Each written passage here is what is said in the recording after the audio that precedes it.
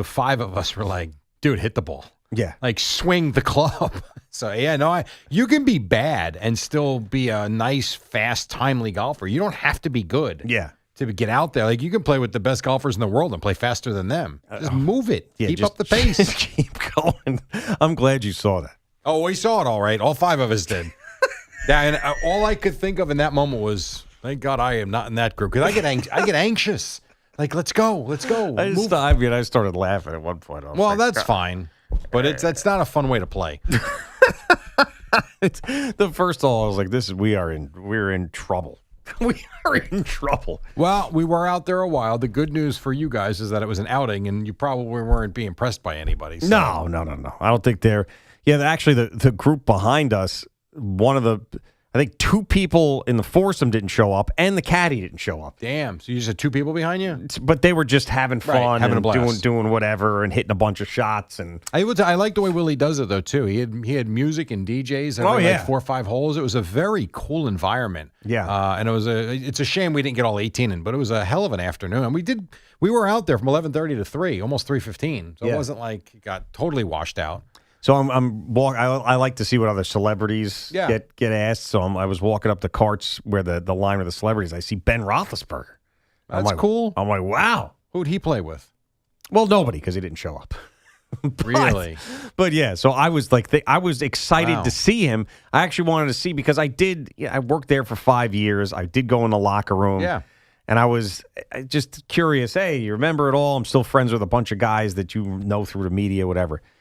I was going to find him and talk to him because I was also very pro. I mean, I was smart out there. I knew it. I was very pro Ben up there in Pittsburgh, and he would hear a lot of the stuff. So I was thinking maybe he'd remember. And then I found out he didn't show up, and which actually made me feel good about my situation because he was only 2 carts behind me, and I'm thinking the group is probably looking at me going, "I got this schmuck, and they got Ben Roethlisberger, 2-time Super Bowl champion Ben Roethlisberger." I mean, God, yeah, that's a little bit of a come down if they're walking. Oh, who are we going to be with? Yeah, Hines Ward. Yeah, I know. At least one guy in the foursome knew the show. That's what last year nobody did, and that makes it worth it. It makes it so much better. And then that same guy, when I looked at him, I was like, oh, this guy can play for sure because he had a Shinnecock belt. Yeah, he had a shirt on, like a Wingfoot shirt. This is the guy that listens to the show. Yeah, listens to the show. He looked the part. He's like one of those like those builds, like thin guy that gets. So he was pretty good, wiry. No, he was not. So I had the first tee box. I looked him over, gave him the once over, and I'm like, I got a feeling you're the player. I got a feeling. I hit the ball 90 degrees left onto a highway on the first shot, and he goes, "Yeah, I'm not." I said, "Well, what about all this stuff you got on?" And he goes, "My dad's really obsessed with golf, and he buys me the stuff that he wants." He gets himself it, and then he gives me the stuff. I know the hole you're talking about with the highway right past the fence. Oh my God, yeah. And if you just pull one left, you're going to be on 78, for real. Yeah, yeah. Oh my God. And I'm thinking like, wow. Why there's not a net there? I don't know. I will tell you because I can get the pulls from time to time. When I got up to that tee box, I angled my body dead right and hit it way right on. I was not doing that. Yeah, you know what sucks? Is they put water on that right side. I'm aware. I couldn't reach it, though. But I know exactly what you're saying. So I'm like, well, what do you do?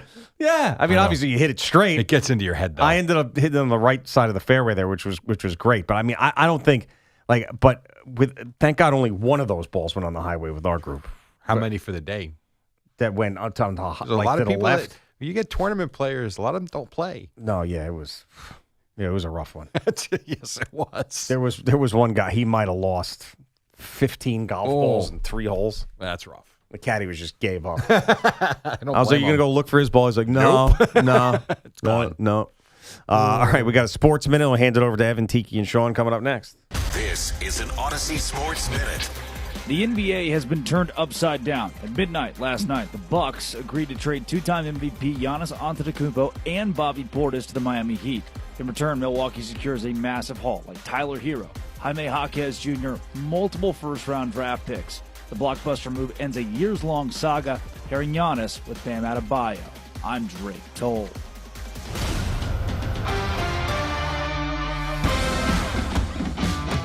When you've got real work to do, Metal Supermarkets will help you get it done, fast. We've got a huge variety of metals in stock, and we cut to size, fast. Bottom line, we get it done fast, so you get it done fast. Doesn't get easier than that. Metal Supermarkets, the convenience stores for metal. Find a store or buy online at metalsupermarkets.com. Yo, it's Jay Uso from WWE, and I'm Jimmy Uso. Chumba Casino and WWE are hyped for the biggest event of the summer, SummerSlam. I know, I can't wait. There's nothing better to do while we're waiting than playing Chumba Casino. Sign up today and you could win a VIP experience with Chumba Casino and WWE for SummerSlam. So what are you waiting for? Play Chumba Casino and enter for your chance to win. Let's Chumba. Yeah. Sponsored by VGW Group. No purchase necessary. See terms at ChumbaCasino.com. Must be over 21 and present in a state where it's legal to play. It's the morning show with Boomer and Gio. All right, thanks to Rami, Al, Gordon in for Jerry in for Boomer, Crispy in for Kaplan, everybody over at CBS Sports Network, intern Ethan as well. Takes a village here to put on a good program. We will see you tomorrow. Boomer will be back. You got Evan, Tiki, and Sean coming up next. A Carton Show with Craig and C-Mac at 2 p.m. Have a great rest of your Tuesday. And remember, New York, always Be better, or at least try. So it's probably obvious. When my wife gave birth, yes, it was obvious. There was a lot of stuff going on. Yeah. It was a crime scene, basically. Mm-hmm. And then everything just goes back to normal, I guess, eventually. Eventually, yeah. It takes a little while. Like a couple hours? No. Weeks? There was a process of, we had to wait it out. Like, you can't start, getting back in that area. Yeah. Start the day with Boomer and Gio. Mornings 6 to 10 on WFAN. WFAN FM, WFAN FM HD1 New York. An Odyssey sports station. Evan Roberts. Tiki Barber. It's Evan and Tiki on WFAN, The Fan, 101.9 FM, and always live on the free Odyssey app. Well, hi there, everybody. Welcome to the NBA Draft and NBA silly season. We also got a lot of baseball to talk about today. Jazz Chisholm was blowing blow pops, Tootsie Rolls in the middle of a Yankee loss. We'll get to that a little bit later on. The New York Mets didn't play last night, but they embarrassed themselves. We'll get to that as well, plus a brand new edition of Posted and Toasted in the 11 o'clock hour. Giannis Antetokounmpo is a member of the Miami Heat. And then the other thing that happened last night, before I give you an opinion, let me at least say I understand why you want to laugh. And you should. We already are. Because I get the full irony that in June of 2019, while I was ecstatic as all hell, asking you people who's laughing now because Kevin Durant and Kyrie Irving chose the Brooklyn Nets, your booby prize was Julius Randle. And here we are, 7 years later. Durant and Kyrie are nowhere to be seen. The New York Knicks are NBA champions. And the big move made by the big Australian who still has a job is for the Nets to acquire Julius Randle. I understand the humor.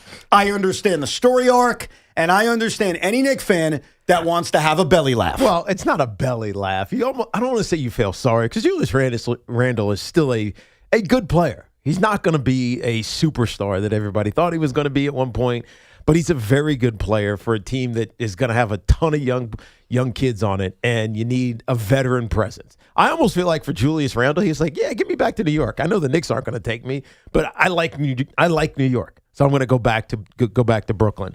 But it almost, in some ways, feels bizarre because it doesn't fit. How does he fit with the Brooklyn Nets? Well, a couple of things. What is his role going to be? Before I even tell you if I like the trade or not, because I haven't even said that. All I said is I understand the irony and I understand laughing about it because everything I laid out is true. What happened in 2019, the Julius Randle odyssey with the New York Knicks, what the Nets thought they were going to do and where we are now. I understand that if I could tap on the shoulder of Evan Roberts 7 years ago and say, I got a story for you.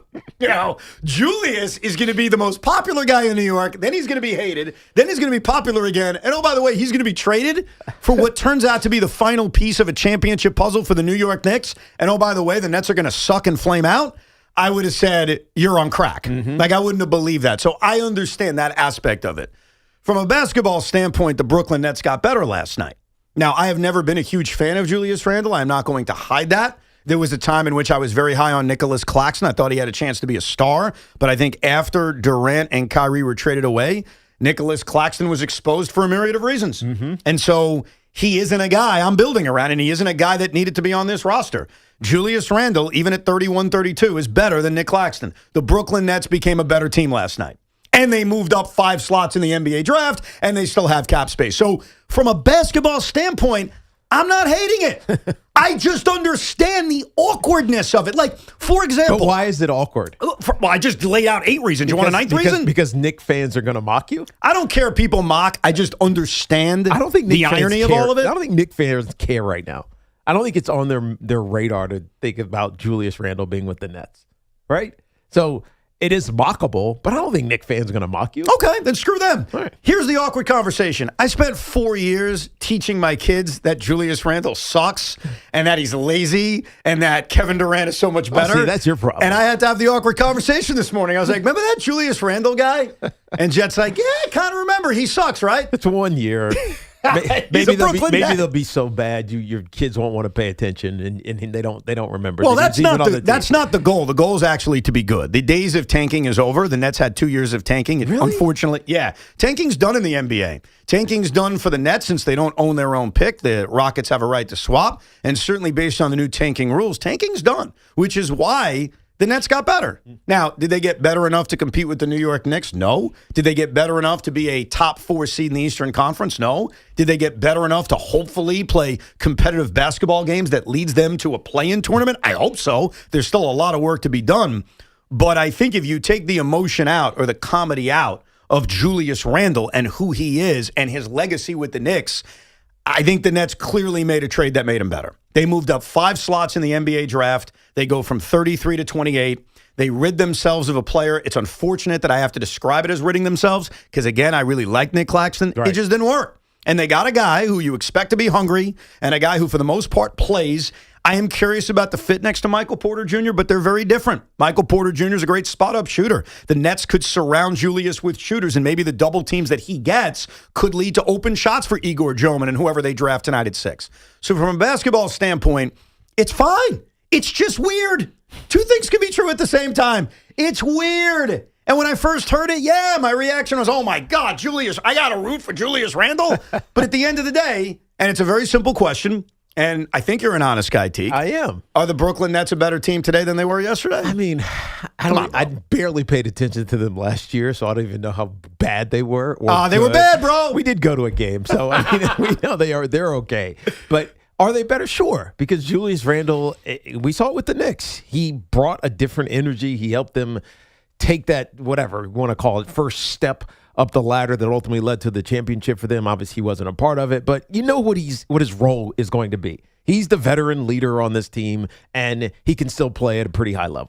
I got to hand it. Yes, they did get better. That's it, and that's what they did, and they moved up 5 slots in the draft. So that's really the story. I think it becomes a little bit more appealing because it is Julius Randle, and he has these ties to the New York Knicks. And the other thing I thought about with Julius was about his young son, because I'll never forget after the Nets beat the Knicks for like the 500th time, his adorable young son was screaming, I hate them. And his mom was like kind of having fun with it. And she's like, who do you hate?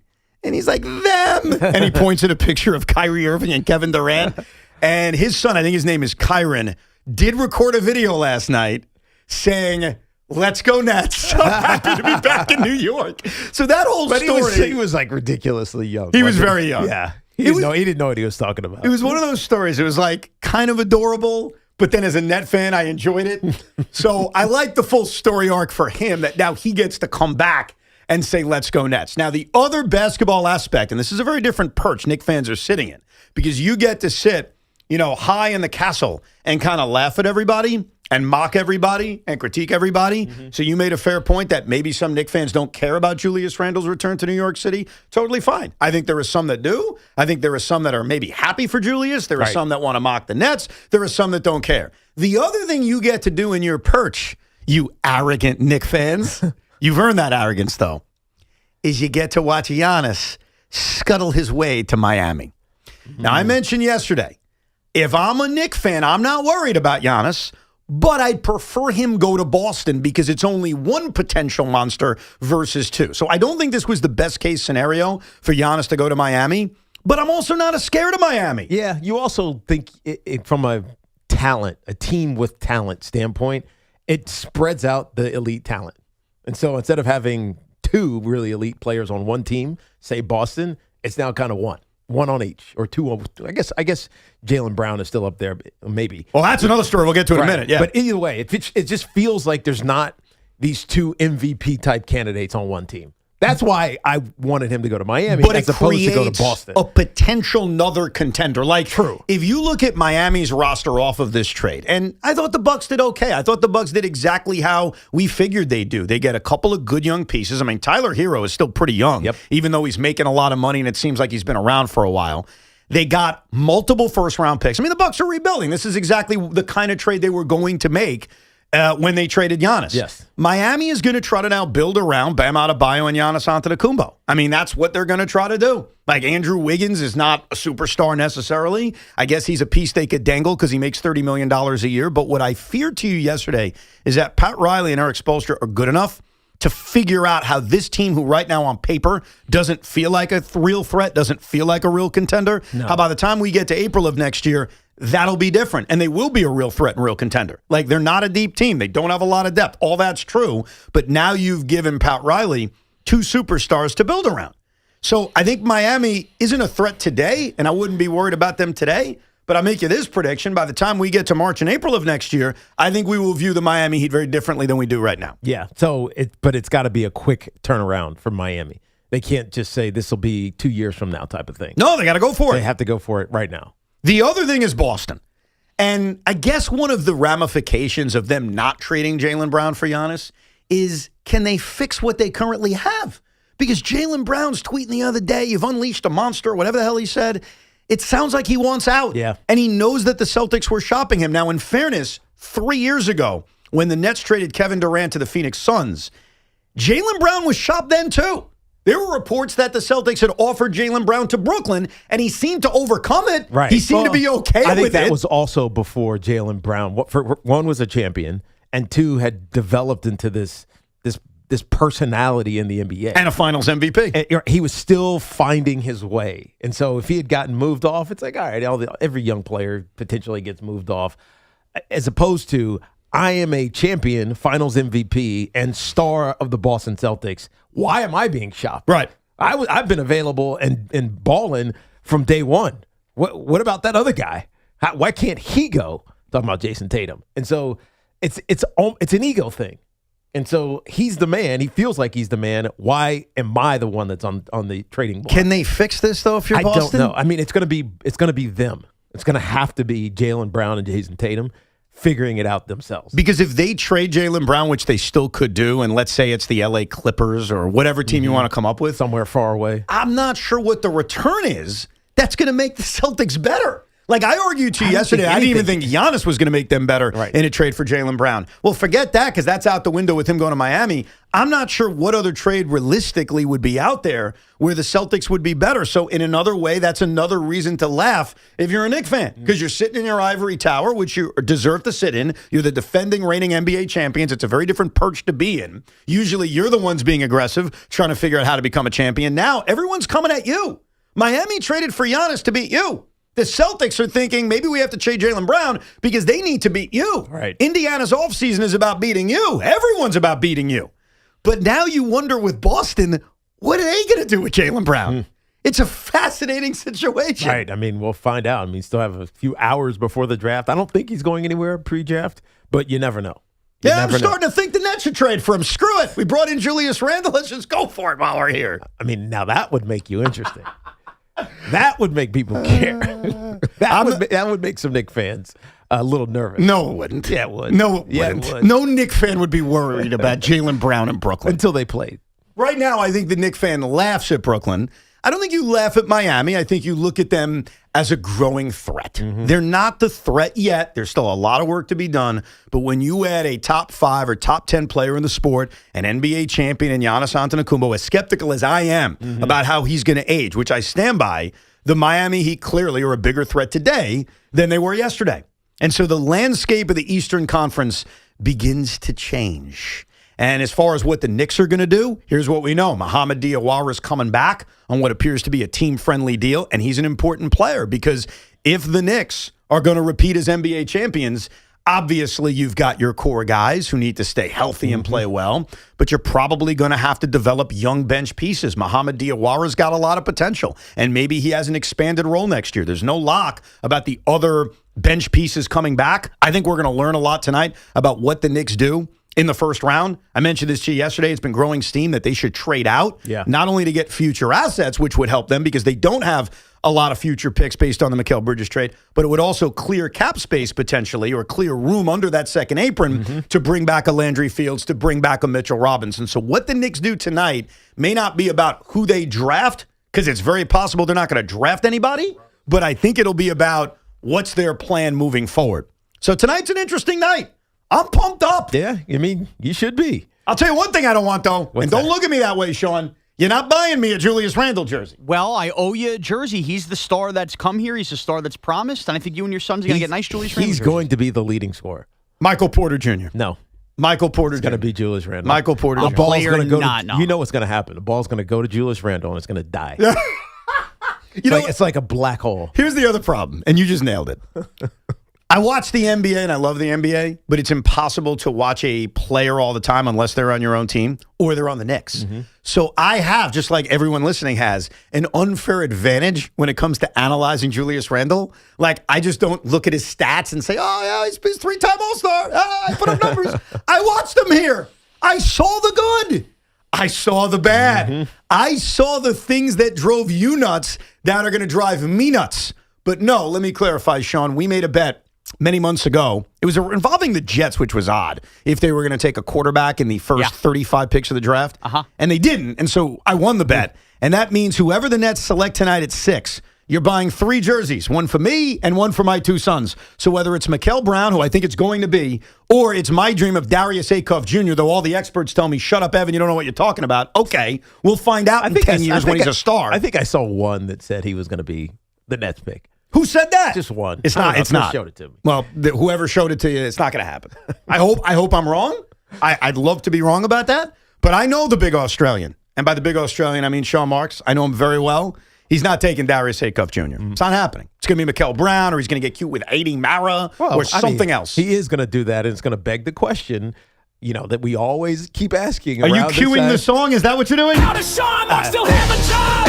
There it is. It's going to beg the question. Well, he did make a good trade last night. As much as I have a love-hate relationship with Julius Randle, the Nets did get better. But no, you're buying us the jersey of whoever is picked at 6 tonight, okay? All right, not Austin Reeves. You want the jersey whoever's picked at 6. Austin Reeves? No, not Austin Reeves. Okay. And if they trade back, whoever they take with their first-round pick. All right. What about a 28 when they take Zuby Ejiofor? You want that? No.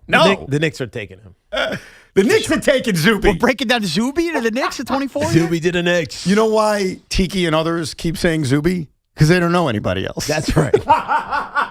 It's like I heard Craig say that the other day, too. He's like, you know who the Knicks should take? Zuby. I'm like, yeah. Everyone's saying Zuby because you don't know anybody else. Right. Who the hell else is in this draft?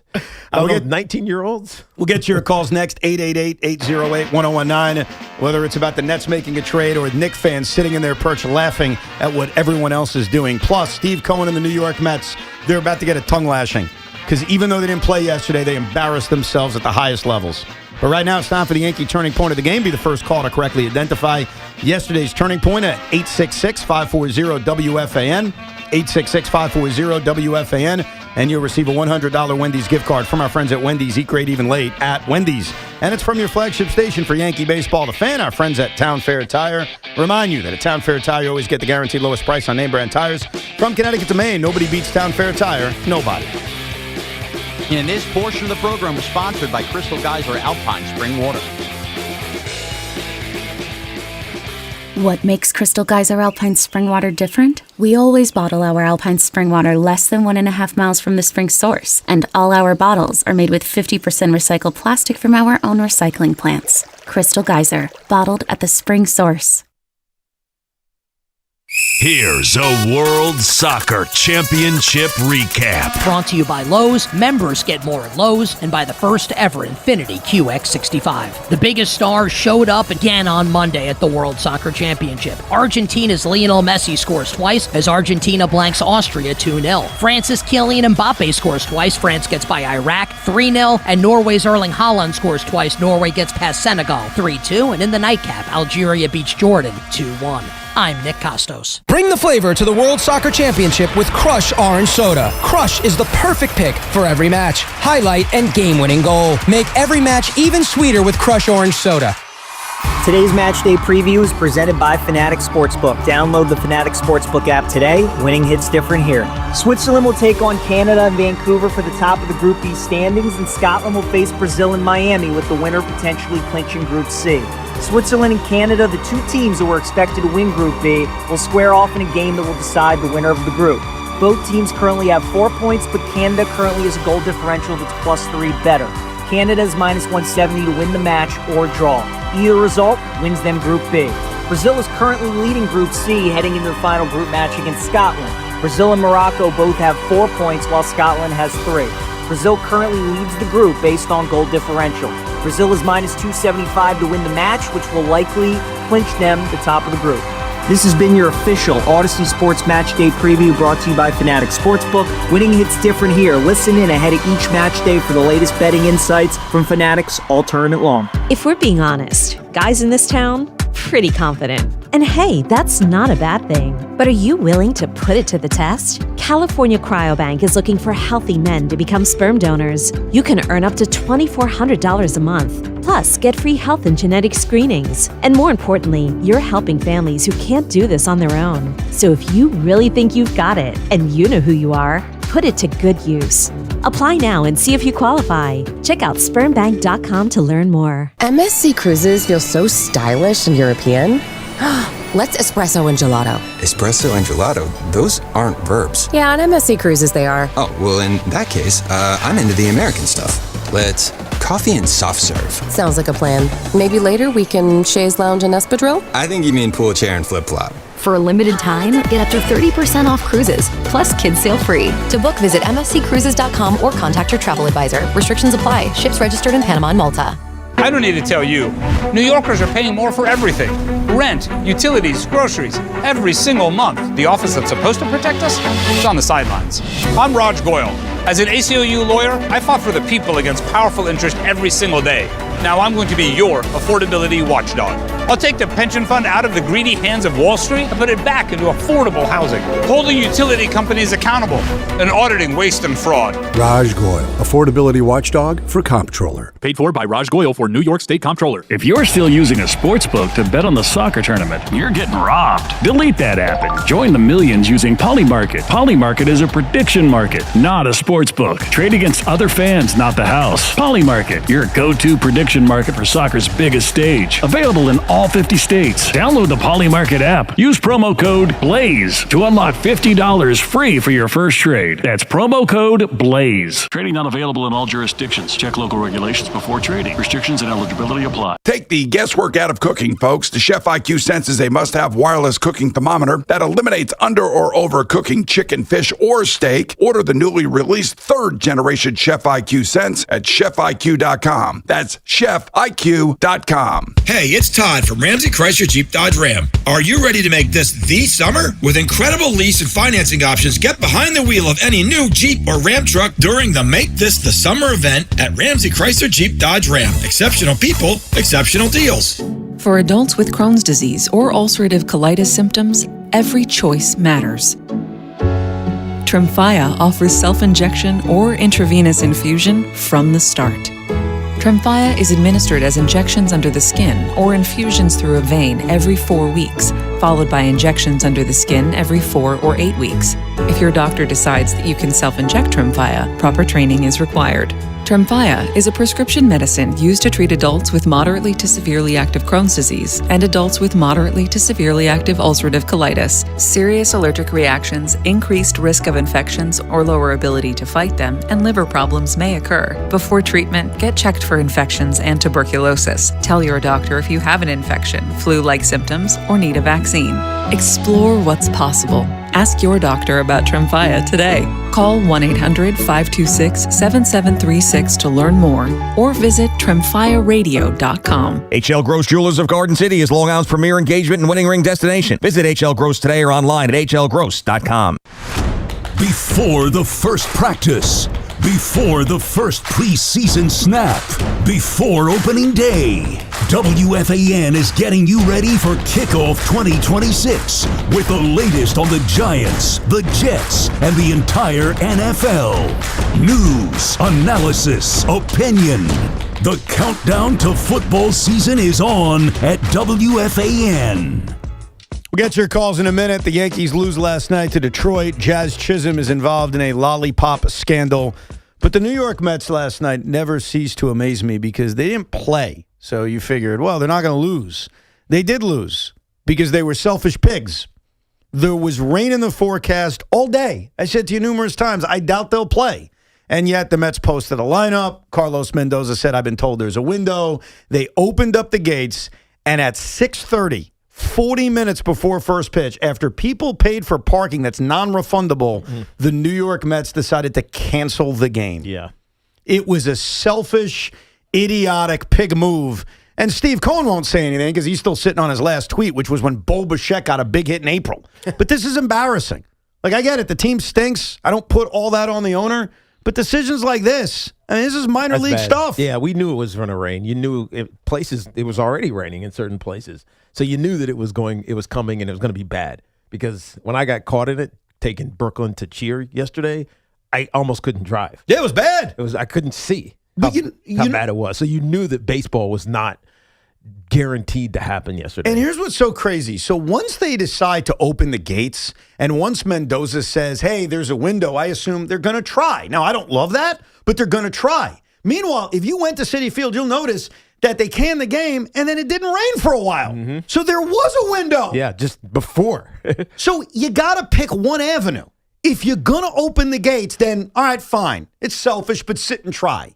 You can't open the gates and then at 6:30 say, sorry, fellas, we're canning the game. And oh, by the way, they turn it into not a single admission doubleheader, but a split admission doubleheader on Wednesday afternoon. The New York Mets are finding ways to lose even off the field. Yeah. So congratulations, Steve Cohen. Don't tweet anything. Just sit on that Bo Bichette tweet from 3 months ago or call fans out for, not using the free tickets you handed them. Just embarrassing. Bad job by the Mets. And personally, this did not affect me, so this is not me speaking because I'm upset. I didn't go to last night's game. I wasn't going to last night's game. This is just coming from a calling it like I see it place, not a I was affected and I'm crying about it. It did not affect me.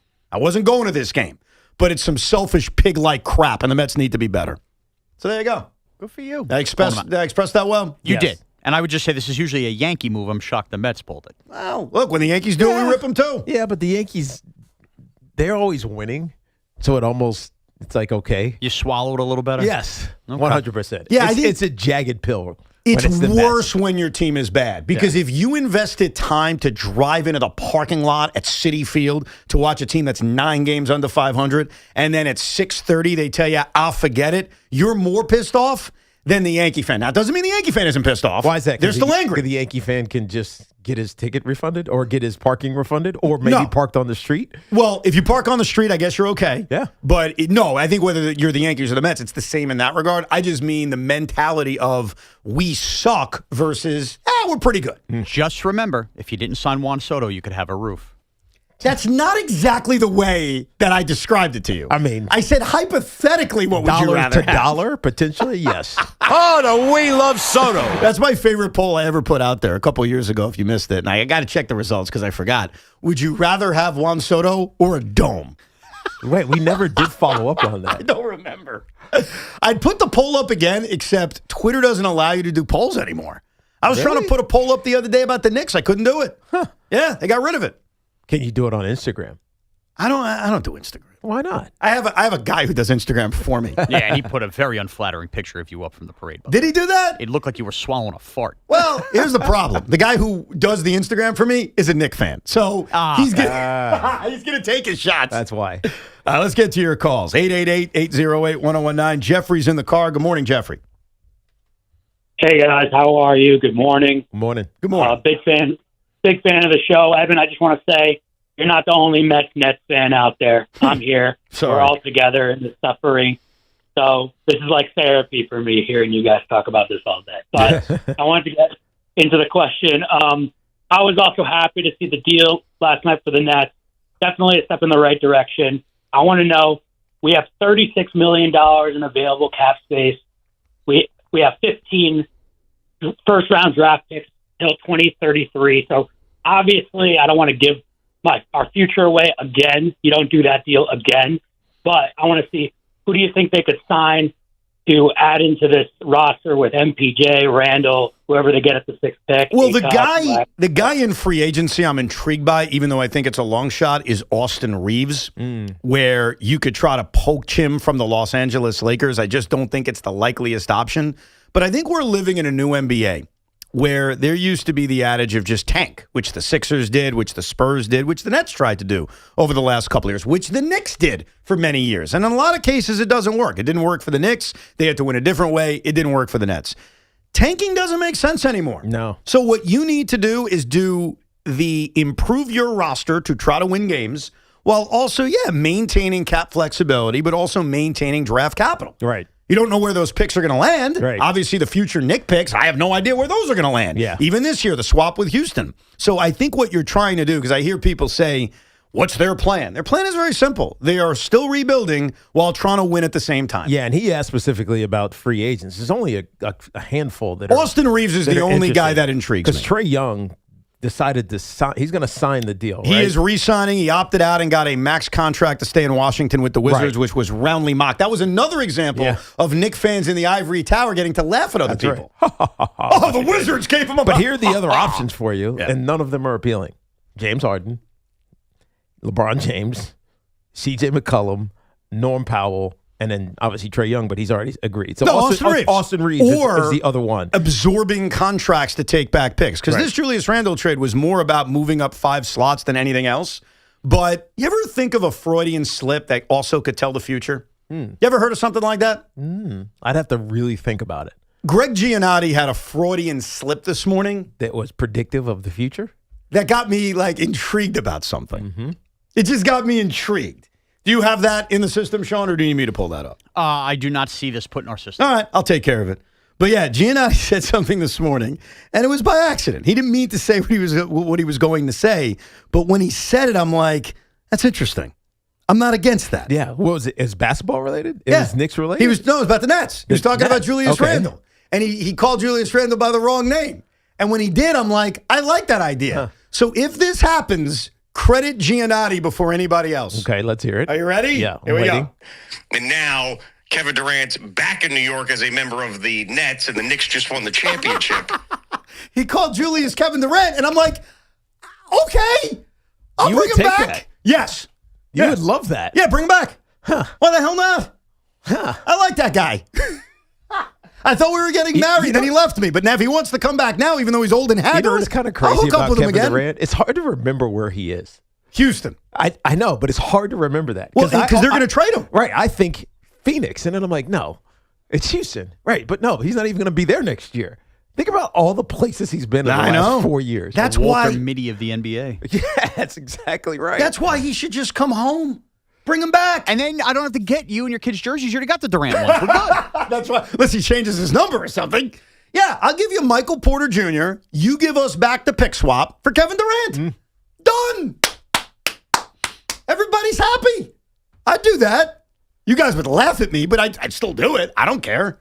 And you're right. Those jerseys, can't get to wear them again. Let's go. Bring them back. So, yeah, thank you to Gio. It was a Freudian slip, but maybe he's telling the future. Let's go to Michael in Bloomfield, New Jersey. What's up, Michael? Good morning, gentlemen. How we doing today on Tuesday? All's well. Not bad. What's up? So I want to do a 3-part take, but I have to apologize to Tiki for a second. Go ahead. Tiki, remember I called you guys a couple weeks ago that I said go Spurs go because I was a Spurs fan and you guys thought I was trolling Tiki? Yes. Tiki, I apologize. I have to tell you, I'm not mad that the Knicks won. I respect them. I always did respect them, but I am a Spurs fan. But the Spurs will be back anyway. No doubt about that. Anyway, so Evan, yes. Why did the Nets trade for fucking Julius Randle? I'm not a Nets. First of all, you can't say that word. For those that missed it, he said, quote, I'm going to quote him because we had to dump it. Yeah. Why did the Nets trade for bleeping Julius Randle? I will answer that very quickly without cursing. They took back a distressed asset to move up 5 slots in the draft. Now, that may not seem worth it since they added about $14 million to their cap sheet, flipping Claxton for Randle. But while doing so, they got a better player. Right. Is Julius Randle a flawed player? Yes. Is he going to be here when the Nets are a championship caliber team? God willing that ever happens? No. No, he's going to leave, and 3 years later they're going to win an NBA championship. That's the hope. But they are a better team, and they got a better asset. So that would be my quick kind of, what's that book in school? Cliff Notes. Cliff Notes. That's my Cliff Notes version for the why. They got better, which you can't deny, and they moved up 5 slots in the NBA draft, and they still have cap space. Remember when we had the debate about Chuck E. Cheese? Chuck E. Cheese or Chuck E. Cheeses? Oh, yes, I do remember that. Yes. Yeah. It's Cliff's Notes. Really? Yes. It's not Cliff as in just a cliff? It's Cliff's Notes. I didn't know that. Yes. What? Yes.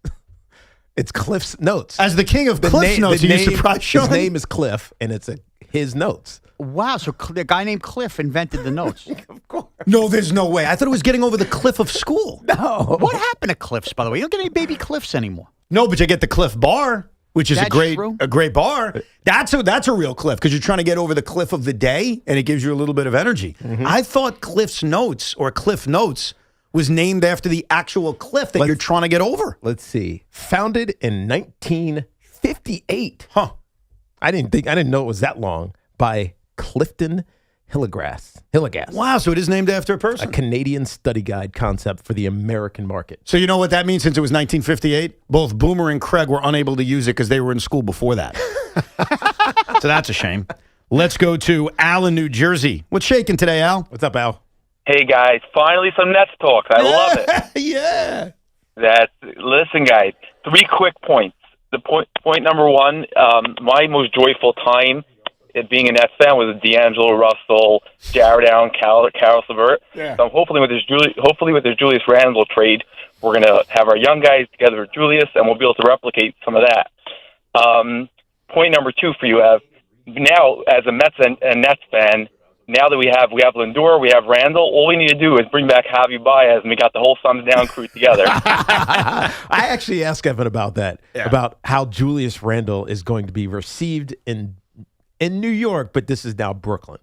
And I think because it's Brooklyn and not the Knicks, that it should be okay. But he did give the thumbs down, and it created a massive issue. Would you not agree, and this is for Knick fan, first of all, the net fan response to Julius is the same response, which is pretty much no response if you've ever been to Barclays Center. I'm just kidding. It'll be respectful, like, all right, yeah, okay, thank you. Let's hope you're great. I think the Julius Randle legacy arc with the Knicks evolved at such a pace like I've never seen before. I've been doing sports talk radio here for almost 20 years, and I don't know if I ever remembered an up and down relationship as volatile as Julius Randle. Like, he comes here and it's cool. All right, we didn't get Durant, young guy, let's hope for the best. He has a bad first year. Then in the second year, he's the face of we here. Right? That was the famous line when they were going back to the playoffs as a 4 seed. He's the we here, Julius Randle. Then it ends badly with a terrible playoff. Then the following year, he has the thumbs down. It's awful. Then he's really good again. Then he's bad. Like, it was such a roller coaster that I think by the time he was traded, especially a trade that has ultimately worked out, I think Knicks fans have a positive view of Julius Randle. Yeah. I don't think it's a negative view. Yeah, and he did apologize for it. Like, he explained it at least. Maybe not fully apologized, but he explained it. Like, where his mindset was because of it. And it was part of it because of his kids, his family. So maybe. But it's just, I feel unsettled with him in New York for some reason. And it's not a bad thing. Unsettled in what regard? Just, I don't know how fans basketball in general view him? I think Knicks fans ultimately have a good view of him because he was a part of a trade that won him a championship. Mm-hmm. And when you look back at how the Knicks turned around, their long storyline that led to an NBA championship, he was a huge part of it. He was a huge part of it. We talked last week, let's not forget about inviting guys like Julius Randle to the parade. Yeah. That was literally a discussion. Good point. So I think Knicks fans like him. I also think that most Knicks fans, to your point, don't care that much about the Nets, so I don't think they're going to boo the crap out of him the first time the Knicks play the Nets. I think it's more like, whatever. I wish you for the best. Like, the Nets aren't a threat. If the Nets ever became a threat, then yeah, maybe Julius Randle's viewed a little bit differently. But the thumbs down thing is a part of history. Yeah. I don't think any Met fan thinks about that with Lindor anymore. No, because he's been great. I mean, he almost won an MVP. So he replaced it with something exceptional. And we remember that run. It was amazing. And Lindor was the catalyst behind it. So that new memory replaced the old bad stuff. I don't know if Julius Randle had a new great memory. It was just thank you for leaving because it got us Cat. Right. It's a little bit different. We'll come back with more of your calls, 888-808-1019. We will guess the Yankee turning point coming up. And what happened last night between Jazz Chisholm and a blow pop. There's no better time than now to upgrade your home with Windorama Summer Savings Event. Save up to 40% off when you install with Windorama. Choose from top brands like Anderson Windows and Doors and Master Shield Gutter Guards. Book your free in-home consultation. Shop from home and let their local certified experts handle it all. A stress-free process from measurement to installation. And when you shop in stock inventory, they'll install in just 14 days. Visit Windorama.com and book now. By the way, Sean, Cliff's Notes is no longer like a big thing because computers have AI. I would have been awesome at school. I need to know what To Kill a Mockingbird was like. AI will give you everything. You don't have to buy the book. Tiki Barber here. When it comes to getting the latest info on the world's game, you know what I'm talking about. Trust a global leader in science, technology, engineering, math, and more at New Jersey's Institute of Technology. NJIT's Martin Tuckman School of Management has developed a digital dashboard for tracking fan sentiment and all things around the World Cup. This thing is absolutely amazing. You can get useful, up-to-the-minute local information from all the fan zones where people are watching in New Jersey or the 5 boroughs, the places to eat and get a drink potentially. There's even a fan chatbot that's AI-powered to answer all of these questions. All the great information for this global event at njit-worldcup.com. New Jersey Institute of Technology's Martin Tuckman School of Management has been business-focused and tech-driven for years. You can find this unbelievable dashboard at njit-worldcup.com. The road to kickoff 2026 starts now. From off-season moves to position battles and the biggest storylines surrounding the Giants and Jets, WFAN is getting you ready for football season. Expert analysis, breaking news, insider insight. Football lives here. WFAN. On the biggest stage in the world, FanDuel is changing the game because sometimes your player gets subbed off and your bet goes with them. Not anymore with FanDuel's Super Sub. If your player is subbed out, your bet stays in. That's right. If your player leaves the match, your bet continues with the substitute. So you're still in it until the final whistle. Visit FanDuel.com/New York to get started now. Let there be goals this summer on FanDuel. Just visit FanDuel.com/New York, and with FanDuel Super Sub, if your player is subbed out, your bet stays in. That's right. If your player leaves the match, your bet continues on with the substitute. So you're still in it until the final whistle. We just love the app around here. It's safe and secure. It has all the betting markets you could possibly want. And when you win, you get paid instantly. FanDuel Sportsbook is the official sportsbook of WFAN. 21 and over and physically present in New York. For help with a gambling problem, call 877-8-HOPE-NY or text HOPE-NY 467-369.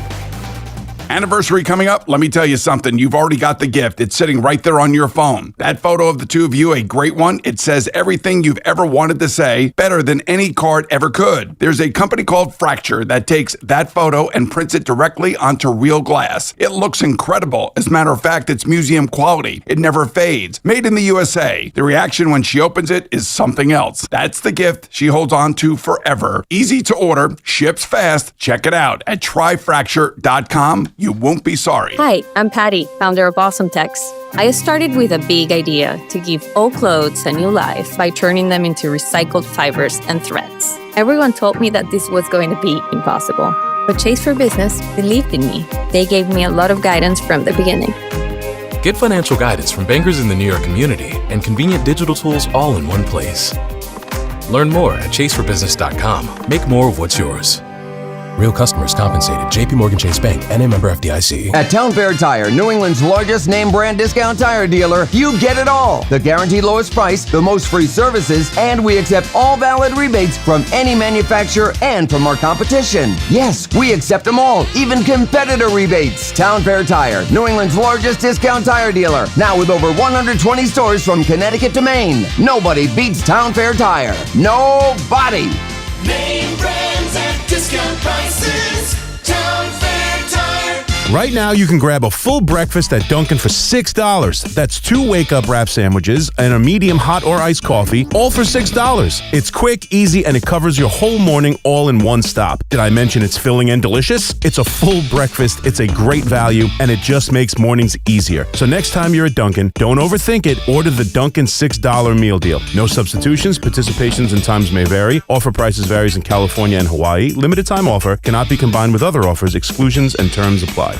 Is reviewing life insurance on your to-do list? Now's the perfect time to add it. A friend recently told me that securing life insurance sooner rather than later can help you lock in lower rates for years to come. So, I bumped this up on my list and got it done. I called SelectQuote and couldn't believe how easy and affordable life insurance is. I'm 40 and got a $500,000 policy for $16 a month. My husband's also 40 and his $500,000 policy was only $18 a month. Plus, with SelectQuote's same-day coverage, there was no medical exam required, and we were covered by the time we hung up. Knowing I have this checked off my list feels amazing, but the peace of mind knowing my family is protected feels even better. Call SelectQuote at 1-800-329-1010. That's 1-800-329-1010. Or go to SelectQuote.com to get your free quote today. That's 1-800-329-1010. Details on example rate at SelectQuote.com.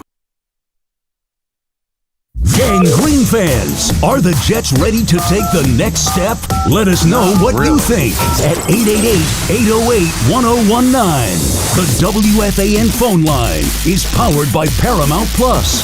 Paramount Plus presents the biggest summer in UFC history.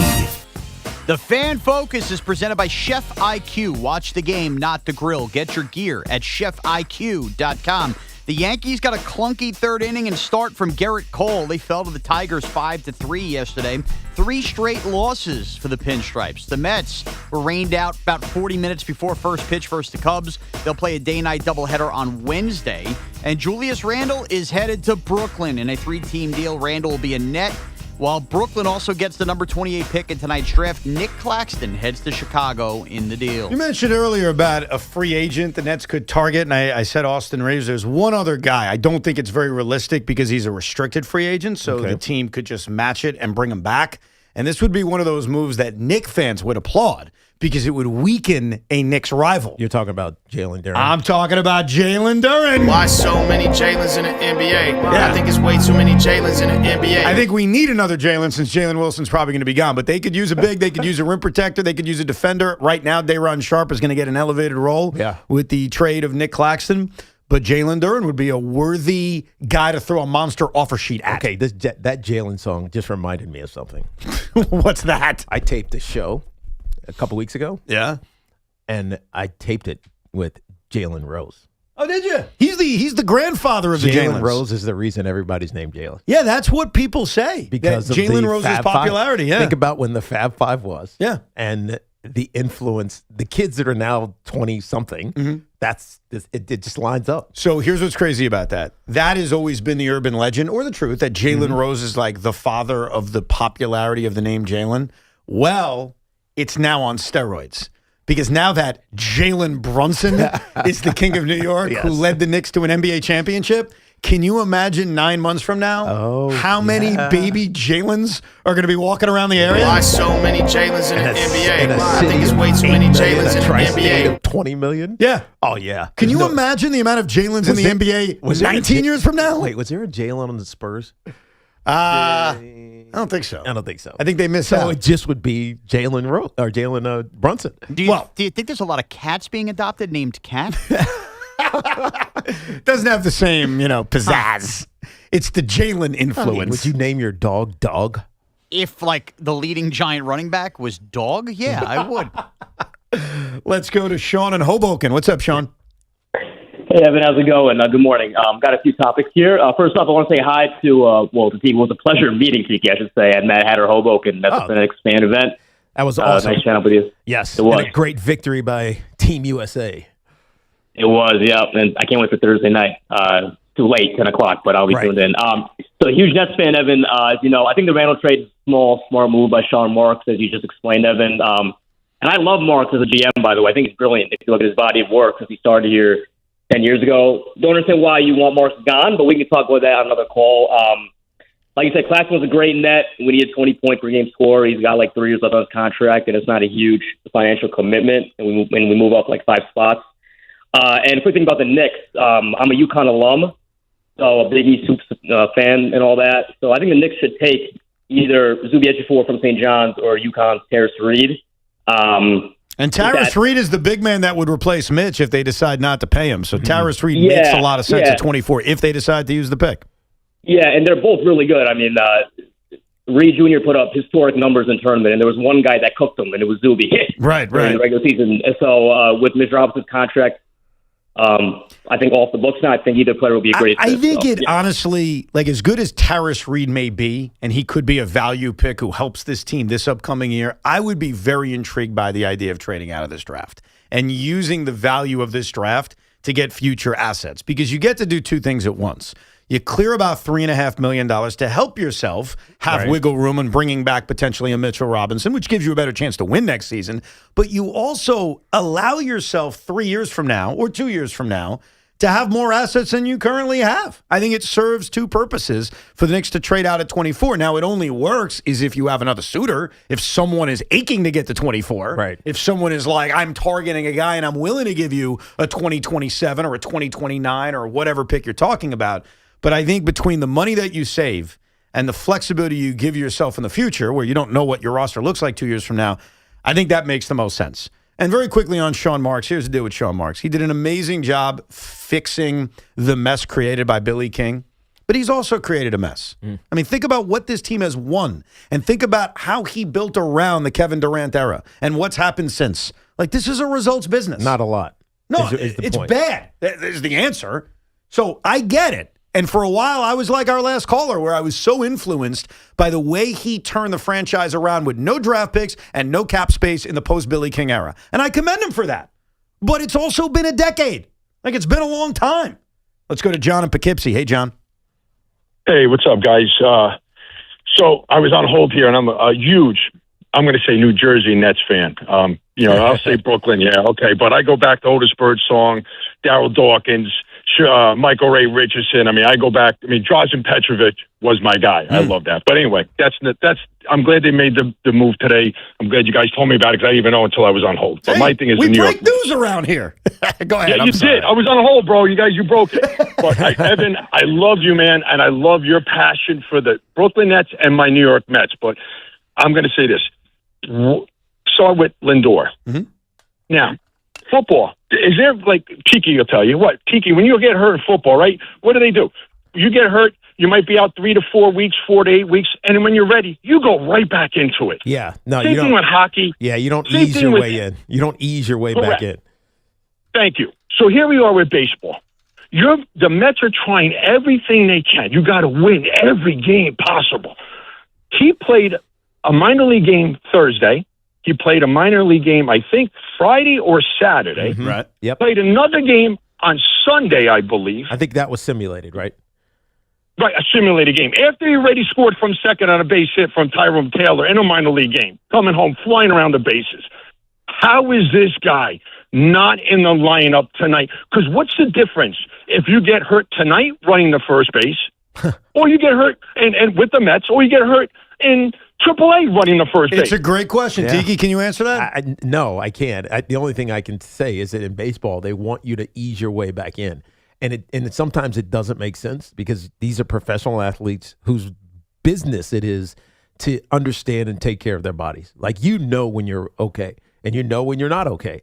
And if he's okay to play in the minor leagues, he should be okay to play in the major leagues.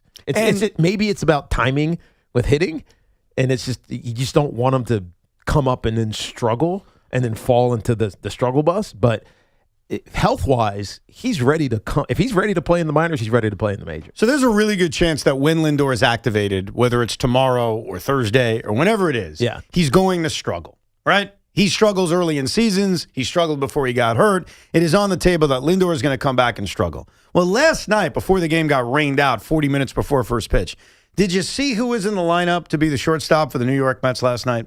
It was Zach Short.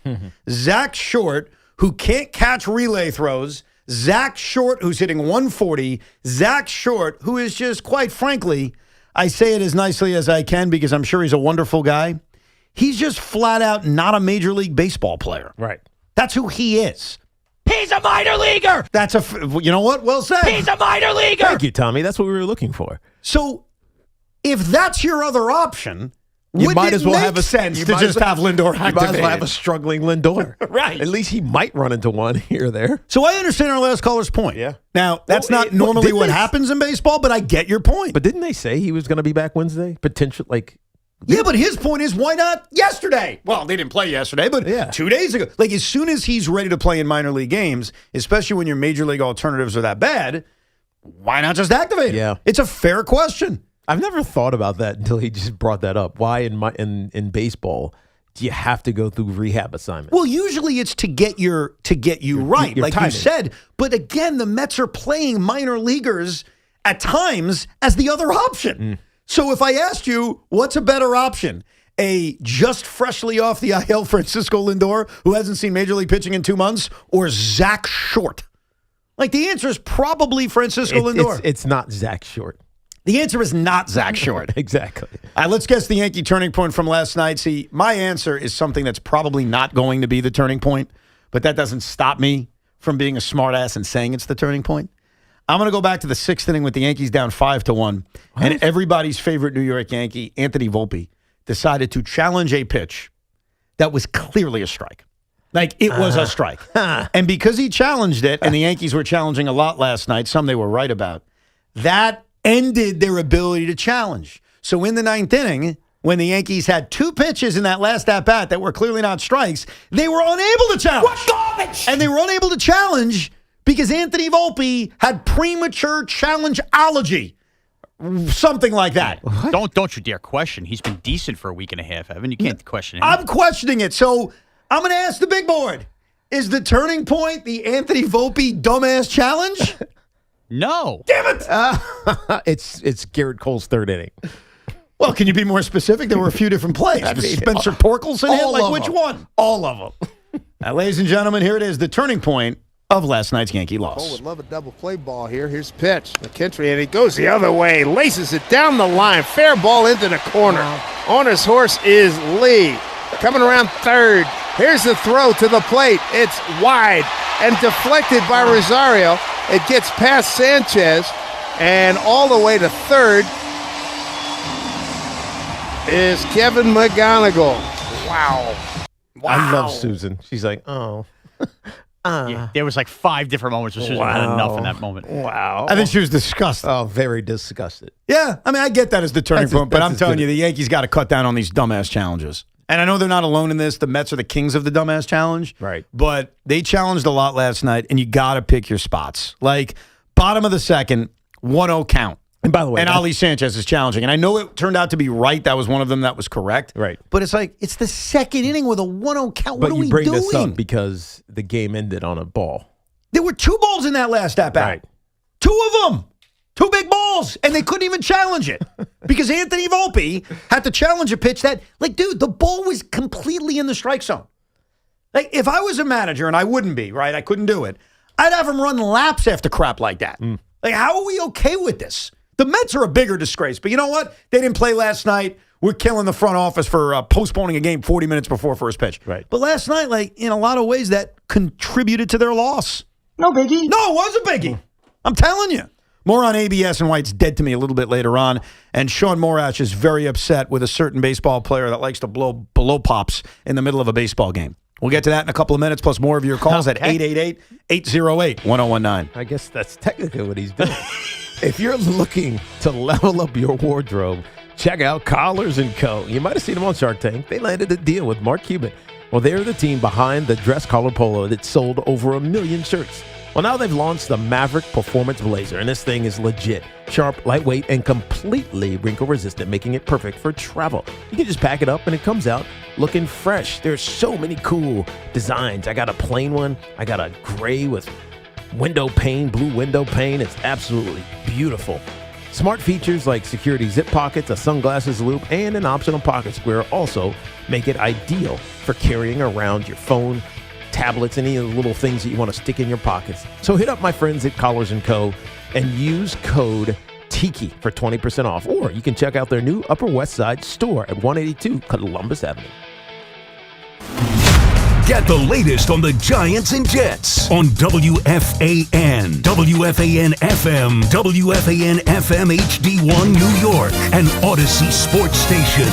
This is an Odyssey Sports Minute. This Odyssey Sports Minute is sponsored by Metal Supermarkets, the convenience store for metal. Find a store at metalsupermarkets.com. I feel terrible for Milwaukee Bucks fans this morning after the team traded Giannis Antetokounmpo to the Miami Heat. And it's not because they traded Giannis, it's because of the haul they got back. I see no path forward for Milwaukee to be a serious title contender in the future. I'm Nick Kostos. Onyx, I keep having stomach issues. Please make me a doctor's appointment. Okay, are you suffering from diarrhea, bloating, gas, or oily stools? If so, you may want to ask your doctor if it could actually be a problem with your pancreas, called exocrine pancreatic insufficiency, or EPI. My pancreas? How is EPI treated? A prescription medicine like Creon, pancrelipase, is used to treat people who can't digest food normally because their pancreas doesn't make enough enzymes. Creon is the #1 prescribed treatment for EPI. Creon may increase your chance of fibrosing colonopathy, a rare bowel disorder. Tell your doctor if you have a history of intestinal blockage or scarring or thickening of your bowel wall, if you are allergic to pork, or if you have gout, kidney problems, or worsening of painful swollen joints. Call your doctor if you have any unusual or severe gastrointestinal symptoms or allergic reactions. Take Creon as directed by your doctor, and always with food. Do not chew capsules, as this may cause mouth irritation. Other side effects may include blood sugar changes, gas, dizziness, sore throat, and cough. These are not all the side effects of Creon. You can learn more at 1-800-633-9110. Before your appointment, visit creoninfo.com. That's CREON info.com. BetMGM Sportsbook is making the world's game more exciting than ever before.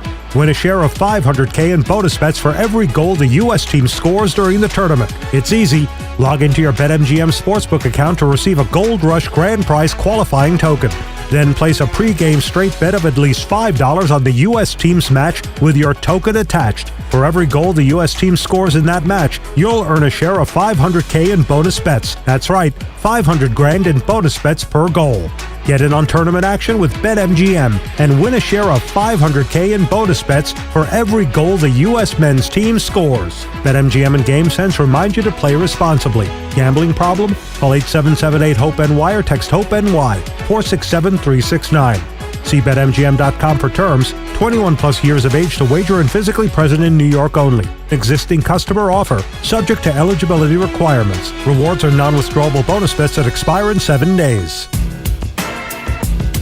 Hey, Boomer Esiason here. You know, after years in the game, I don't guess. I go with what works. Red Pocket Mobile gives you 3 major 5G networks to choose from. Switching cities? Switch your network. That's like calling your own Audible. Visit redpocket.com to see why more Americans are switching to better wireless without paying more. Red Pocket Mobile, your new ultimate cell carrier.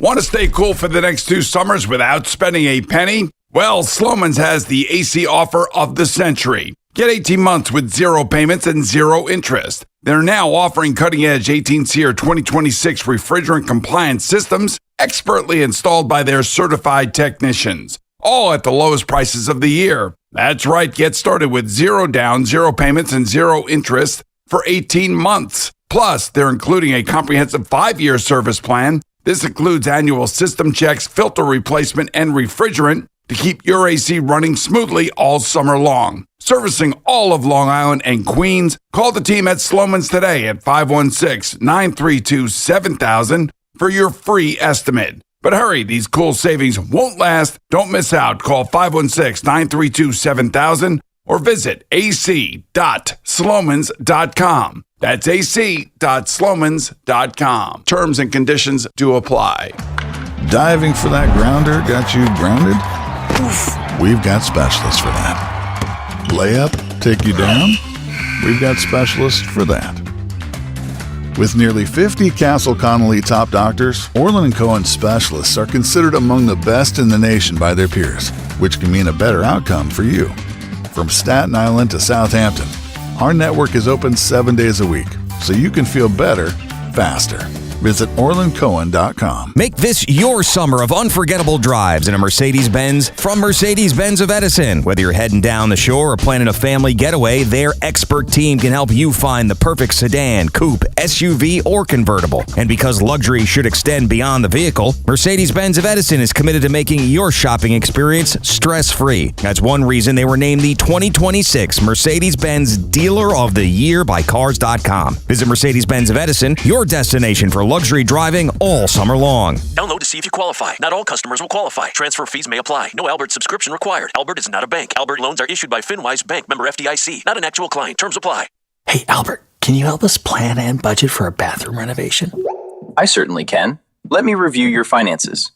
Who are you talking to? Albert, my AI financial assistant that I can access right in the app. It automates all things finance, moves money, pays bills, creates personalized alerts, finds savings, and so much more. Your bathroom renovation financial plan is ready. I found cash you can put aside, and to cover the rest, Albert can get you up to $10,000 fast. Can you find contractors nearby within our budget? Here's a list of contractors. Would you like help requesting a $10,000 loan for your bathroom renovation? Yes! Download the Albert app and use promo code FUTURE to access Genius. Plus, get up to $10,000 for whatever you need. Just download the Albert app right now and use promo code FUTURE to get up to $10,000. That's promo code FUTURE. Bring the flavor to the World Soccer Championship with Crush Orange Soda. Crush is the perfect pick for every match, highlight, and game-winning goal. Make every match even sweeter with Crush Orange Soda. The night belongs to the fans. Join Tommy Lugauer for After Hours. Weekdays at 7. Call 888-808-1019. The WFAN phone line is powered by Paramount Plus. Paramount Plus presents the biggest summer in UFC history. Coming up in about 25 minutes, very popular Tuesday segment, Posted and Toasted. Tiki will guess the old tweets of our fellow WFAN coworkers. We got a lot more basketball to get to as the show rolls on, and of course, we'll talk to you at 888-808-1019. Last night was a very weird game in Detroit between the Yankees and the Tigers. It started very early, and because it's a 6:10 start in the western part of the Eastern time zone, it's bright out. It's like an afternoon game. And so that part was weird. And the second longest day of the year, too. And the second. So you combine those three things, and it was like a weird pseudo day game. When's the longest day of the year? The day before. Oh. You should know that. I don't do that. You don't do that? That was the summer solstice. Sunday was the first start of summer. This is a weird time where Sean gets to sound smart. Yeah. So. Good for you, man. I only knew all this because I've learned from Evan over the years. I bring it up every year. I always talk about longest day of the year, shortest day of the year. But the game was also weird. There were a million ABS challenges. You had the weird delay because of the cameras. The dirt cam was sticking up, so that was a 6-minute delay. Garrett Cole was not pitching well. And then you had the blow pop incident. And for those that missed it, I'll let Michael Kay and Joe Girardi describe it. From the bottom of the 5th inning when Jazz Chisholm is on the field and the cameras quickly notice he is sucking a blow pop. So he's got a Tootsie Pop in his mouth. No, that's a blow pop. Yeah. And you brought up a Tootsie Roll. I got it from the dugout. It's a Tootsie Pop. I love a Tootsie Pop. Dangerous, though, to be playing with that in your mouth. Michael did make me think it could be dangerous to play with that in your mouth. Like if there's a line drive, it could. But overall, I have to admit, I just didn't think it was a big deal. I thought it was Jazz being Jazz and not necessarily a bad thing. Like, okay, he's sucking on a lollipop like we all have. He likes candy. Yeah. Right? Every kid likes some sort of snack, and when you're being an athlete, you need a snack. Sometimes it's candy. Sure. And so he has a blow pop. Sometimes they have, like, whatever, the seeds. Well, They keep the seeds in their back pocket. They got the sunflower seeds. Or they have the bubble gum. Well, look at Aaron Boone. In fact, the irony of all this is a few days earlier when Jazz Chisholm, had that ball off his thing. Yeah. And he wasn't wearing a cup. Balls. Yeah. Aaron Boone was standing over him while blowing a big wad of bubble gum. Yes. And when Aaron was asked about the optics, he's like, what did you want me to do? Like, I can't do anything. So I, for one, and it sounds like you agree, I didn't think it was a big deal that Jazz Chisholm had a blow pop in his mouth. I didn't think it was either. I mean, the only reason it's a big deal is because they didn't play well and they lost. And this is their third loss in a row. So it looks like there's a lackadaisicalness. But I almost feel like I've seen him with this before. A blow pop? With a blow pop in his mouth. And so I don't think it's unusual. And I don't know if there's a rule against it. Now, they're talking about it being dangerous because, whatever, he gets hit in the face or I don't know. I don't know why it'd be dangerous. You could choke on the blow pop. Of course, but you could choke on sunflower seeds. You could choke on bubble gum. You can choke on anything. Yeah, but there's a stick coming out of your mouth. It's a stick. You've seen a blow pop stick. It's like, it's flimsy. I'm just saying, like, the one area where I could will probably swallow it and be fine. Okay. I'm not swallowing a blow pop stick. I never have. It probably caused me to choke. I just understood at least that. And it wasn't even a criticism from Kay, just the observation that could be dangerous. But there were a lot of Yankee fans not happy. Including Shaun Morash. Are you not happy? I feel like now even hearing you guys talk, I must be wrong because I can't believe this broadcast last night and I can't believe you too. The moment this happened yesterday, I, of course, went to Twitter because I can't stay off my phone and was like, this is what's going on here. Our second baseman's playing with a lollipop in the field while we're losing the game and the broadcast is just discussing what's better, the Tootsie Pop or the Blow Pop? Hey, Joe, what would you rather have? First of all, it shows how fat I am that I knew right away it wasn't a Tootsie Pop because they don't make green flavored like that. But, guys... and you nailed it with Aaron Boone blowing the bubble. I had a problem with that as well because here's the deal. Yeah, you could chew gum. Old school, you could do the chewing tobacco, right? Whatever. I think that's banned now. Okay. But the point is, putting food and snacks in the mouths of baseball players, I understand, as kids with the big league chew. But baseball is designed where half of the game you were sitting on the bench to do those things. Look, maybe he needed a sugar rush, and I'm not going to tell you what. Have an Uncrustable or a box of dots on the bench before you go out in the field. The moment you take the field with the blow pop and you're playing with it in your mouth, I don't care that he's a Major League Baseball player and he could put things to the side play. It is a distraction, and it speaks to the bigger problem with the Yankees. It's a distraction to whom? How could you not argue? You? Hold on, Tiki. If we want to complain every year about having the conversation at the All-Star game and should these players be interviewed and mic'd up in games. By the way, Sean, they don't just do that at the All-Star game. They do it in the regular game. They do that in the regular season. And what do we say afterwards? And Jazz, I remember Jazz being mic'd up for one of these games. He was like, oh, God, I got to go get this. And this is stuck in my head. All it takes, and we see with this with Anthony Volpe all the time, is a slight hesitation, a slight millisecond on going over to field a ball, and something is botched. Twirling around a lollipop in your mouth as the exit velocity off of a bat, it didn't haunt them in yesterday's game. But he was doing it in between pitches. But it doesn't matter. The first time a ball gets happened, you're playing with a lollipop in your mouth. It's just they take their message from the manager. When the manager... You could chew gum without blowing a bubble. When he's blowing a bubble as you're kneeled over in pain, how could I expect you not to understand you shouldn't have a lollipop in the field? I love this angst that's created by 3-game losing streak. Tiki, it's not. It's just these are the subtle things. Do you have control of the team or not? Because playing with candy in the field. Well, is it a rule? Is it a team have rule? To be. Is it a Major League Baseball rule? Hitting somebody in the head with a pitch is not illegal, but it's unspoken. Is it a Major League Baseball rule? No, but come on, Tiki. Is it a New York Yankees rule? Tiki, I'm going to sound terrible, but I just went through 2 Little League seasons, and the main rule... Do you have that rule? Here was one of the big rules. We had to yell at the girls, no more candy and snacks in the innings in the games because the kids would come out and, Sour Patch Kids coming from their mouth. This is a Yankee, man. Take the blow pop out of your mouth. Can we just have a little decorum on the field and not be slightly distracted? Wow. Because had a line drive come his way and he dropped it and he had a blow pop stick sticking out of his mouth, what would be the story today? Aaron Boone's got to get control of these guys. Stop blowing bubbles. We used to get on A-Rod when he had a half a pound of sunflower seeds in his mouth. No, I won't shut up. I'm not panicking about the Yankee season, but this is the little subtle stuff we're talking about with Aaron Boone's messaging that kills the team. Take the candy out of your mouth and play your position. All right, can I ask you a question? And I want you to be truthful. I didn't realize it was that, emotional for I didn't see it coming. I thought this was just a nice, fun discussion. It pissed me off because I'm listening to broadcast. I'm telling you, I was going, you got to be effing kidding me right now. I think he's done it before. I don't know why I feel like I've seen him with the blow pop before. I feel like I have too, but I guess this time it was more noticeable. And this is the real money question. I want you to try to be honest. It's not easy to be honest. It's not like you're lying on purpose, but sometimes it's just tough to give. You just forget. You don't have that in your mind. Let's say, and I know yesterday he was DHing, but hypothetically he was in the field. Let's say the man with the blow pop was Ben Rice. Would you have an issue? Major issue. No, especially because he went 0 for 4. Yes, no. Yes, I would. This goes to the whole Yankee thing. He's got a 990 OPS. You love Ben Rice. He's fantastic. Jazz has been hot for a month. I understand, but you guys have been down on Jazz all year since he said 50-50 and all the money he wants. You guys? I've been on this you're a Yankee fan. You're part of it. Evan, this is the same crap you get mad at when I say you guys about Met fans. And you know better. How dare you? I have been on this microphone on this goddamn show. Oh, hey. Sorry, freaking show. Okay. Sorry, defending Jazz Chisholm above and beyond. Even when he was speaking of coat hangers, I defended him. Yesterday, that's not acceptable to take the field playing with candy in your mouth. Do it in the half an inning. Get your sugar rush or whatever you need in the half an inning. You're on the bench.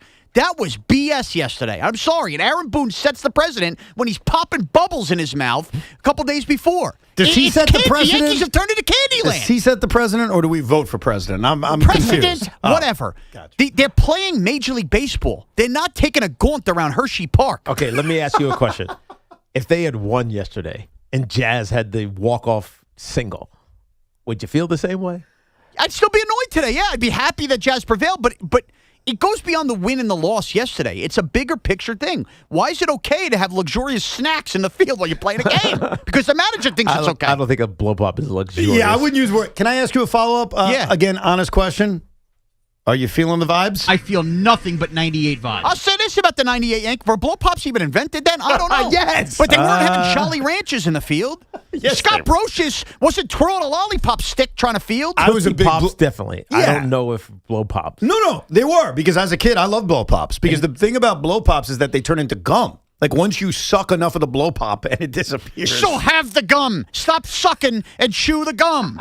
Well, you gotta get to the gum, right? You shouldn't have to suck to get the gum. Just have the gum. If you want but when the shell gets like a little bit soft enough or thin enough, you can chew through the shell. Correct, and it flavors the gum. Yeah, and I'm not even a big gum fan, but I like the gum through the blow pop because it feels like you earned the gum, like you did something to get the gum. You sucked whatever flavor it was. I was a big sour apple kid, and then you get rid of it. You crush it with your mouth, and then boom, you got gum. Let me just rephrase this. Let's say the Mets didn't get rained out last night and they're down 5-1, and we get Gary, Keith, and Ron talking about how funny it is that Bo Bichette's currently having a lollipop. What would you say? I want to answer that with something that I didn't talk about yesterday. I want to own something because there was even the Rico. I never brought this up, and I got criticized. Got a lot of emails saying, hey, Evan, you didn't bring this up. And I want to bring it up in context to what you're saying. And the reason I didn't bring the subject up that we're about to talk about is I didn't personally think it was a big deal.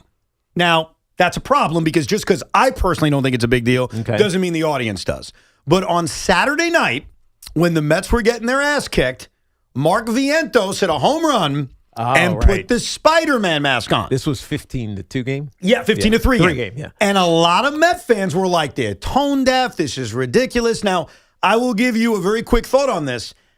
I just don't associate getting your ass kicked without doing your traditional dopey home run stuff. And they do it all the time. They do it all the time. It's not the reason they were losing. And every team does it. I don't get mad at it. Now, I should have brought it up yesterday. I own that. I should have brought it up on the Rico and at least had a discussion, give people an opportunity to disagree with me or agree with me. But I think, and you tell me if I'm wrong, guys, that's at least the equivalent of what you're asking. Because you're asking, how would you feel if it was the Mets? And I'm telling you, when Vientos put a freaking Spider-Man mask on as they were getting embarrassed in Philly, That wasn't my anger. My anger was at the fact that they were down 15-3. With all due respect, I still think it's a little apples and oranges because that's just like a typical. Is it sour apple to oranges? Actually, I like that, and I appreciate that you put in the effort there. Thanks. But the point is, that's like a post-home run celebration thing. This is having a snack in the field. Here's what you have to now do the research on, since this is bothering you so badly. You need to go find out if Jazz regularly has blow pops in the field, because I swear that he does. Okay. I feel like I've seen this before. All right. Would that make him feel better, though, if Jazz does it more often? It would make him calm the hell down. You think so? Yes, because it's a regular thing that's been going on for a while. Yeah, I'm going to tell you a secret, Tiki, and you nailed it very briefly. You said it, and it was glossed over, but it was so true. This is all about the fact that they're on a losing streak. Mm-hmm. And as much as Shaun Morash will say into a microphone, same with Big Mac, it's not a big deal, it's June. And by the way, they're right. It's not a big deal, it's June. These kinds of outbursts are the way they express themselves when they don't want to say, I'm pissed off, they've lost 3 in a row. That's right. And that's exactly what's going on specifically with you, Shaun Andrew Aloysius Morash. If they had played Snuffleupagus. Mm-hmm. If we say Aloysius, we got to say Snuffleupagus. Okay. Forgot about that. That was Snuffleupagus. This is real first My name. bad.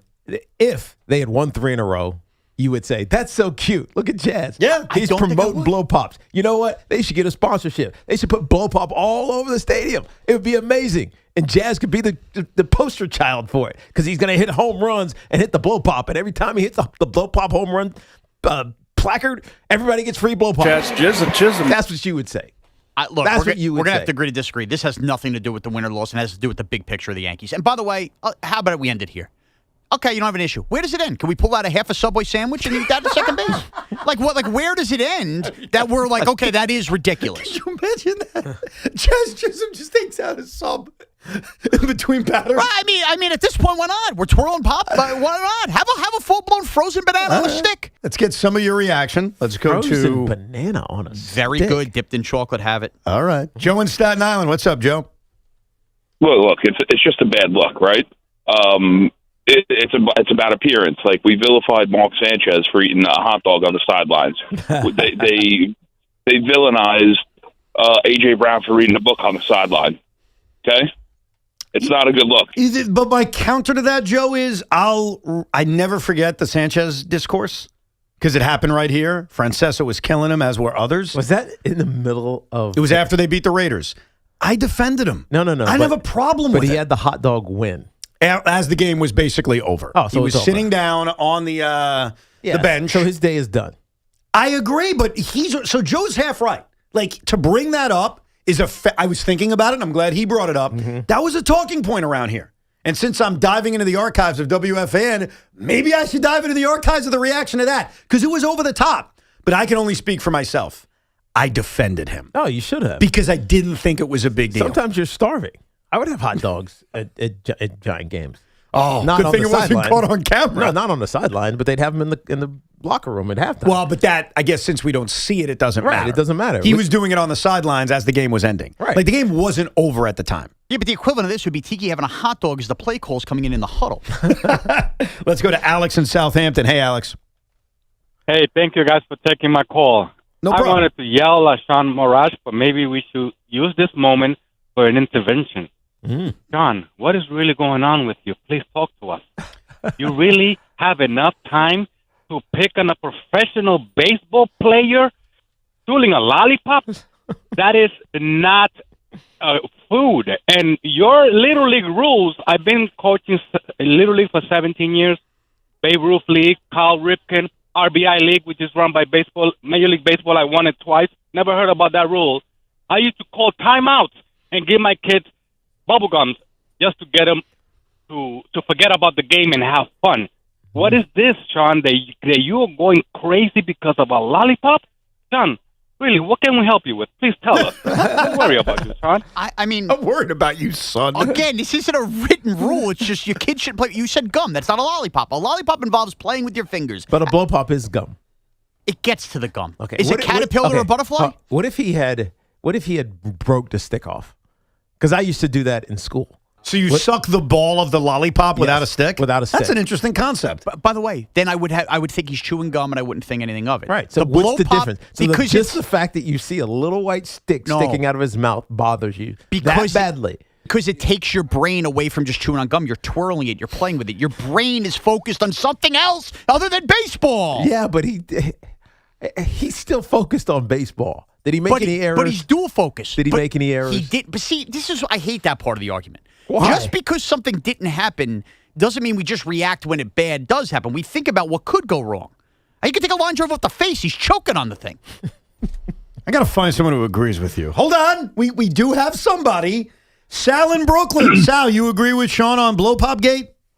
Oh, 100%. It's not because the guy's not allowed to chew on tobacco or blow bubbles like Booney does. It's just Bush League, man. It's optics. It's like somebody on Wall Street walking around in his office with a bottle of Dew is hanging out of his pocket, man. It's the optics.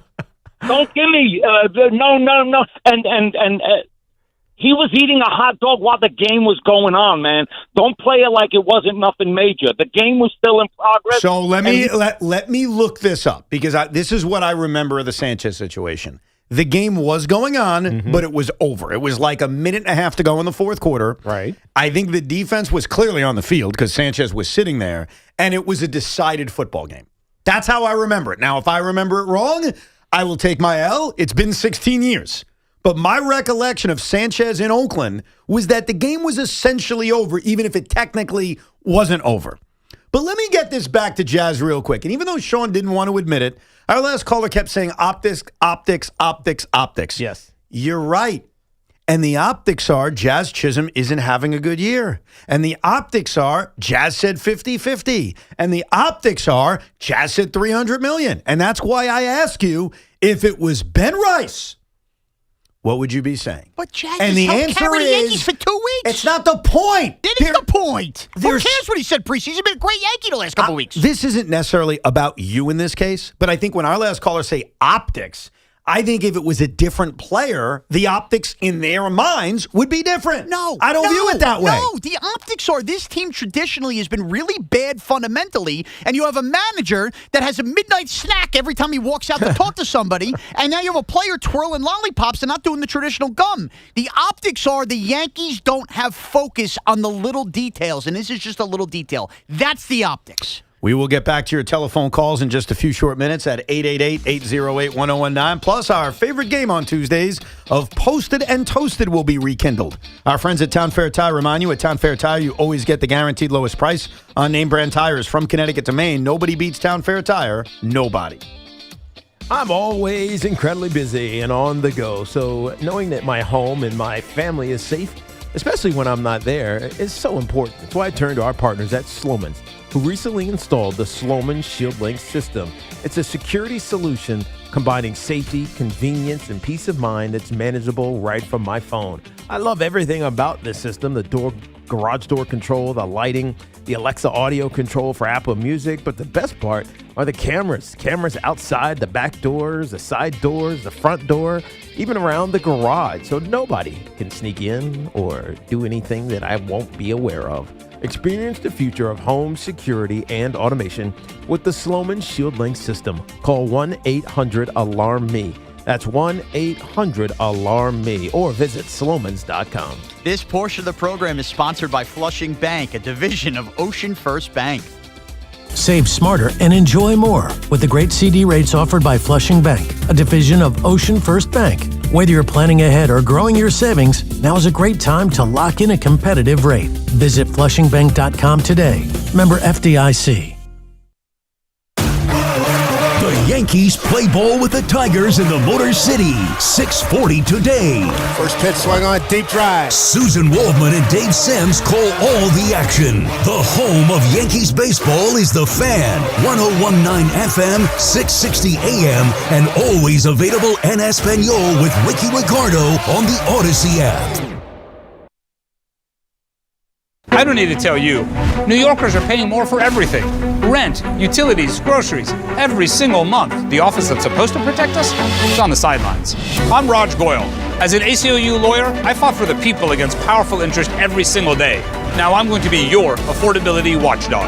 I'll take the pension fund out of the greedy hands of Wall Street and put it back into affordable housing, holding utility companies accountable and auditing waste and fraud. Raj Goyal, affordability watchdog for comptroller. Paid for by Raj Goyal for New York State Comptroller. Fans, arrive early at Yankee Stadium on Saturday, August 8th for the 78th Annual Old Timers Day presented by Fresh Direct. See Yankees legends put on the pinstripes again and take the field at Yankee Stadium.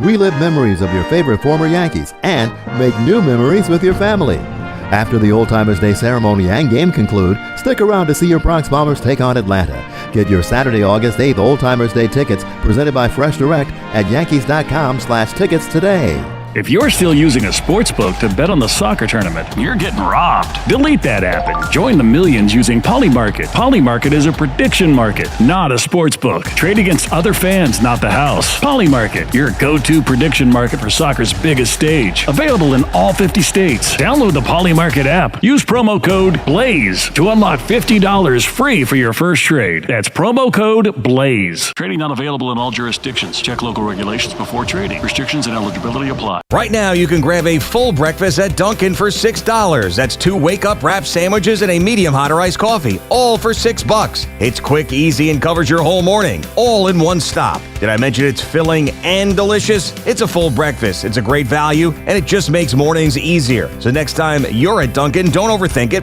Order the Dunkin' $6 meal deal. No substitutions. Participation and times may vary. Offer price varies in California and Hawaii. Limited time offer cannot be combined with other offers. Exclusions and terms apply. Spring is winding down, but pest season is just getting started. Mosquitoes, ticks, ants, and wildlife are becoming more active across the greater New York area as summer temperatures rise. Enjoy your summer, not the pests. J.P. McHale Pest Management helps protect your home, family, pets, employees, and customers all season long. With local offices in the New York metropolitan area, their local experts are ready with seasonal residential savings and free commercial inspections. Visit nopests.com. That's NOPESTS.com. J.P. McHale Pest Management, not just good, guaranteed. So I'm watching TV the other night, and there he is again, Evander Holyfield talking about Terra Origin creatine, and I'm thinking, wait, this guy won heavyweight titles, fought 12 rounds for a living, and somehow still looks ready to go another 3. Meanwhile, I pull a muscle reaching for the remote. So listen, if you're looking to support strength, recovery, and performance, go check out Terra Origin creatine today. And right now, you get 20% off your first order at TerraOrigin.com. That's 20% off at TerraOrigin.com. Genie here! Trade your summer days for Arabian Nights when you come see Disney's Aladdin on Broadway. There's timeless music, show-stopping spectacle, and magic carpet rides you gotta see to believe. I can watch it 1,001 times, you get me? This summer, fly to the New Amsterdam Theater and see the one Broadway show that soars above the rest. Get tickets today at AladdinTheMusical.com.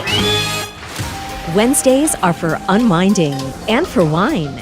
At P.F. Chang's, your midweek reset just got better because every Wednesday, bottles of wine are half off. So text the group chat, make a plan, and turn an ordinary night into something worth savoring. Great wine, great company, half the price. Wine Wednesday, only at P.F. Chang's. Available to guests 21 and over. Dine in only all day Wednesday. Please drink responsibly. Skechers elite athlete OG Anunoby has been making history on the basketball court. Anunoby tips it in. Unbelievable. What a shot. He's been balling out in Skechers high-performance basketball sneakers, and the world is noticed. But how does OG train off the court to keep in peak physical condition? Hands-free Skechers Slip-ins Aeroburst. They help prepare OG for the physical demands of playing at a championship level. Get your pair of Aeroburst for only $165 at a Skechers store, Skechers.com, or wherever high-performance running shoes are sold. Tune in to Odyssey Mets Radio on 880 AM. Brought to you by the #1 Westbury Toyota Construction Sale. Anniversary coming up? Let me tell you something. You've already got the gift. It's sitting right there on your phone. That photo of the two of you, a great one. It says everything you've ever wanted to say, better than any card ever could. There's a company called Fracture that takes that photo and prints it directly onto real glass. It looks incredible. As a matter of fact, it's museum quality. It never fades. Made in the USA. The reaction when she opens it is something else. That's the gift she holds on to forever. Easy to order, ships fast. Check it out at tryfracture.com. You won't be sorry. Here's a World Soccer Championship preview. Brought to you by Lowe's. Members get more at Lowe's and by the first ever Infiniti QX65. Control of Group L is in the balance in Foxborough as England faces Ghana in a matchup of two sides that won their openers. England was very impressive in scoring 4 times against Croatia, with Harry Kane recording a brace. In the other half of the group, Croatia faces Panama, with both teams coming off losses. I'm Mike Conti. Bring the flavor to the World Soccer Championship with Crush Orange Soda. Crush is the perfect pick for every match, highlight, and game-winning goal. Make every match even sweeter with Crush Orange Soda. Today's match day preview is presented by Fanatic Sportsbook. Download the Fanatic Sportsbook app today. Winning hits different here. Switzerland will take on Canada and Vancouver for the top of the Group B standings, and Scotland will face Brazil and Miami, with the winner potentially clinching Group C. Switzerland and Canada, the two teams who are expected to win Group B, will square off in a game that will decide the winner of the group. Both teams currently have 4 points, but Canada currently has a goal differential that's +3 better. Canada is -170 to win the match or draw. Either result wins them Group B. Brazil is currently leading Group C heading into the final group match against Scotland. Brazil and Morocco both have 4 points while Scotland has 3. Brazil currently leads the group based on goal differential. Brazil is -275 to win the match, which will likely clinch them the top of the group. This has been your official Odyssey Sports Match Day preview, brought to you by Fanatic Sportsbook. Winning hits different here. Listen in ahead of each match day for the latest betting insights from Fanatic's All Tournament Long. Looking for the lowest price on name brand tires? Get to Town Fair Tire and get the guaranteed lowest price on any name brand tire. Nobody beats a Town Fair Tire deal. Nobody. Name brands at discount prices. Town Fair Tire. Your New York Yankees are chasing another championship. Talk Yankees baseball with the Fan at 888-808-1019. The WFAN phone line is powered by Paramount Plus. Paramount Plus presents the biggest summer in UFC history. And the Fan Focus is presented by Chef IQ. Watch the game, not the grill. Get your gear at chefiq.com. The story of the morning, Giannis headed to Miami to pair with Bam Adebayo in a blockbuster deal. The Celtics, though, did offer Jaylen Brown in a trade package. Milwaukee reportedly wanted more certainty than to deal with Brown potentially asking out in a year or so. But now Jaylen Brown gets to go back to the Celtics and say, hey, you wanted to trade me again? This Fan Focus was sponsored by Town Fair Tire. Nobody beats Town Fair Tire. Nobody. There is a lot of intrigue. A lot of intrigue. What does Boston do? If they feel they weren't as good as the Knicks, do they continue to build around Jason Tatum and Jaylen Brown? Do they pivot and offer Jaylen Brown elsewhere? How does Miami fill out the rest of this roster, at least bring it to the level of championship contender? What does Indiana do? Lots of Does Detroit bring back Jalen Duren, who's a restricted free agent? A lot of questions around the New York Knicks as they go to repeat as NBA champions. We'll get back to your calls in a few minutes, so if you're waiting, thank you. 888-808-1019, the toll-free number. But every Tuesday around this time, it's a very popular game. It's called Posted and Toasted. It's time for Posted and Toasted. Posted and Toasted in 1, 2, 3. Posted and Toasted where Evan finds the treats. Posted and Toasted will Tiki guess them right. It's Posted and Toasted time. And Posted and Toasted is brought to you by the Rothenberg Law Firm. Injured, visit injurylawyer.com, and Princeton Longevity Center. Experience the power of personalized medicine. Let's go back to November 3rd, 2023. Julius Randle has my full support. Everyone piling on, not me. I am totally confident he turns things around. Is that person Craig Carton, Evan Roberts, Tommy Lugauer, or Greg Giannotti? My gut, when I first heard the words, the phrasing was Greg Giannotti. So Greg Giannotti. Are you stupid? No. Are you a stupid person? It is not Gio. You're wrong. Tommy? No biggie. I thought that was obvious. I thought that was too easy. Really? Yeah, that's a Tommy tweet. But he was not positive Tommy in 2023. That's a fair point. You're right. Was he? I've lost track on No, when it was 2024. Yeah, I guess you're kind of right. All right. Well, there you go. That's why I excluded him. But I guess he had some positive Nick thoughts in He 2023. believed in Julius Randle. No biggie. Julius Randle went through. I think his time with the Knicks needs to be studied. He wasn't worth not believing in. he gave you so much good. Yes. And also so much bad. Yes. And I think most honest Knicks fans would tell you that watching him, some days you'd want to pull your hair out and you'd scream and yell, and other days you were very appreciative of what he did. Right. And I almost expect that that's going to be my experience with him. No, you're right. Probably more negative than positive, I had to guess.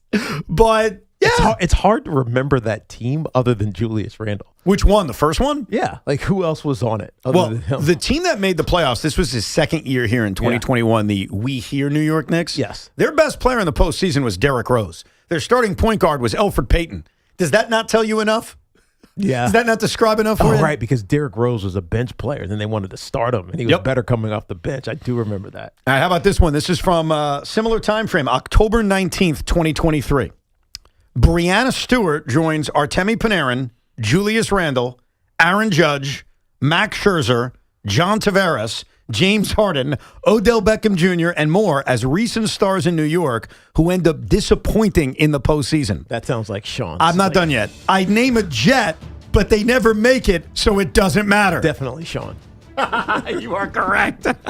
One of those woke libtards. That's not fair. That is Shaun, yes. I remember the game, too. She missed like 4 big shots in the fourth quarter as the Liberty were getting eliminated, and then they won the next year. That's an eclectic mix, though, of New York athletes. Well, only Shaun would have that kind of detail on all the sports. I mean, especially when you threw in the hockey. I was like, there it is. I can't believe I'm going to defend John Tavares. I wouldn't describe him as a playoff disappointment. I don't know if I agree with that assessment. You got to the conference finals twice in a row. I understand, but he got the game winner to break the drought of not getting out of the first round. Do you not remember that? Okay, and Artemi Panarin scored a huge Game 7 overtime goal. Actually, that was a year later, too. Never mind. There you go. All right, this one is from November 24th, 2023. Let this be a gentle reminder that you aren't winning anything with Julius Randle. That's a hard one. Wow. Is that Greg Giannotti, Craig Carton, Evan Roberts, or Shaun Morash? That's you, Evan. You bitch. You are correct. And that is a T-shirt if the Nets ever have success. Oh, yes. That is a T-shirt. That's awesome. And to show you how noble I am, Tommy Lugauer texted me late last night. I was already sleeping. Julius Randle. That's all he wrote. Yeah. And I wrote him back with this simple message. That tweet. Me tweeting, let this be a general reminder you aren't winning anything with Julius Randle. Did he remember it? He didn't respond to me. Yeah, right. He's probably still sleeping. But that is an invitation to Tommy that if he wants to return fire on me, he's more than welcome to. Now, the difference is there's a chance that tweet will just live correctly. I mean, if he leads the Nets to an NBA championship, hang the banner. So we ended up selling / giving away Tommy's Jalen Brunson shirts because they were in the postseason? No, because he became a clear superstar success. Right. And so Tommy's tweet was typical Knicks. He's not that good. So it was just him becoming good that was enough to say, you got this wrong. Randle turns the Nets into a winner. They're competing for the 8th, 9th seed, whatever it may I don't be. think that's enough. So they got to be top 4? Yeah, they got to be a real contender. So if the Nets get to top 4, then you get the shirt. Sure. Your shirt will be now sold outside of Barclays. I mean, I could get technical and say they got to win a championship because I was pretty adamant that they're not winning anything. And by anything, I mean something big. But Jalen Brunson hadn't won a championship when we did that. That was a year ago. Yeah, but I think that the signing was already a success. Jalen Brunson had already proven he was a star. So whether they were winning a championship or not, saying typical Knicks to describe potentially signing Jalen Brunson was already incredibly inaccurate. So, I mean, winning anything, you got to This is a higher bar. You got to win something. What if they win? The cup? The cup. That's it. Nets win the cup. That's your goal. That's your only goal next year. Win the cup so we can embarrass Evan. All right. Hey, listen, I want to be embarrassed because I think Tommy has a little bit of an ego. So I think he wants his team to win, but I think he's also concerned about himself. Yeah. I could not give 2 craps how stupid I look as long as my team wins. I really don't care. Like, I'm passionate about Darius Acuff Jr. That's why I want to draft. If they don't draft Darius Acuff Jr. and they draft Mikael Brown or whomever, and that guy becomes a superstar, I could care less that I was wrong. I just want to win. Yeah. I'm sick of losing. You just have your idea of how they do win. Sure. We all have opinions. I think Tommy, despite Brunson being a success, is still bothered by that tweet. Like, I think if I showed up with that shirt the next time I saw him, he would give me this. Of course. He was the finals MVP. I know. That is the farthest thing from typical Knicks. And the best part is, and I think this makes Tommy feel better, a week ago, and if you guys missed it, we're going to put together an audio package later in the week in case you did miss it. We found everybody's Jalen Brunson opinions when the Knicks signed him. There is now audio to go along with Tommy's wrong opinion, but there's also audio of Chris McMonagle. There's audio of Craig Carton. There's audio of Gio, of basically everybody crapping on the signing of Jalen Brunson. All the Knicks. So he's not alone. All the Knicks fans. He's not alone, to put it nicely. Anyhow, here's January 17th, 2016. Remember when Robert De Niro was an actual actor and not just playing a hilarious old guy in everything? Is that person Shaun Morash, Greg Giannotti, Al Dukes, or Evan Roberts? Classic Al Dukes, sir. You are correct. Shut your bitch ass up. That's a great observation, too. Yeah. Because De Niro did go from like this legendary actor to just funny old guy. Yeah. Dirty Grandpa's so good. Yep. And that tweet's 10 years ago. That's a movie? Hysterical. Dirty Grandpa? I got killed for this. You could look up this tweet. I would argue one of the 5 best roles he ever played in a movie. Dirty Grandpa. Hysterical. I've Like dribbled never down even- my pants. I've laughing. never even heard it. Now I got to. You got to see it. It's hysterical. And finally, August 24th, 2024. I've learned 2 undeniable truths during this Disney vacation. Tater tots are better than any other way to have potato for breakfast, and bread pudding is better than all other puddings. Is this person Shaun Morash, Chris McMonagle, Evan Roberts, or Greg Giannotti? That would be you. You think that's me? Yes. When you get back from Mars, call us, It is okay? not me. You are incorrect. Are you It's got to be stupid? Sean. Are you a stupid person? You say that, Sean? You're wrong. I despise tater tots. Steve. Who is it? The answer is Big Mac. Welcome to hell. I didn't think he was a Disney guy. Oh, he's a big Disney guy. Now Big I Disney know. guy. But you can't. Tater tots suck. I mean, if we're being honest, they're the trash of the potato It world. depends. It depends. Even tater tots at their best, they're not better than the best French if they're fries. salted just right, like the thick salt, so that it like really accents the potato, and you got a little ketchup. Yeah, they're pretty amazing. I'm out. Texture stinks. What? Tater tot texture stinks. That's because you get the mushy ones. No, I had crispy tater tots, Tiki. I don't like them. You got to have the trash perfect potato. level of crispy and mush. Okay, but then just give me a fry. I knew that would spark Sean. Him and Big Mac love to argue food. It was Chris McMonagle, his fat ass. Anyhow, posted and toasted every Tuesday right around this time. Let's get back to your calls, 888-808-1019. Mark is in Brooklyn. Hey, Mark. Hey, guys. Thanks for taking my call. No, Sean, I appreciate your take on this. I think if the Knicks have taught us anything, it's often the little things that are the difference between a good team and a championship team. Let the Tom Coughlin era prove that. There's a lot of guys who didn't put up with the being 5 minutes early or doing the little things, and a lot of those guys aren't champions. I related a lot back to like a grown man wearing a backwards hat inside. I guess it's not the biggest deal, but if you're going to wear a backwards hat when you're a grown man, you're going to be working nights for a while. So, it's little things in this world that can make a difference. I mean, Stephen A. Smith had one on the other day. Yeah, I wear a backwards hat all the time. Yeah. Oh, you didn't like that analogy? No, I didn't like that at all. What's wrong with the backwards hat? JR is in Somerville. What's up, JR? What's going on? Hey, the demarcation for baseball players doing something stupid is wearing the glasses on their hat and not, putting them down when the sun's so when it's sunny outside, and then they lose the pop up. Exactly, it's on the hat. So it wasn't worse than that. So that's that. But let's get to the hoops because some guy calls up and wonders why Shaun Morash is a bad GM. The guy has a 420 regular season winning percentage, and then he's 300 in the playoffs for 10 years. And he made the worst trade maybe in the last 20 years, trading for Ben Simmons. Are you crazy? Anyway, so that's that part. But let's get into a couple of things with this Giannis trade. Thank God he went to Miami. They're up against that apron. They only got $18 million to spend. They basically are the Bucks South. So I'm not worried about it. They may have to trade Norman Powell. He was an all-star last year. I'm not worried about him. If he went to the Celtics, I'd have been a little more worried. And tonight, we just got to hit the draft, okay? We're being kind of selfish just saying that we're going to keep Mitch and Landry Shamet because I think that they can get more money. I think Mitch is going to be a Spur because they can offer him 15. And got to hit the draft. We got to hit the draft. Draymond with a second rounder. Jokic with a second rounder. Brunson with a second rounder. Go out there and hammer the draft tonight. All right? And Brock Aller, we trust. Let's go Knicks. Couple of things. Number one, he's right about Shaun Morash. Shaun Morash has had 2 tenures here, really 3 tenures here. Tenure 1 is fixing a mess that he inherited. He inherited one of the worst messes of all time, and I will argue with anybody, his rebuild out of that mess is one of the most impressive jobs I've ever seen. 100%, because you felt like they could win a championship. Yeah. Really, and it was quick. He took a team that had no picks and no cap space, built a good enough roster to be a playoff team and be appealing enough for Kyrie Irving and Kevin Durant to come.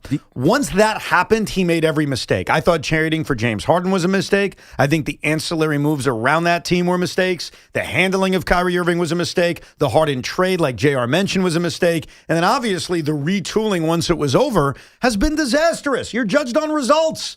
They tanked for a couple of years. What do they have right now? They have a lot of draft picks. I get that. They have cap space, but that's still theory. Right. So he's had 3 tenures here. One of them was brilliant, and the other 2 were bad. That's number one. Number 2, you know who kind of makes sense for Mitchell Robinson? Who? The Nets. They could use a big. Now, I wouldn't go after him. I'd be more intrigued by Jalen Duren as a guy who's younger, healthier, has more of an upside. I think you saw the way Mitch needs to be handled. Mitchell Robinson makes sense on a ready-made championship team like the Spurs, like the Knicks, potentially the Lakers. They feel close to ready-made. I know they're on a level below New York and San Antonio. But I do disagree with one thing. While, yes, you can hit on draft picks, nobody's arguing that. I think right now, when you have a chance to win an NBA championship, I am valuing the certainty of today more than the lottery, I'll draft someone and hope they turn into something versus taking that pick and getting more picks for the future. So we'll see what they do, but I disagree with JR. And JR is also a jerk. He DM'd me last night, What did he the say? Julius Randle story, and just wrote, ha, ha, ha, ha. What's so damn funny? I'm not the biggest Julius fan, but the Nets got better, and they moved up 5 slots in the NBA draft. What are you laughing at me for? What garbage? Come on now, let's be fair. I mean, you can laugh at me, but I'm okay. Okay. I'm all right today. I mean, honestly, nothing could be worse than yesterday. Like, every day is better because, as a Net fan, we saw the Knicks win an NBA title. So, like, every day is going to get better just because it can't get worse, right? Just listen to the promos on the station. It's football season. The Yankees play tonight. We're good. We're over this. It sounds like WFAN has moved on from the Knicks. Is that what you're saying? That's what it sounds like. Are you happy about that? Of course. Is it because you called it out yesterday and said, how about too many Knicks promos? I couldn't take it anymore. It's again. We've cleaned up the barely ticker tape. Let's go here. Let's go to Bill in Stony Point. What's up, Bill? Hey, love your show. Back to the Jazz lollipop issue. I'm a former high school and college baseball ump, and I would have taken that out of his mouth. And I'm almost sure the league office will be talking about it today, and they will the next time they see it. Really? It's a safety issue. I mean, he can hurt himself diving for a ball. No, that's true. That's true. If it would come to that, but I just feel like he's done this before. Doesn't mean it's okay. I'm not even. Our last caller.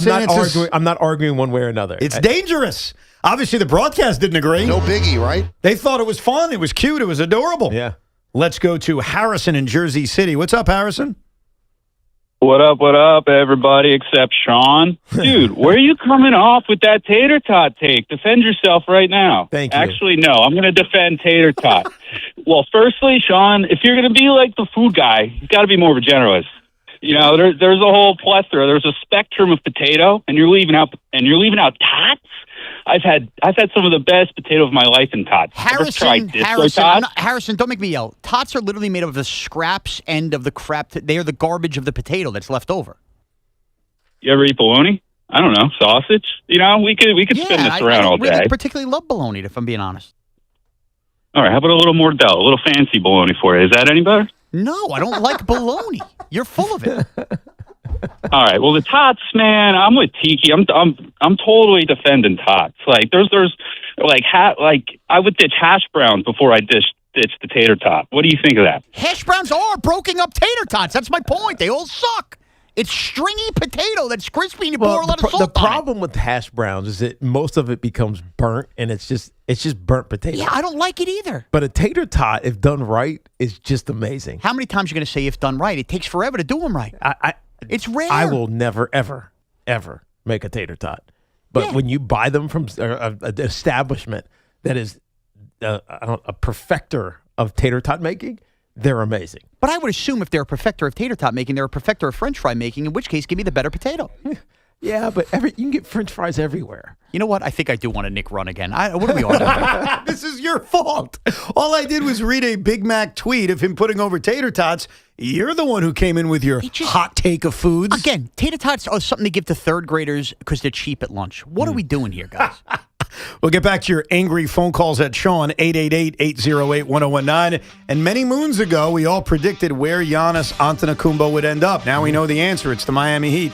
Did any of us get it right? We'll take a listen in just a few minutes. Total Orthopedics and Sports Medicine is expanding across Long Island, New York City, and New Jersey with new locations opening in Comac, Babylon, and West Orange. Expert care is closer than ever. Their top-rated doctors treat everything from everyday injuries to complex orthopedic conditions. Wherever you are on your journey, they're there to help you move forward. They're the experts at getting you back to being you. Visit TotalOrthoSportsMed.com to schedule your appointment today or call 855-321-ORTHO. With the warm months almost here, it's time for a healthier you. Actually, the warm months are here, so it is time for a healthier you. My good buddy, John Gallucci Jr., CEO of JAG Physical Therapy, always tells me how important it is to focus on your biomechanical chain to reduce injuries. Well, now is the time for you and your loved ones to turn to JAG to get stronger and function at a higher level. The dedicated team of physical therapists at JAG Physical Therapy will develop a plan specifically for you to help prevent injuries. And if you have an existing injury, their expertise and commitment will help you get back the life you love. Schedule your appointment today at jagpt.com. That's JAGPT.com. This is an Odyssey Sports Minute. Yes, the Miami Heat traded a lot to get Giannis Antetokounmpo. And yes, there's currently not a lot of depth on the Miami Heat, but if there would be one team that you would trust to get it done, to fill out the roster and to get the most out of the players it has, it would be Pat Riley, Eric Spoelstra, and the Miami Heat. And now with Giannis joining Bam in the front court, Miami does look like a top 4 team in the Eastern Conference next season. I'm Nick Costos. Onyx, I keep having stomach issues. Please make me a doctor's appointment. Okay, are you suffering from diarrhea, bloating, gas, or oily stools? If so, you may want to ask your doctor if it could actually be a problem with your pancreas, called exocrine pancreatic insufficiency, or EPI. My pancreas? How is EPI treated? A prescription medicine like Creon, pancrelipase, is used to treat people who can't digest food normally because their pancreas doesn't make enough enzymes. Creon is the #1 prescribed treatment for EPI. Creon may increase your chance of fibrosing colonopathy, a rare bowel disorder. Tell your doctor if you have a history of intestinal blockage or scarring or thickening of your bowel wall, if you are allergic to pork, or if you have gout, kidney problems, or worsening of painful swollen joints. Call your doctor if you have any unusual or severe gastrointestinal symptoms or allergic reactions. Take Creon as directed by your doctor, and always with food. Do not chew capsules, as this may cause mouth irritation. Other side effects may include blood sugar changes, gas, dizziness, sore throat, and cough. These are not all the side effects of Creon. You can learn more at 1-800-633-9110. Before your appointment, visit creoninfo.com. That's CREON info.com. John Montone,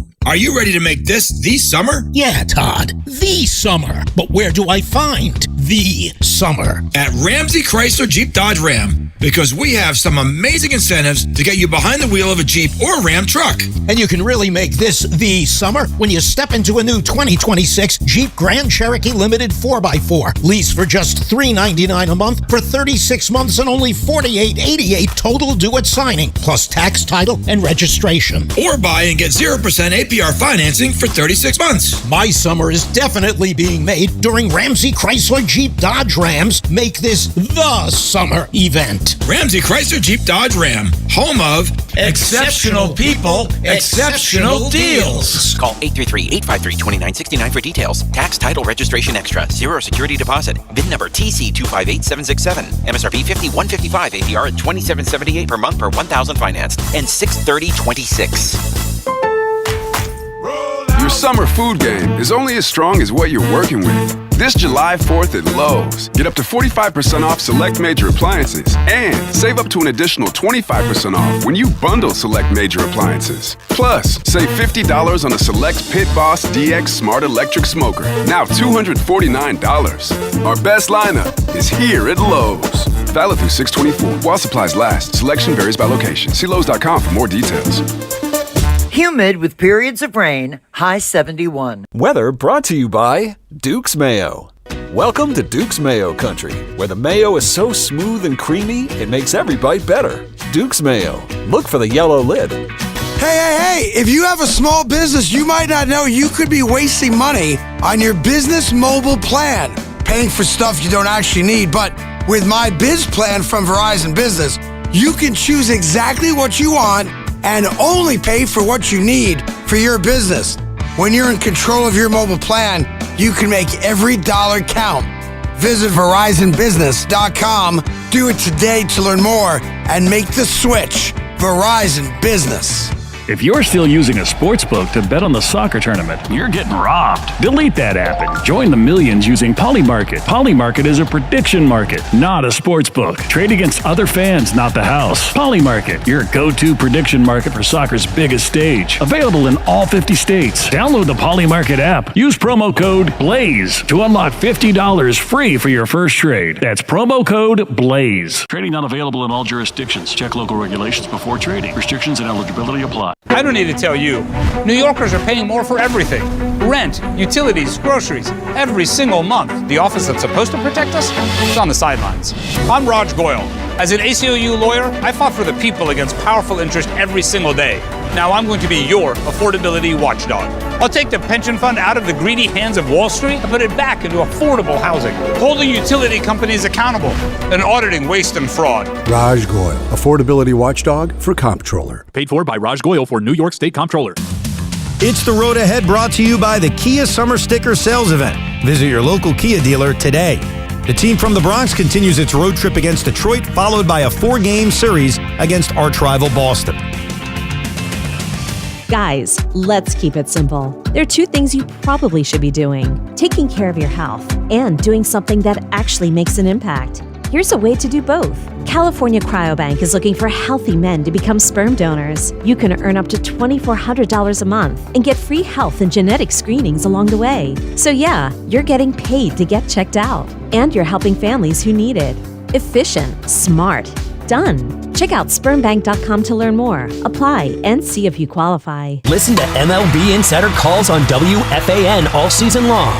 Presented by Grainger. For the ones who get it done, Grainger offers the professional-grade products you need, delivered when and where you need them. Call, click Grainger.com, or just stop by. Download to see if you qualify. Not all customers will qualify. Transfer fees may apply. No Albert subscription required. Albert is not a bank. Albert Instant Loans are issued by FinWise Bank, member FDIC. Not an actual client. Terms apply. Kylie, what's wrong? I just got hit with a car repair bill. I'm behind on rent, and I feel like I can never save any money. Have you tried the Albert app? Albert is your financial assistant, helping you find ways to save and create custom budgets to actually grow your money. Plus, you can get up to $10,000 for big expenses, or advance up to $1,000 fast when you need cash right away. Albert can get me up to $10,000? Exactly. Albert spots you in a pinch and helps you grow your money in the long run. I'm downloading Albert right now. Download the Albert app and use promo code GAIN to borrow up to $10,000 for whatever you need. The Albert app helps you budget better and save more money, so you reach your financial goals faster. Download the Albert app right now and use promo code GAIN to borrow up to $10,000. Use code GAIN to borrow up to $10,000. Allstate is Metro New York's trusted auto insurer, protecting cars across the tri-state area. We're by your side when you need us most, providing you with affordable auto coverage you can rely on. So, switch to Allstate today, and you could save an average of $713 on auto insurance. You're in good hands with Allstate.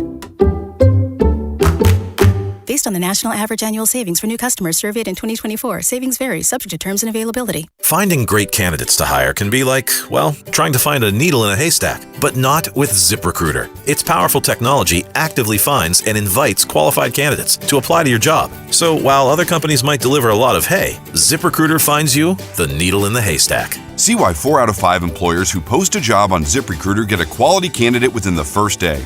Try ZipRecruiter for free at ZipRecruiter.com/team. That's ZipRecruiter.com/team. ZipRecruiter. Come visit the engagement experts at London Jewelers at any one of their 6 locations. Talk sports with Craig Carton and Chris McMonagle on The Carton Show. Afternoons from 2 to 7 on WFAN, WFAN FM, WFAN FM HD1 New York, and Odyssey Sports Station. Plenty has happened over the first 2 hours of this show. Brooklyn acquires Julius Randle.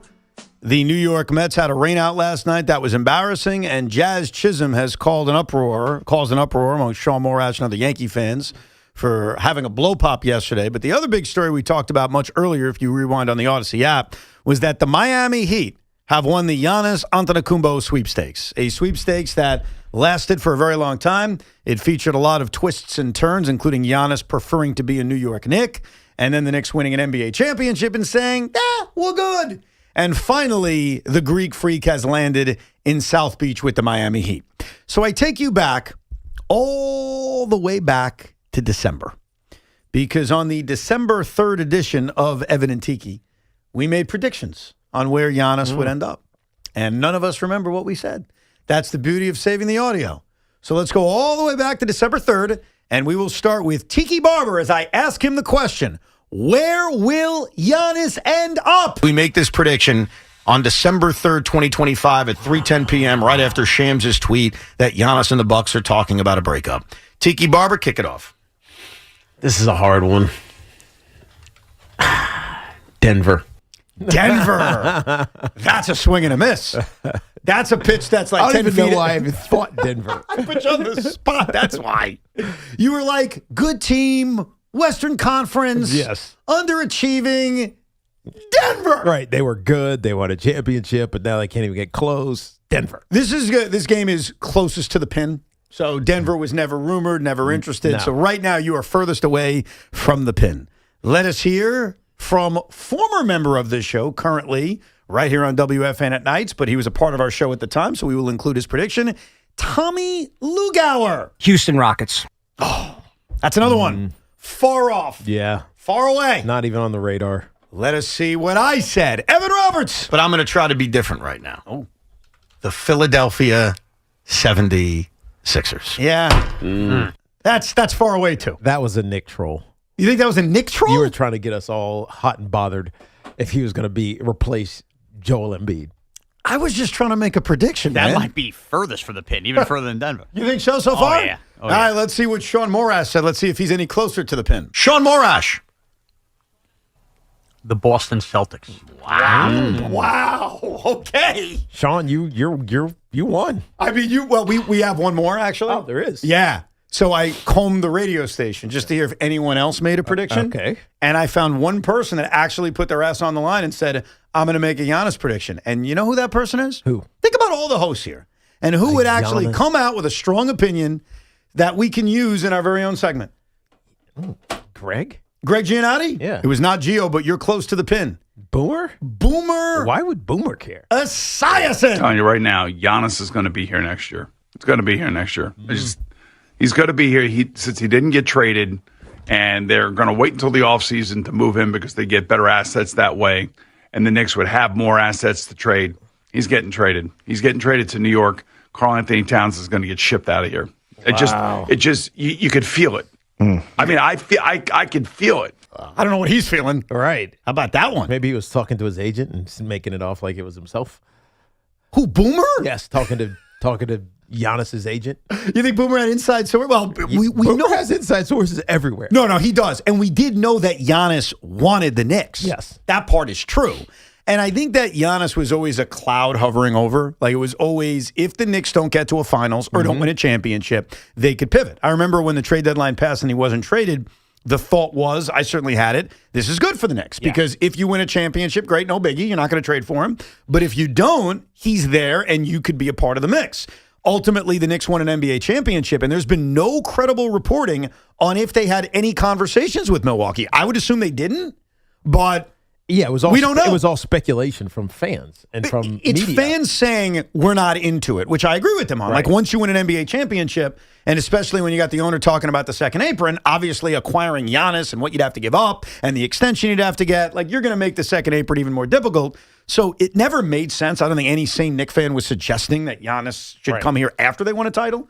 But prior to that, it was a big deal. Boomer sounded like he had knowledge. He was saying that confidently. I think he was saying it confidently because he didn't think the Knicks would win an NBA championship. You know what I mean? Yeah, I guess that makes sense. Yeah. I think that's what it was really about. Like, that's a guy, and by the way, he wasn't alone in that regard.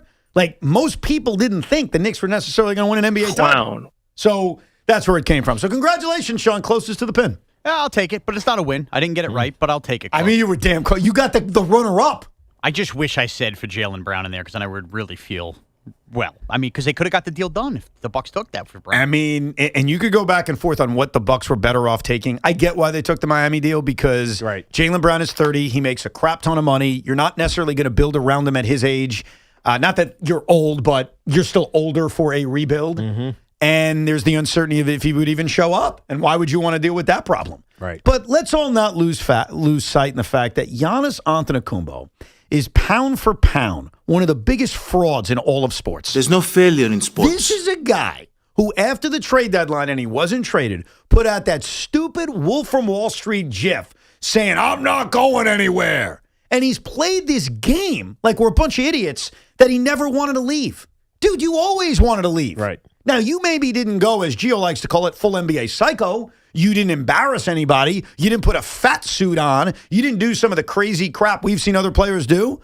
But for 2 years, all you've done is behind the scenes try to get the hell out of there. There's no failure in sports. So don't tell me like you're some innocent bystander. And here's the funniest part for Giannis, and every Knicks fan knows this. As much as I respect Eric Spoelstra and respect Pat Riley and believe that the Miami Heat will look different come March than they look right now and they'll be a contender, here's what we do know.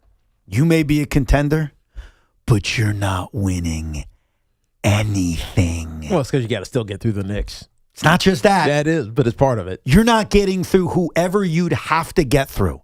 And so let it sink into your head, Giannis. You got one NBA championship, and you only got it because you were dirty and you stepped on Kyrie Irving's ankle on purpose. Thank you. I feel like I got that off my chest. Oh, so that was personal. No, it's not personal. Yeah, it was. IBO. Yeah, it was personal. He's got an asterisk ring. There was absolutely no IBO-ness in that. It was IBO to the end. Yeah. Everything I said was IBO until the very, very end. Let's get back to your calls. 888-808-1019. Anthony in Garden City. What's up, Anthony? Hello, Anthony. Anthony, what's up, dude? Anthony going once. Anthony going twice. Let's go to John in St. Louis. Hey, John. Hey, what's up, boys? What's up? I am on Sean's side with the lollipop thing, but comparing it to the Sanchez hot dog is a little much because that game had some pageantry to it. If you remember right, it was like the AFL anniversary, so there was a lot of eyes on that game. They were wearing the Yankees jersey, and he was hiding it like a school student, like passing a note, and he was putting mustard on the hot dog after every bite. So there's really not a comparison there if you remember right. Well, what I said I remembered was it was late in the game. Did you guys fact check that, Sean? The Mark Sanchez? I didn't. I thought you had it. Sorry. No, I asked you to do it. I thought you were looking. No, because I can only tell you what I think I remember from that game, which was he was eating a hot dog, but the game was decided. I went to YouTube and saw video, but there's no scorebug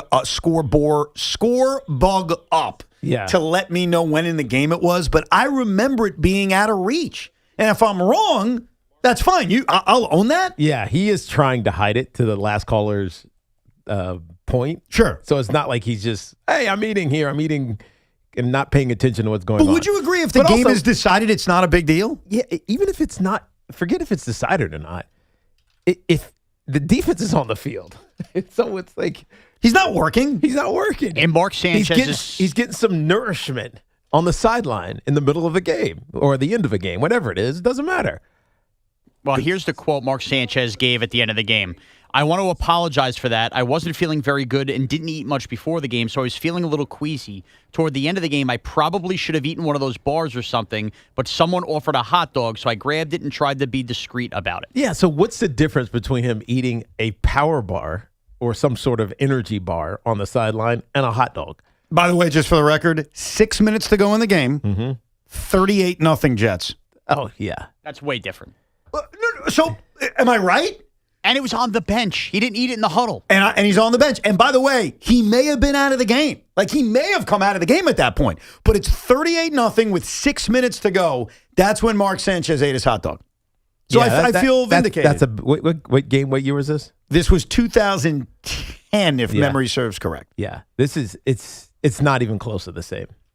38-0 is, you're the starting quarterback? it doesn't. You're not playing. Like, your day's done. Well done. This was a part of the hoax against Mark Sanchez, where guys like Shaun Morash and Mike Francesa will go out of their way to bash my quarterback. It was happening all the time, and it was nothing against Mark. I don't think Mike or you, Sean, had anything against Mark. No. I think it was about your hatred for Rex Ryan, and you couldn't get past it. So no matter what Rex Ryan's quarterback did, you guys would bash him. Wait, are you saying I bashed Sanchez for this? Yeah, you and Francesa, I put you together on this. Was that the Bills? No, it was the Raiders. Hold on, Tiki, if you'll allow me. Provide the audio. Show me the audio where I bashed him. Well, I can find the mic audio very easily, actually. You talking about your audio? Yeah, find it. What were you doing in 2010? I was an intern here. Okay. That football season. In fairness, now there may not be audio as you as an intern. Be honest with me. Did you not bash him in the newsroom? I don't recall. Sean. I don't recall. Hold on. Okay, Sean. so they didn't play Oakland in 2010. Am I remembering the opponent wrong then? Or was it 2011? Maybe it was 2011. I could be off by the year. But That's entirely possible. They didn't play Oakland in 2000. All right.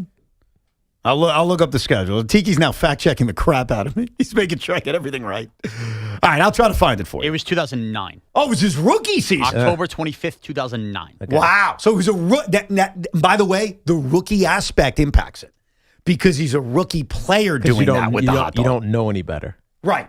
I think that pissed people off even more. But in your opinion, which is worse than Jazz Chisholm with the blow pop or Mark Sanchez with the hot dog? Even if you're okay with both, which one do you think is more controversial in your mind? Jazz, because he's actually in the midst of a game. He's playing a game. Whereas Mark Sanchez is sitting on the bench. Again, he could have been eating a power bar or an ice cream cone or whatever. It doesn't matter. You're not playing. And you know what's funny? I think you're right about that. If it was a power bar, it's a non-story. The fact that it was a hot dog probably elevated the story. Well, just because, I think it elevated the story because people are like, oh, that's gross. I got why it elevated the story. The Raiders were pissed off about it after the game because they thought it was showing them up that the quarterback was eating a hot dog. Well, how about losing 38-0, you schmucks? How about that one? And I guess when they went to play again 2 years later, Hugh Jackson and the Raiders were all revved up calling it the hot dog game. They wanted to smack Sanchez for eating a hot dog. Is that right? Yeah, I'm reading all these Hugh Jackson quotes. The Raiders were pissed. That's why it was a big story. And here in New York, people just wanted to hate on the Jets. Yes. You have to admit that was a part of it, too. Oh, I'm sure. So now that we know it was 2009, what were you doing in October of 2009, besides rooting the Yankees on to a championship? Failing classes in my 5th year of college. No doubt, 5th year of college, you were bashing Mark Sanchez, weren't you? October 25th, I was focused on a Yankee World Series. They dominated that game on the ground. Sean Green had 144 yards and 2 touchdowns. Ground and pound, Teak. And Thomas Jones had 121 yards and a touchdown. You would have been perfect on that team, bro. Wow, that'd have been great. You would have been so perfect. Except I didn't wear green. I only wore blue, baby. Kendrick is calling from Suffern. What's up, Kendrick? Hey, Good to hear from you. Evan, Tiki, Sean, how are we doing today? Evan, this is our championship day. We have a 91% chance of picking a bust tonight. But as New Yorkers, this is when we go to work. And so today, as we parade around town dreaming, I would like to recite a few wise words uttered by a generational talent in the New York sports area. Mm-hmm. Julius Randle is a good player. He's not great. This would be a typical Nets trade, never ends. And so I can only hope that the expectation of Randle, which will most likely be just filling 2 more years of mediocrity, is filled with this unseen rise back to a place, we haven't been to in 23 years. But as a Nets fan, today is our championship, as sad as it is. And I do think there's more on the horizon, Evan. I think, Tiago Splitter, the coach now of the Bulls, has his connection to the Nets, and I think Claxton developed with him. I think the Nets have lost a lot of coaches and front office people, so I wouldn't be surprised if we hear more before the draft. And Tiki, I'll give you this name, because I know you're not like Evan and myself scouting the NBA draft as you were enjoying a Knicks run.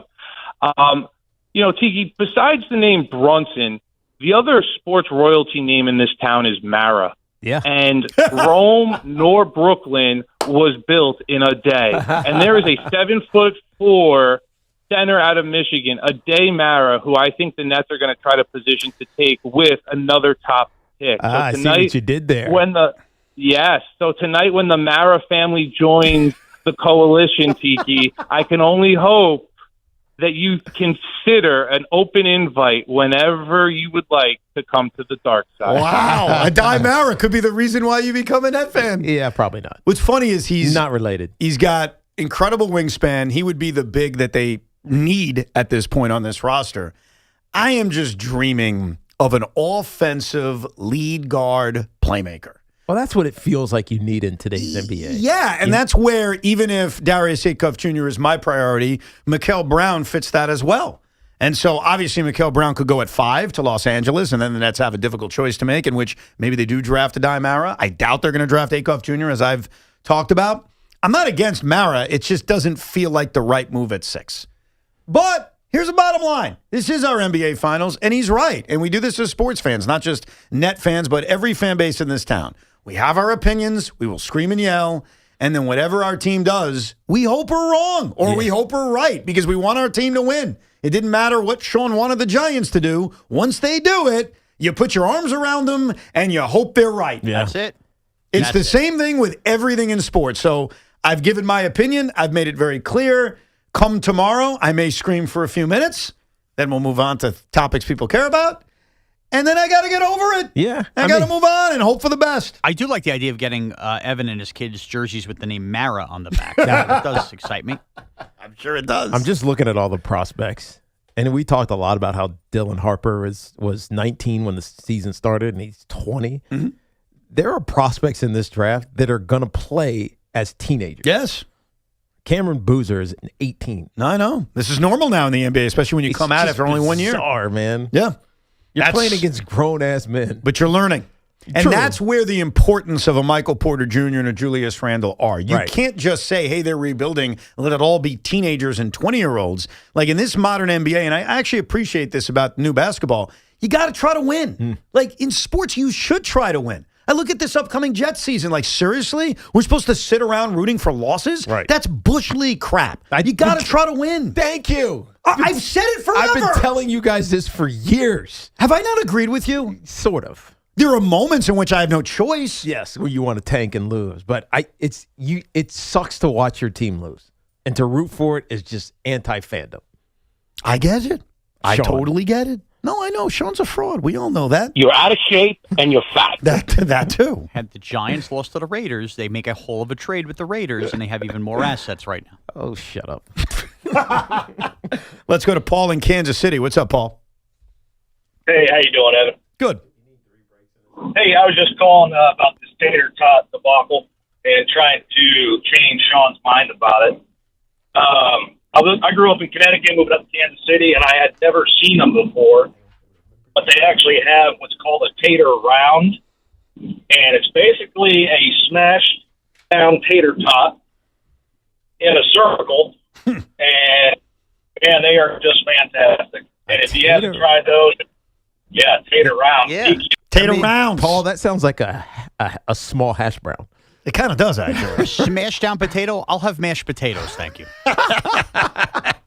Who correctly predicted Julius Randle would be a Net? Someone on our station did. Plus more your calls at 888-808-1019. And a very important Cinco de Luncho from Shaun Morash's mouth. It's Evan and Tiki with Shaun Morash till the Carton Show at 2.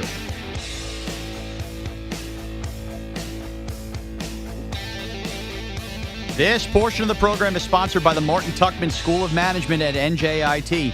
It is also sponsored by the New Jersey Division of Travel and Tourism. Visit nj.org. The World Cup is here, and NJIT, the #1 public university in New Jersey for alumni success, is putting you in the action. Track how loud your city is with the Fan Sentiment Hub built by NJIT's Martin Tuckman School of Management. Visit njit-worldcup.com. New Jersey sets the stage for FIFA World Cup 26. 8 epic matches, including a final. Come for the games, stay for the wow.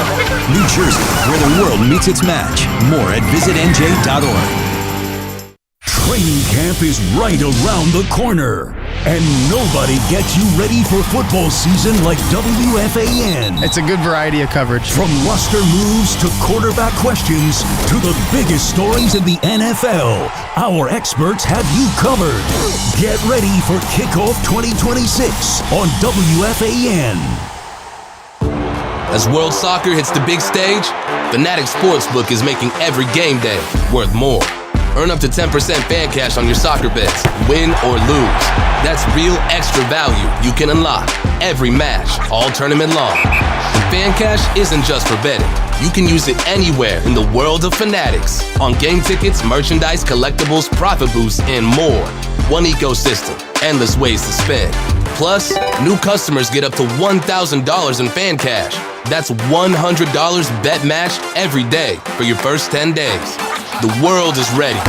Are you? Fanatics Sportsbook. Winning hits different here. Must be 21 plus. Gambling problem? Call 1-800-GAMBLER or 1-800-MY-RESET. CT, call 888-789-7777. MA, call 800-327-5050. NY, call 877-8-HOPE-NY. MD, visit mdgamblinghelp.org. Not available in all states. Terms apply. See Fanatics Sportsbook app. The times you spend with your friends and loved ones are the best. Those selfies you take now will shape memories that will last a lifetime. Make sure you stay in the picture and stay away from fentanyl. Only 2 milligrams of fentanyl can cause an overdose. So learn about the dangers and risks of this frightening, deadly drug at stayinthepic.nj.gov. Don't risk your life and all those wonderful memories you're creating. Stay in the picture and stay away from fentanyl. Know all the risks. Visit stayinthepic.nj.gov. From New Jersey Human Services. Hi, it's Chris Riccobono, founder of Untuck It. In the summer heat, you shouldn't have to think about what you're wearing. Untuck It makes it easy. Just get our shirts that breathe, polos that move, and shorts built for the heat. You'll need our performance shirts that stretch, wick sweat, and never need ironing. And our wrinkle-free linen that stays crisp and crease-free all day. 15 years, 15 million shirts sold. Shop our top summer styles at untuckit.com and 80-plus stores. Untuck It, shirts designed to be worn untucked. Who sells Michelin tires at the guaranteed lowest price? Town Fair Tire. Who gives you the most free services for the life of your Michelin tires? Town Fair Tire. So, when you put it all together, who gives you the absolute best deal on a new set of Michelin tires? The answer couldn't be more obvious. For the absolute best deal on a new set of Michelin tires, nobody beats Town Fair Tire. Nobody. Name brands at discount prices. Town Fair Tire. 1-877 Cars for Kids. KARS Cars for Kids. 1-877 Cars for Kids. Donate your car today. Call 877-CARS-FOR-KIDS to reach a friendly live agent. Donation is super easy, and your car can be picked up as soon as tomorrow. Call us now or go to carsforkids.org. 7 Cars for Kids.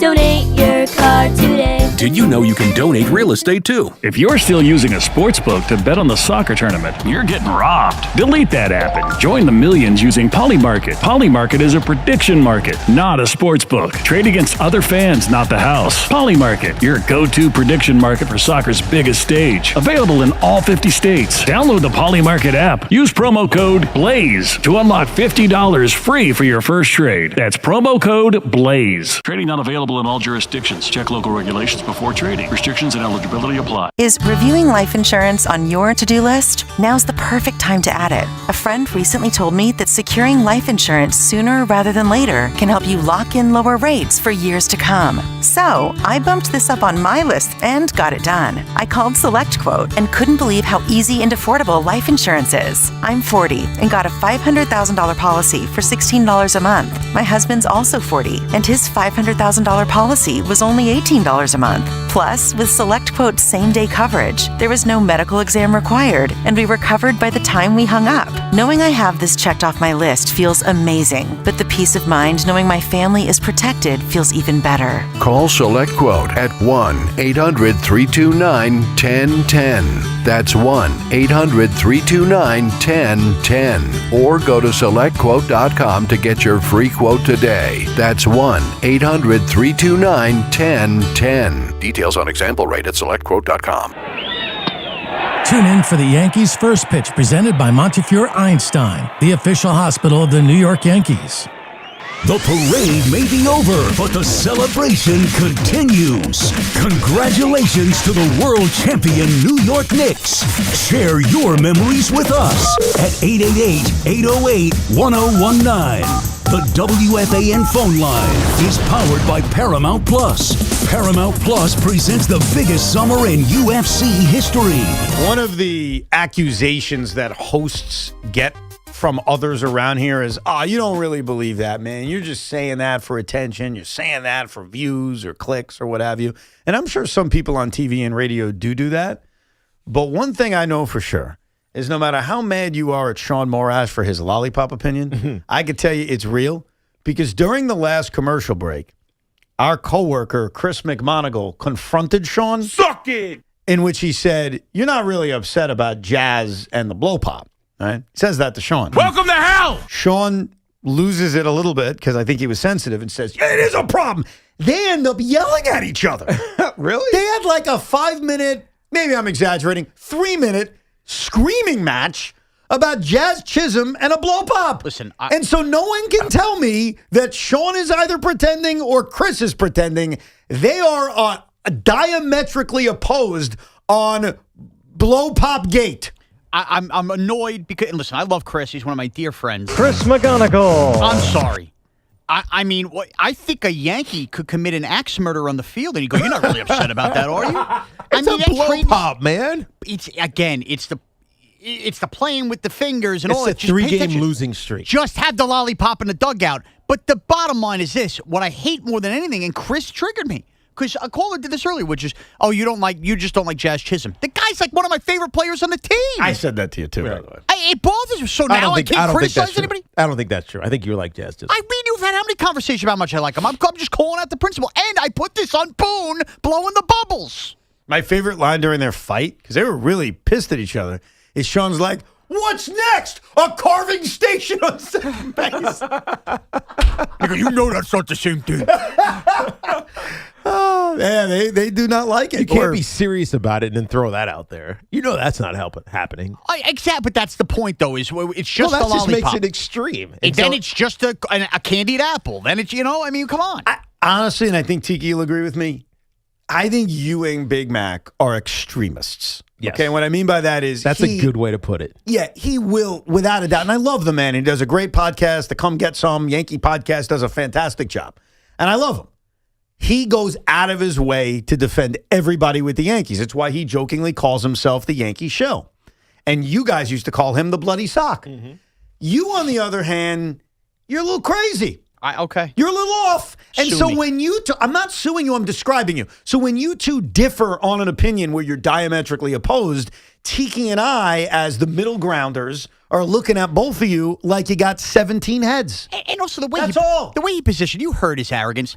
How dare he, by the way? How dare he? You don't really... he stormed in. Let him you respond. don't really believe that? He just picked up a mic. I think we have a debate coming. Me and Evan will be the IBPOers. My goodness. He's talking, but no one hears him. I never pot up. Oh, put his pot I'm up. only in here because you called it the Come Get Some. It's the Go Get 'Em podcast. That's what I said. No, you said Come Get Some. No, you did say Come Get Some. Come Get Some. That's Carton's fault because that's his no. phrase. It's nobody's fault but your own.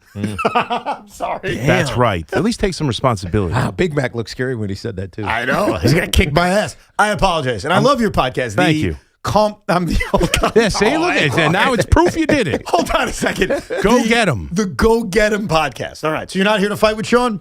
I could be, but I only came in because you mispronounced my podcast. Go Get 'Em. All about the Yankees, wherever you get your podcast. There you A go. little Thank spoiler you. alert on the next episode. Nothing's wrong. That's not true. Dude, you spent got 25 minutes killing Dominguez will never be an outfielder. I'm sure me and Sean disagree with He that made a because he nice loves play Dominguez. last night, but let's ignore that. Yeah, but the one night. he didn't get to 2 nights ago was ridiculous. Yeah, he had a lollipop in his mouth. That's what he Shut up. He did not. Are you doing a blow pop gate? I mean, I could because the reaction from the fan base is utterly ridiculous. For years, we have seen guys chew gum, chew tobacco, literally go into their bags. Like he's concerned about snacks. They carry it out with them in their pockets, shove them in their face. We've seen it for years. One game I love, and we don't always get the opportunity to do it because you need the right circumstances, is guessing what other hosts' opinions on topics would be. Yes. Big Mac. Yeah. You've worked with Craig for 6.5 months. Yeah. Does he look at this as a no biggie, or do you think he makes it a big deal? I think he makes it a biggie. I'm looking forward to today. So Shaun and Craig are going to be on the same side. Yeah. Okay. Nice. It's the wrong side, but it's That's fine. why I'm just curious. I have no idea. I can see him going either way, so I don't know. If I had to guess, I'm actually going to say no. Like he's not. He's going to say it's not a big deal. If this was a Met, would you talk about it on the Rico Bronya? No. Okay. So again, I mentioned this earlier, and this is for Big Mac too. I didn't talk about Vientos wearing the Spider-Man mask down by 12 runs because I didn't think it was a big deal, and that's my fault, I guess. I just didn't think it was a big deal. That didn't become a controversy. It did in the Met community. Did it? Yes. It's just a mask. But Met fans were pissed. Right. Just like Jazz just has a blow pop. Would you be pissed about that, Big Mac, if your team was down by 13 runs and you did your little shtick with a mask? And they did it all the time. So it's just kind of rote. Yeah, not really, because I didn't care about whatever they're wearing, the helmet and visor. Or, so we're on the same side in that. But I don't really care about that. Even if you hit it when you're down 10 runs, some people have that's what you do. They do these stupid gimmicks. And that's why I'm saying in a blowout, it's 162 games. You gotta have some camaraderie and some fun, even in losses. There's 162 of them. I agree with you. Yes. Now maybe that makes me a Met shill, even though the rest of my podcast was destroying everybody. But I didn't think that was a big deal. Anyhow, we'll talk to you at 2:00. Yes, the great Chris Big Mac. Go get him. Yeah, Chris, go get him, bud. The go get him. Yes. Go get him wherever you get your podcast. I apologize for getting it wrong. I think I conflated Craig's slogan and Big Mac's. It is the go get him. Right? It is go get him. You said come get some. Yes. He did say come get some. He just left saying go get him. I was like, wait, is it the come get some? Now I'm confused. But go get him. It's 6 letters. But you can understand it's so easy. 6 letters. Yeah, or 7 letters. In fairness, you can understand the confusion based on Craig's whole come get some. Like it's conflating two different slogans that both of the hosts have. That's true. Do you think that's on purpose? Did Big Mac copy Craig? Or just wanted it closely aligned? No, I think it's just a happy coincidence. Yeah, and confusing. And a little confusing. And apparently I'm confused. Anyhow, Shaun. Anyways, it's go get him. Okay. Shaun, feed us something really big. Shaun Morash in the booth. Somebody hide the castle. Optics flying, phones ringing, Evans yelling. No! Tiki's laughing, chaos cracking, nobody's in control. It's Cinco de Roncho. Bam! Crunch! Let's go! Giddy up, Cinco de Luncho is brought to you by Helix Wireless, connecting everything, everywhere. This Cinco started as what I thought was a fake tweet. By the end of the day yesterday, it turned out not a fake tweet. Modell's is coming back, at least in online form, with some potential stores by the end of the year. Did you see the story? I did, yeah. Mitchell Modell's, the owner of Modell's. Remember, they filed for bankruptcy years ago because of all the outcry of, we miss Modell's. As a Knicks fan, I'd go to Modell's to get my title shirt.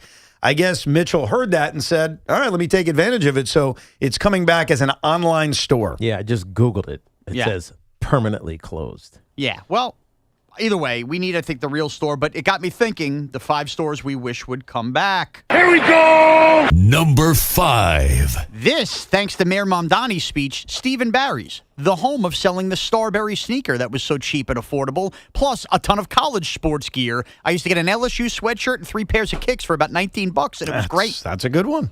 Number 4. KB Toys. Everybody goes Toys R Us. KB. They're bigger. KB was smaller, more manageable. I used to love riding my bike up the block, getting a KB wrestling figure. Yep. Bring me back to KB. Central Avenue back in the old Cedarhurst Is that a days. Northeast thing? I think so. Yes, I think so. Because I don't remember KB. Yeah. But I think, to be fair, I think most of these are going to be Northeast. Number 3. Modell's is a New York-based store. Nobody beats the Wiz. Oh. Not just for the store and the movies and the CDs, and you wouldn't buy them, but how about just the right field sign at Yankee Stadium? I miss the nobody beats the Wiz. Totally. Number 2. It's the go-to. It's Blockbuster. And the more I think about it... Blockbuster? Hear me out, Tiki, because just 2 weeks ago, I sat there. The night Team USA played at 9 o'clock, okay? Going back before my wife wanted to watch a movie. And Paraguay game. Yes. And we just couldn't come up with it. We're going through 15 different streaming services, and it dawned on us, had we spent a half an hour and went to Blockbuster, we would have walked out, making a concise purchase. We would have had the movie in front of us. Instead, I spent a half an hour flipping through different streaming services. It is a brilliant point. I thought about this a few weeks ago. We spend so much time searching for movies where we don't know where they are. Do it every day. I think if they market it the right way, like they put food in there, they put some entertainment, I think we could see a Blockbuster comeback. I think people would invest the time to be like, I'm going to go to Blockbuster. It's fun. I'm going to get some popcorn. And oh, by the way, when we search for the movie, me and my wife, it's going to be less stressful than clicking a controller where we don't know where it is. Yep. Because it's on one of 6 services. I could see if it's marketed the right way, a Blockbuster comeback. Yep. All right, here we go. Number 1. And number 1 is Modell's. For all the reasons that it is coming back, it would be the place to be at right now. It's the easiest place to go, usually buy a baseball glove, a hat, a Yankees jersey, whatever it may be. I just looked up Modell's, and Modell's.com is back online. I don't know if they ever went offline, but it's back online. It's some, I don't know, generic white baseball player diving, grabbing a ball, all out every play. And the apparel looks like it's trying to take advantage of what the Knicks just did. Jalen Brunson's shirts, Jalen, Knicks. It's Cat and Jalen holding each other. It's a weird caricature picture. Like, they're back. Yeah. So at least online, they're back. The reason it's not number 1 is because Modell's and Dick's, what's the difference? Like, it's not as if the idea of a Modell's doesn't exist. It does. It's called something else. Yes. It may not necessarily be as good, but the idea of a sporting goods retailer, it exists. You can go to it anytime you want. The idea of a Blockbuster doesn't exist. That's number 1, bro. All right. Well, I'll go Modell's. Now, Chris McMonagle is going to have a real issue on his hands. What happened now? Aaron Boone has spoke on Jazz Chisholm. Oh, boy. He was on the Talkin' Yanks podcast. Now, I had to, click this page 14 times. Hold on, before you say anything. So, Aaron Boone gave an opinion on the Jazz Chisholm situation. So, he could go a few different ways. He can go... No biggie, right? He can do that.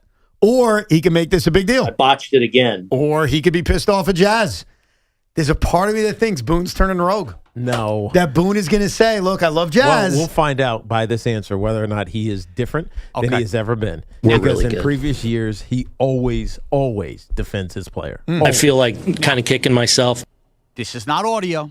So remember, we have to wait for this. But they have put out their big graphic with the quote. The quote from Aaron Boone concerning Jazz Chisholm sucking a blow pop in the bottom of the 5th inning is... That pisses me off. Wow. This is the official Talkin' Yanks account. Now, again, we have to hear it. We know how digital departments can be with graphics. I got to hear the audio.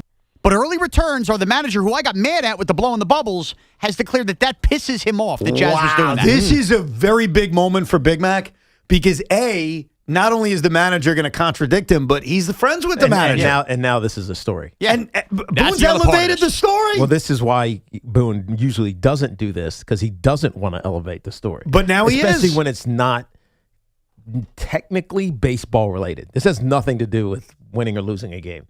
They're not losing 3 games in a row because Jazz Chisholm's sucking on blow pops. Like, it's not baseball related. Right. He very rarely, if ever, comments on non-baseball related stuff. Wow. So the fact that he's commenting on this. And he says he's pissed off? It makes it a story. Dude, Anthony Volpe can make 9 errors in a game and he wouldn't be pissed off. While going on a knee and forgetting that the ball needs to go to second before it goes to first. I need to hear the audio. We have an hour and 20 minutes before we sign off. If it becomes available. Actually, you work with John Boy. Call him up and say we need to hear the context. All right, I'll speak to my people. Speak to your people. Because there's a chance Aaron Boone isn't pissed off at Jazz Chisholm. Maybe he's pissed off at blowhards who go on the radio complaining about a blow pop. Now, if he is pissed off By at Jazz. the way, that's more likely what he's saying. You know what? Now that you just said that, that's what it is about. That's what I'm he's assuming pissed it off is. at us and Shaun for talking about this. You can't put that quote out. And I love this company. Dude, he's pissed off. He's pissed off at you. I think he's pissed at Jazz. No, I think he's pissed off at you. I think he's pissed off at Jazz. No, and for he's going to say because the question was, I bet, what do you make of this controversy around Jazz Chisholm? Very nasty. Sucking on a blow pop. What do you make of the controversy? Not what do you make of Jazz? Right. He's not saying Jazz pisses me off. The controversy that pisses me off because Jazz is a dialed-in player. He whatever. He has his own beat. Yeah. It is what it is. So don't judge him based on this. I promise you that's what it is. Maybe. He's pissed off and he's defending his guy. Which is why I don't want to give you my really pissed off opinion at Aaron Boone yet, because I need to hear what he said in fairness. We need context. But I'm going to tell you right now, I'm going to give you a little warning, T. If he turns on Jazz Chisholm over a blow pop, I'm going nuclear on his ass. I'm going nuclear on Aaron Boone. You guys are dumb. Big I mean, Mac if this guy, what? Big Mac hasn't heard the audio, but he's reading the same graphic I am. He goes, it's a terrible job of this company if he's pissed off at naysayers. It's quoted as this was his answer to on Jazz playing with a lollipop. All right. It pisses him off. Ask John Boy. We'll promote the crap out of the podcast. We have it on our station at times. I mean, I just did the warehouse games over there with them. Let's Come hear on, the let's audio in proper context. We'll listen to Jake and Jimmy. We'll hear the context because I'm telling you right now, if this freaking manager who lets everything go with bad performances by certain players, if this guy is going pissed off a blow pop, then that's disgraceful. I'm going to be honest with you. So there's a lot on the line here. All right, I've contacted my people. There's a lot on the line here with this manager. Did you do the Cinco yet? Yes. Oh, yeah. Models. Cool. Nobody beats the Wiz. Let's take a very quick break, and then I will tell you which WFAN personality correctly and oddly predicted Julius Randle would become a member of the Brooklyn Nets. And we'll get to your phone calls. If you're waiting, we'll get to you, I promise, when we come back. 888-808-1019 is the number. Contractors, when deadlines are tight, you need a supplier that moves like you do. Windorama keeps the Northeast's largest in-stock selection of Anderson windows, patio doors, and storm doors ready for same-day pickup or next-day delivery. Need custom assemblies? They build them in-house to keep your jobs on track. And with Rama rewards for pros, earn up to 2% back, plus perks like free delivery. Windorama, it's your pro team. Visit windorama.com to learn more. The Knicks are NBA champs, and the next stop for your favorite Knicks stars is Fanatics Fest NYC in July. Jalen Brunson, Josh Hart, Karl Anthony Towns, Mikal Bridges, Deuce McBride, Mitchell Robinson, Landry Shamet, Jose Alvarado, Tyler Kolek, and Jordan Clarkson will all be live at the world's #1 sports fan festival, returning to the Javits Center July 16th through 19th.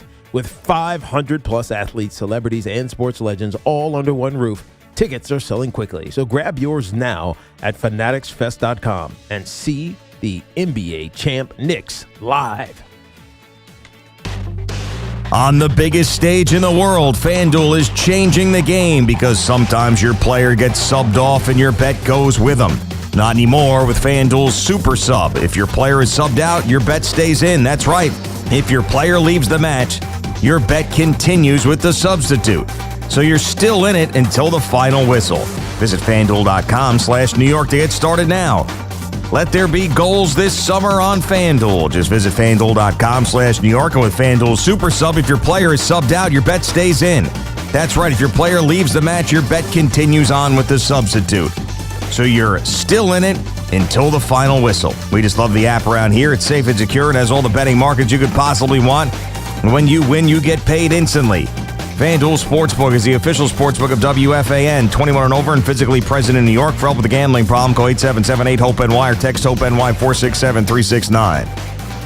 Spring is winding down, but pest season is just getting started. Mosquitoes, ticks, ants, and wildlife are becoming more active across the greater New York area as summer temperatures rise. Enjoy your summer, not the pests. J.P. McHale Pest Management helps protect your home, family, pets, employees, and customers all season long. With local offices in the New York metropolitan area, their local experts are ready with seasonal residential savings and free commercial inspections. Visit nopests.com. That's NOPESTS.com. J.P. McHale Pest Management, not just good, guaranteed. Ever finish cooking and realize your food didn't finish cooking? There's a smarter way. With the Chef IQ Sense, guessing is over. It's a smart thermometer that alerts your phone the moment your food is ready. So steaks hit perfect doneness, chicken stays juicy, and dinner just works. Insert the probe, choose your doneness, and relax. Because great cooking isn't luck. Your food is ready. It's Chef IQ. Use code RADIO at checkout to save big on ChefIQ.com. That's code RADIO at ChefIQ.com. This summer, cool down with Dunkin' Refreshers. Sip on black cherry or try the all-new pink pineapple. Or try one of their flavorful fan favorites like mango pineapple and strawberry dragon fruit. All of them are ice cold and refreshing. Dunkin' Refreshers are the perfect afternoon pick-me-up. A whole lot of flavor and very refreshing. It's a sip of summer, only at Dunkin'. Dunkin' Refreshers are fruit-flavored, contain 0 to 1% fruit juice. Terms and exclusions may apply. Summer's a gift. The gift of days that last a little longer. A brighter state of mind. So gift yourself a new Kia at the Kia Summer Sticker Sales Event. With specially tagged vehicles including the Sorrento, Sportage, Carnival, as well as the Niro Hybrid. All backed by a 10-year, 100,000-mile limited powertrain warranty. So the gift of summer can keep on giving for summers to come.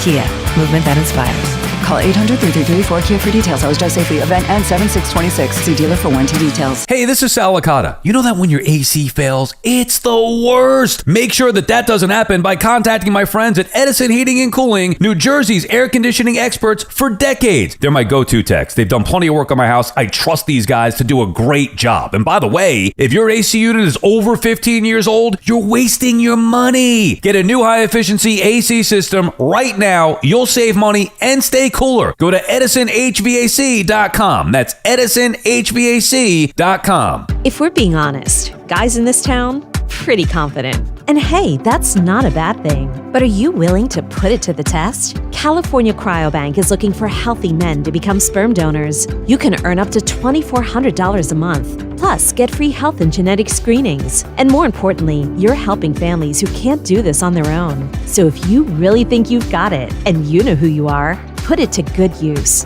Apply now and see if you qualify. Check out spermbank.com to learn more. The World's Game at BetMGM is here. Bet on the soccer showdowns with 2-up early payout so that if you're up 2, BetMGM will pay you. That's right. Place a pre-game straight match result bet on any tournament game. If at any point your team is up by 2 goals, you'll instantly win your bet. Then enjoy BetMGM's same-game parlays, daily promotions, player props, and so much more for the World's Game. Don't miss your shot at an early win with 2-up early payout to get paid out if at any point your team is up by 2 goals, regardless of the final outcome of the match. Make it a tournament to remember with BetMGM. BetMGM and GameSense remind you to play responsibly. Gambling problem? Call 877-8-HOPE-NY or text HOPE-NY 467-369. See BetMGM.com for terms. 21 plus years of age to wager and physically present in New York only. New and existing customer offer. Subject to eligibility requirements. Additional terms and restrictions may apply. And the match is about to begin. Most of the team is out with COVID-19, so there'll be some substitutes tonight. What's this? We have an unexpected guest on the field. It's a dog. Well, they could do with extra players. She's going for the ball. Are front paws hands or feet? Soccer season is full of surprises, and COVID-19 could be one of them. If you test positive, prescription medications may help. Ask your doctor if they're right for you. Learn more at PfizerForAll.com. Sponsored by Pfizer. My name is Whitney Allen, and I'm a widow. My husband, Ryan, died. We never thought we'd ever have to use life insurance, but the unexpected happened. With Ethos, signing up was fast and 100% online. You can get a quote in seconds, apply in minutes, and get same-day coverage. No medical exams, and you can get up to $3 million worth of coverage. I'm grateful we were prepared. Get your free quote at ethos.com/radio. That's ethos.com/radio. Paid spokesperson. Time spent on application may vary. Online health questions required. Start your day with Boomer and Geo. Join the conversation weekday mornings from 6 to 10. Call 888-808-1019. The WFAN phone line is powered by Paramount Plus. Paramount Plus presents the biggest summer in UFC history. The Fan Focus is presented by Chef IQ. Watch the game, not the grill. Get your gear at chefiq.com. It was it was Star Day at the World Cup. Messi became the all-time World Cup goals leader. Argentina beat Austria 2-0. Mbappe scored twice in France's win over Iraq in Philadelphia yesterday. Mbappe is now 1 behind Messi for the new World Cup record. 2. For the new record? 2. Messi has it. He has 18. Yeah. Mbappe has 16. My bad. All right. Well, either way, one has the record. The other's chasing him. They're both awesome. And Norway beat Senegal 3-2 in a fun game at MetLife Stadium last night. They all got into the Viking rafts after the game. The whole Norway team did it with the crowd in the stands. It was pretty awesome. Yeah, Mbappe has 16 goals in 16 games. Messi is the greatest soccer player we've ever seen. He's got 18 goals in 28. What about Ronaldo? How's he doing? He's playing in Saudi Arabia. Oh, okay. I thought he's playing in the World Cup. He is, but he's been playing his club matches in Saudi Arabia. Gotcha. So his game has diminished. Gotcha. So if you're just tuning in, one of the controversies that has developed throughout the day and started last night is Yankee fans, some being upset that Jazz Chisholm was blowing a blow pop in the middle of a Yankee loss last night. Shaun Morash made a big deal of it. If you rewind on the Odyssey app to 11 a.m., some Yankee fans called up to argue with him. Big Mac McMonagle was upset with him. And it has now come out that Aaron Boone, in his chat with John Boy and Jake, John Boy Media's Talking Yankees, was quoted as saying, "I'm pissed." And I said to Shaun, we have to hear the audio. We have a good relationship with Talking Yanks. Let's hear the context to find out if the manager truly is pissed off.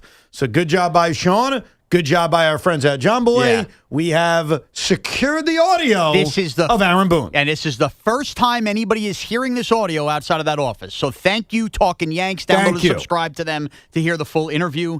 Here we go. Jazz has a lollipop in his mouth. Second time this year we've seen him play with a lollipop in his mouth. Is Is there anything that you care about there? What are the analytics there? Oh, yeah, that pisses me off. Okay. I didn't know about it until after the game. So he and I talked about that. That won't be going on again. Okay. So, yeah, we both got uncles coming out of the woodwork that just don't like that. Second time, there was another time? Yeah, in Boston, when he was freezing cold, he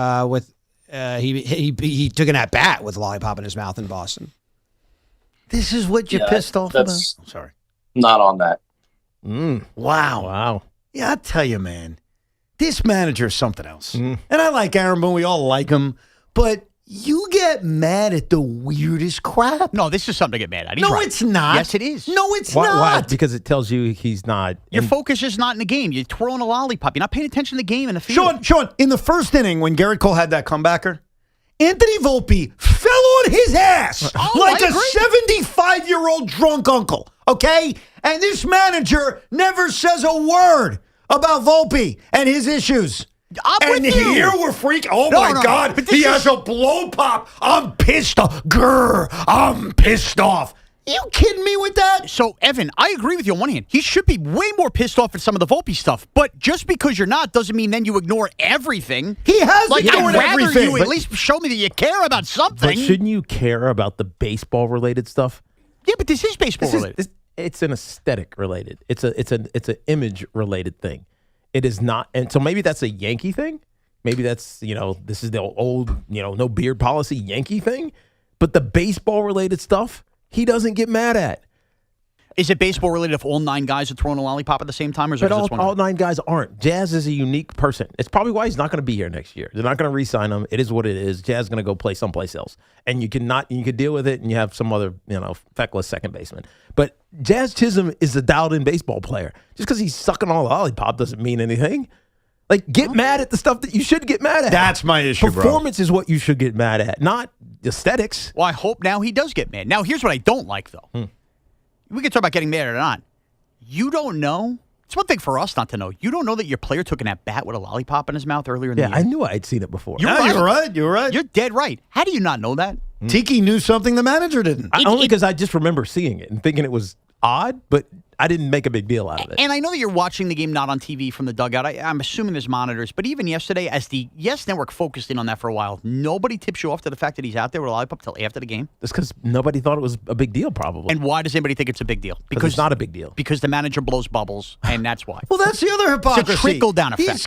This guy. And again. What's he going to do? Get rid of all the snacks in the dugout? Or just eat in the dugout. This is the Maybe same he guy. started to eat it in the dugout, and he's like, man, I'm so close to the gum here. I got to take it out. I got to take it out there. You know what? I didn't see it for the rest of the inning because he bit it off and threw it on the dirt or whatever. Besides defending his players incessantly, Aaron Boone blows bubbles more than anybody. And now he's sitting here all pretend mad that Jazz Chisholm had a blow pop in his mouth. You got the left fielder or center fielder or whoever, outfielder in these games just reaching in their back pocket. Pitchers winding up, they're reaching in their back pocket, throwing sunflower seeds in their mouth. Like, what's the difference? What's the difference? I don't get it. I don't like the sunflower seed stuff either. But I used to kill A-Rod for I that, know so. you're happy that you've been vindicated, and in a lot of ways you are, even if I disagree with you and disagree with the manager. Like, Big Mac basically said it's a stupid opinion to have. Is he serious with this? Well, that's why I'm happy more than anything. No, and that's his guy. And I think that's your vindication that obviously it was worth bringing up, considering the manager admitted he was pissed about it. I just think it's absurd. And I think what he decides to get mad at, like, think about this. Just think about this for a second. Not even this year. But remember when the Yankees were terrible at running the bases? Yes. And Aaron would be asked about it after games, and he would basically argue, well, we're actually not as bad according to the analytics. I mean, he would defend everything. Run the bases like drunks. He would defend that. Right. And here he's mad about a blow pop? I mean, come on. Is it possible that somebody has gotten in Aaron Boone's head and told him this year it's put up or shut up time? You think Cashman got to him? Listen, this Yankee team has acted differently along the way. Now, the Volpe stuff drives you nuts. He's not in the lineup tonight, by the way. That's the other thing that comes out. He's actually hitting 270 now. He has. But other than that, we've talked about all the little things this year that have added up that they've operated differently by, right? Sending guys up, calling people down. Is it possible that Aaron Boone last year would not have been mad at this? Or maybe he's just saying this publicly because he has basically been told, listen, this has to be a different feel and a different change. So there's different kind of pressure on him right now. Yes. Maybe. This is like Coughlin taking the guys bowling ahead of the 07 season. Well, that was a good thing for the Giants. I know, but it's the inverse. My point is changing who you are. Right. You're evolving how you're managing and what you're trying to do. And Evan already made the prediction. We have it on record that this is going to be Aaron Boone's last year. This is going to be his last year. If they don't win the World Series. Right. It's kind of like the Knicks winning an NBA title. They may go get Giannis, but if they do win an NBA title, they won't. If they don't, they would. Or if Tom Thibodeau had won the NBA championship, he wouldn't have gotten fired. Correct. And now Anthony Volpe's on the bench. Is that related to the fact that he had a wasteful challenge, I another hope defensive so. miscue? I hope so. So maybe that's, we're operating. I'm pissed off at this, and Volpe's sitting. I would be more pissed off, and I'm glad you brought that up because I mentioned it much earlier in the show. I thought the turning point of last night's Yankee game was Anthony Volpe's selfish and dumbass challenge on a 3-2 pitch that was in the middle of the strike zone. Right. I know you're mad you struck out, okay? We're all mad you struck out. You don't challenge it just because you're a baby. Right. You don't do that. Because when Amed Rosario strikes out on a ball, you don't have a challenge. It's selfish. Your teammates don't have it. So that is worthy of Aaron Boone being, quote, pissed off at. Right. By the way, lollipop? Give me a break. By the way, you teased that the ABS system is now on your you-know-what list. Oh, I'm getting to that. Okay. I'm pissed about that. I'll get to that in a few minutes, including your calls. But first, on the June 8th edition of Evan and Tiki, we were wrapping up the show, and we were paying homage to Julius Randle and Tom Thibodeau. Julius Randle and Tom Thibodeau laid the foundation, and they're not here without those two guys. They didn't get to see the conclusion. They didn't get to the promised land, but there is no promised land. By the way, they're not dead. Oh. They're just not part of this organization anymore. Make it sound like they passed away. I mean, Tom ain't coaching, and Julius isn't playing right now. He's in Malibu, and he's about to become a Brooklyn Net. I mean, poor guy. He's in a tough spot. Wow. Oh, that was the end of the show. I don't remember the end of the show. I just threw it out there. Yeah, that's like me throwing, hey, you hear this later, but you heard it here first. The Mets are getting sold. That's right. You did that. Mm-hmm. Now, I would say at the end of our show, I would say that you saying the Mets getting sold, a little bit of a bigger deal than Julius Randle getting traded to Brooklyn. Probably. But apparently I nailed that one on June 8th. We'll get back to your calls and why ABS is dead to me. It's Evan and Tiki here on The Fan until the Carton Show at 2 o'clock. Evan and Tiki with Shaun Morash until the Carton Show at 2 o'clock. This is an Odyssey Sports Minute. Boston Celtics failed in their pursuit of Buck star Giannis Antetokounmpo, and a bigger problem now for the Celtics is that the entire NBA world knows that the team dangled former Finals MVP Jaylen Brown in that trade negotiation. You would imagine that teams will now be lined up to try and trade for Jaylen Brown, and if you were Jaylen Brown, would you want to stay in Boston with the Celtics? I'm Nick Costos.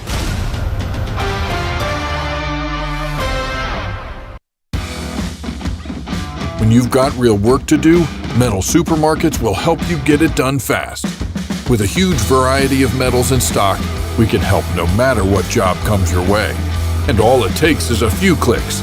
We make buying metal online easy so you can spend less time shopping and more time getting things done.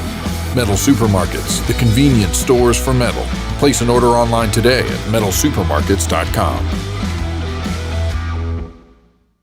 There's enough needless nonsense in the world already. Your phone plan shouldn't add to it. Verizon's new Simplicity plan cuts down on the nonsense in your life. Now there's just one plan, one price. $30 a line per month, even for a single line. And everyone gets our best 5G network. It's a phone plan designed to do exactly what a phone plan is supposed to do. Isn't that a lot simpler? Switch today at Verizon.com or at your nearest store. For new customers, $30 per line includes auto pay and switch discount. Additional taxes, fees, and terms apply. Unlimited data is restricted to on-device smartphone usage. Domestic data roaming at 2G speeds. Hey, Boomer Esiason here. After years in the game, I don't guess. I go with what works. With Red Pocket Mobile, you lock in your rate and you keep it. No price creep, no sudden jumps, just straightforward pricing and premium 5G plans starting at $10 a month. Visit redpocket.com to see why more Americans are switching to better wireless without paying more. Red Pocket Mobile, your new ultimate cell carrier. All right, so I'm watching TV the other night, and I see Evander Holyfield talking about Terra Origin creatine. My first thought was, hang on a second, that guy's in his 60s, and he still looks better than me? That's a problem, so I started using Terra Origin creatine myself. It mixes easy, tastes great, and helps support strength and recovery, which, at my age, just getting off the couch is basically an athletic event. So do yourself a favor, check it out today, and get 20% off your first order at TerraOrigin.com. That's 20% off your first order at TerraOrigin.com. T-Mobile has an exclusive bundle for customers 55 and up. I'm Sarah Bowl. Yeah, I'm Frank Bowl. A reliable network is key for us. And with T-Mobile, it's been wonderful. And going to the 55-plus plan saved us so much money. A lot. And that's important. Trying to keep costs down. The home internet's been perfect. It's fast, it's quick. The setup was so easy, it took less than 15 minutes. It was like, ta-da! If you want simplicity, coverage, reliability, you want the whole package, T-Mobile has it. Right now, T-Mobile customers 55 and up can get 2 phone lines on America's best network, plus America's fastest 5G home internet for just $30 each. $30 per month each line with autopay plus taxes and fees. Minimum age 55. Pricing for home internet rely on 2 lines of Essentials Choice 55. $35 connection charge per line required. Best mobile network and fastest 5G home internet based on analysis by Ookla of Speed Test Intelligence data 2H 2025. All rights reserved. You know that Big Bargain detergent jug is 80% water, right? It doesn't clean as well. 80% water? I thought I was getting a better deal because it's so big. If you want a better clean, Tide Pods are only 12% water. The rest is pure, concentrated cleaning ingredients. Oh, let me make an announcement. Attention shoppers, if you want a real deal, try Tide Pods. Stop paying for watered-down detergents. Pay for clean. If it's gotta be clean, it's gotta be Tide Pods. Water content based on the leading bargain liquid detergent. If you own a business, you've heard it all. From fast funding to easy approvals, everyone says the same thing. LendSeek is different. We show you what you actually qualify for. LendSeek's AI-enabled platform matches you with funding options with no guesswork. Up to $5 million in as fast as 24 hours. If you've been in business over a year, doing at least $50,000 per month, apply for free with 0 out-of-pocket costs and access to over 100 lenders. Start ready, stay ready. LendSeek.com. LendSeek.com. Our friends at Town Fair Tire remind you that at Town Fair Tire, you always get the guaranteed lowest price on name brand tires from Connecticut to Maine. Nobody beats Town Fair Tire. Nobody. 1-877 Cars for Kids. KARS Cars for Kids. 1-877 Cars for Kids. Donate your car today. Call 877-CARS-FOR-KIDS to reach a friendly live agent. Donation is super easy, and your car can be picked up as soon as tomorrow. Call us now or go to carsforkids.org. 7 Cars for Kids. Donate your car today. Did you know you can donate real estate too? If you're still using a sports book to bet on the soccer tournament, you're getting robbed. Delete that app and join the millions using Polymarket. Polymarket is a prediction market, not a sports book. Trade against other fans, not the house. Polymarket, your go-to prediction market for soccer's biggest stage. Available in all 50 states. Download the Polymarket app. Use promo code BLAZE to unlock $50 free for your first trade. That's promo code BLAZE. Trading not available in all jurisdictions. Check local regulations before trading. Restrictions and eligibility apply. The times you spend with your friends and loved ones are the best. Those selfies you take now will shape memories that will last a lifetime. Make sure you stay in the picture and stay away from fentanyl. Only 2 milligrams of fentanyl can cause an overdose, so learn about the dangers and risks of this frightening, deadly drug at stayinthepic.nj.gov. Don't risk your life and all those wonderful memories you're creating. Stay in the picture and stay away from fentanyl. Know all the risks. Visit stayinthepic.nj.gov from New Jersey Human Services. Skechers elite athlete OG Anunoby has been making history on the basketball court. Anunoby tips it in. Unbelievable. What a shot. He's been balling out in Skechers high-performance basketball sneakers, and the world is noticed. But how does OG train off the court to keep in peak physical condition? Hands-free Skechers Slip-ins Aeroburst. They help prepare OG for the physical demands of playing at a championship level. Get your pair of Aeroburst for only $165 at a Skechers store, Skechers.com, or wherever high-performance running shoes are sold. Talk sports after hours with Tommy Lugauer, 7 to midnight. WFAN, WFAN FM, WFAN FM HD1 New York, and Odyssey Sports Station. I gave it a few months. I gave it half a season. I have been open-minded. Last night's New York Yankee game was the last nail? The last nail? It's the final nail in the coffin. Yeah, last nail works. Yeah. In the coffin, too, not the coffin. Whatever. I am done with ABS. It's stupid. It's a waste of time. I don't like it anymore. I don't think the strategy is fun. Like, I love strategy. Now, they took away the pitcher hitting 6 years ago and said, who needs strategy? This isn't Yahtzee, it's baseball. I don't need the strategy on if a player is going to be selfish or not using an ABS challenge. It's dumb, and I'll tell you why it's dumb. And it's what I thought a year ago, but I was open-minded to possibly being wrong. If you want to get the calls right, get them all right. Mm-hmm. We don't need a system where you challenge twice. We don't need a system where players have to make selfish decisions on if something should be challenged or not. The home plate umpire, whoever that is, should have an earpiece. Last night it was Jim Wolf, brother of Randy Wolf. And how many times did he have challenges? There were like 7 challenges last night. Yep. He has a little earpiece.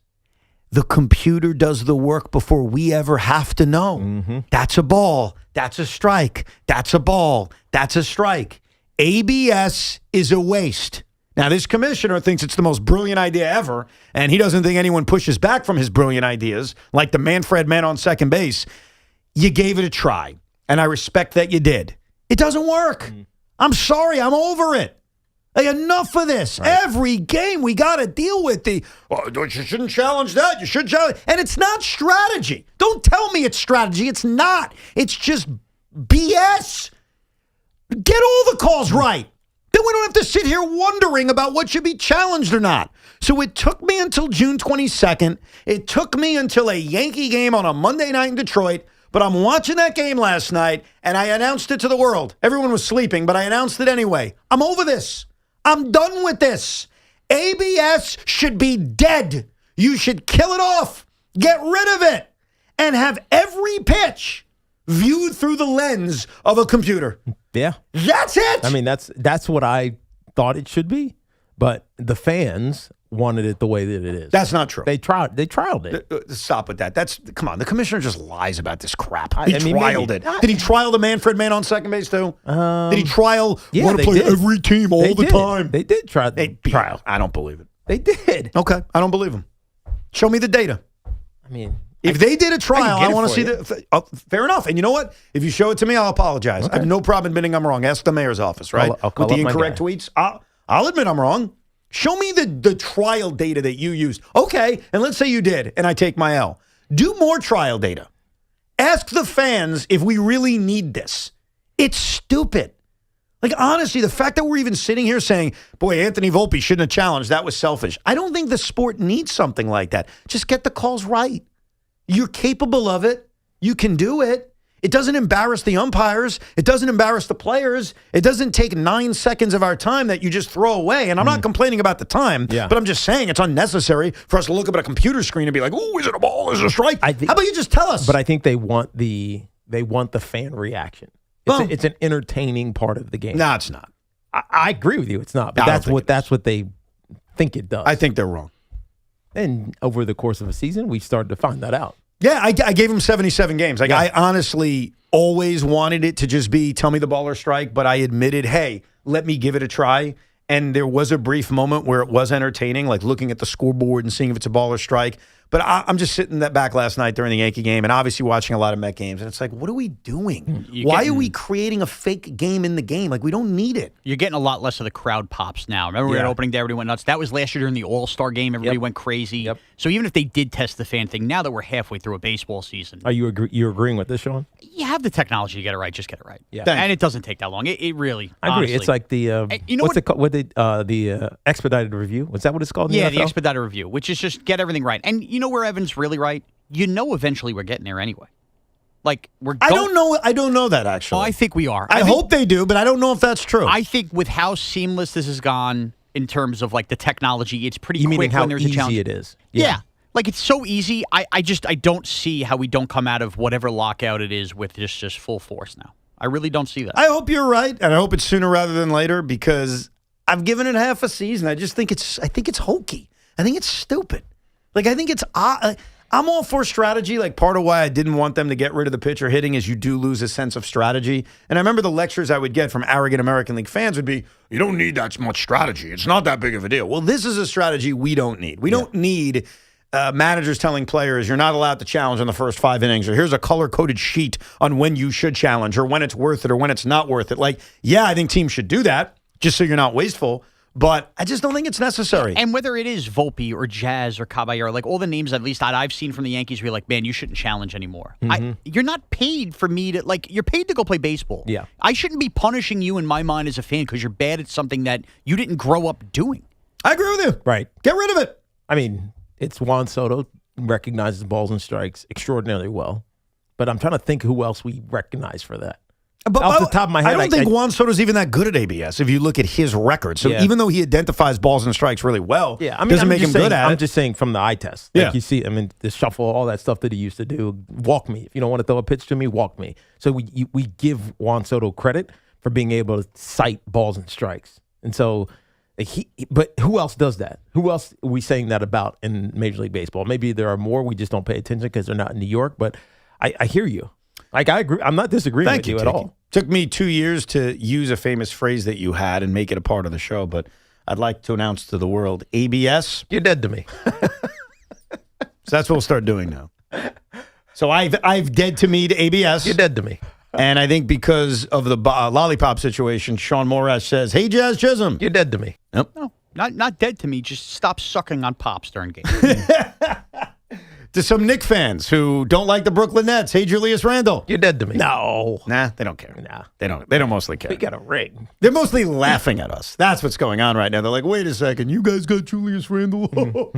Remember the decision when you got the Randle? Anyhow, back to your calls, 888-808-1019. Let's go to Pete in Staten Island. Hey, Pete. Hey, what's up, Pete? Hey, what's going on, guys? I got to say I have to defend Shaun in regards to this lollipop situation.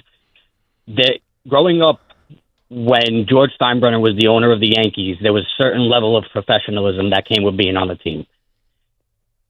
Seeing that under Boone, it doesn't fly with people who grew up in that era. Well, you know what, Pete? I think that's why he's probably pissed off about it. Not because of the Jazz being distracted playing second base or taking an at bat in Boston, as we talked about a little bit earlier in the show, but it's more it's a professionalism about it. That, like, I can understand why he would be upset about that, but define that. And I think that's what he's likely going to do when he has his conversation with Jazz. But pissing you off? I don't think it's not a piss you off thing. It's Jazz Chisholm. He's loose like that. Look at his backflips. Look at how when he hits a home run, how he goes around the bases. He takes like a shot, like a fake jump shot. Mm-hmm. So it's Jazz. You know that's who he is. So pissed off is the wrong word. I'm more pissed off that he was unaware. That Tiki Barber knew he did this a second time, and it wasn't until today that Aaron Boone said this? I'm pissed off that he's pissed off. I feel like kind of kicking myself. Let's go to Jake on Rhode Island. What's up, Jake? Hey, Jake. Hey, how you doing, guys? All's good. What's up? Hey, by the way, Evan, you're absolutely right about ABS. Baseball is my favorite sport of all the sports, and this is but that's not why I called today. Right. I called today to congratulate you, Evan. I want to congratulate you. What's that? Your Nets are staring down the barrel of an NBA championship right now. How's that? And I'm going to tell you why. Yeah. In 2018, Julius Randle was traded from the Lakers. They won an NBA Finals in 2020. In 2024, Julius Randle was traded from the Knicks, and they won a Finals in 2026. Wow. Mm-hmm. It's a matter of time, Evan. Wow. So based on that, now the reason he's not including the Pelicans is he wasn't traded. He was a free agent. Yes. So when it comes to trades, the Brooklyn Nets are going to win the title in 2028. But that means that Minnesota. That means Minnesota's going to win one in 2028. Well, hold on a second. No. Minnesota's going to win it in 2028. Right. You got to wait till you trade him. Well, we have to trade him. Yeah, you got to have him. We got to have him. You got to trade him next year then. Yeah, so all we learned from that is the Timberwolves are winning an NBA title in 2 years, which, hey, why not? Right. Ant-Man is a superstar. It's certainly on the table. Mm-hmm. But now the Nets have to trade him somewhere, and then we're on the precipice. And you only have a year to do it because he has an opt-out, right? That's right. He has a player option for next year. Well, one of the other guys available, and this is another NBA point of interest for the New York Knicks fan, is when talking about Giannis to Miami, we mentioned, well, what happens now with Boston? Like, is there a breakup inevitably between them and Jaylen Brown because they shopped him so vigorously for Giannis Antetokounmpo, despite them shopping him years ago for Jimmy Butler or Kevin Durant? Sham Charania is reporting the Celtics are listening on offers for Jaylen Brown. You want him? Do I want him? Yeah. I mean, you could get him and get rid of Julius Randle.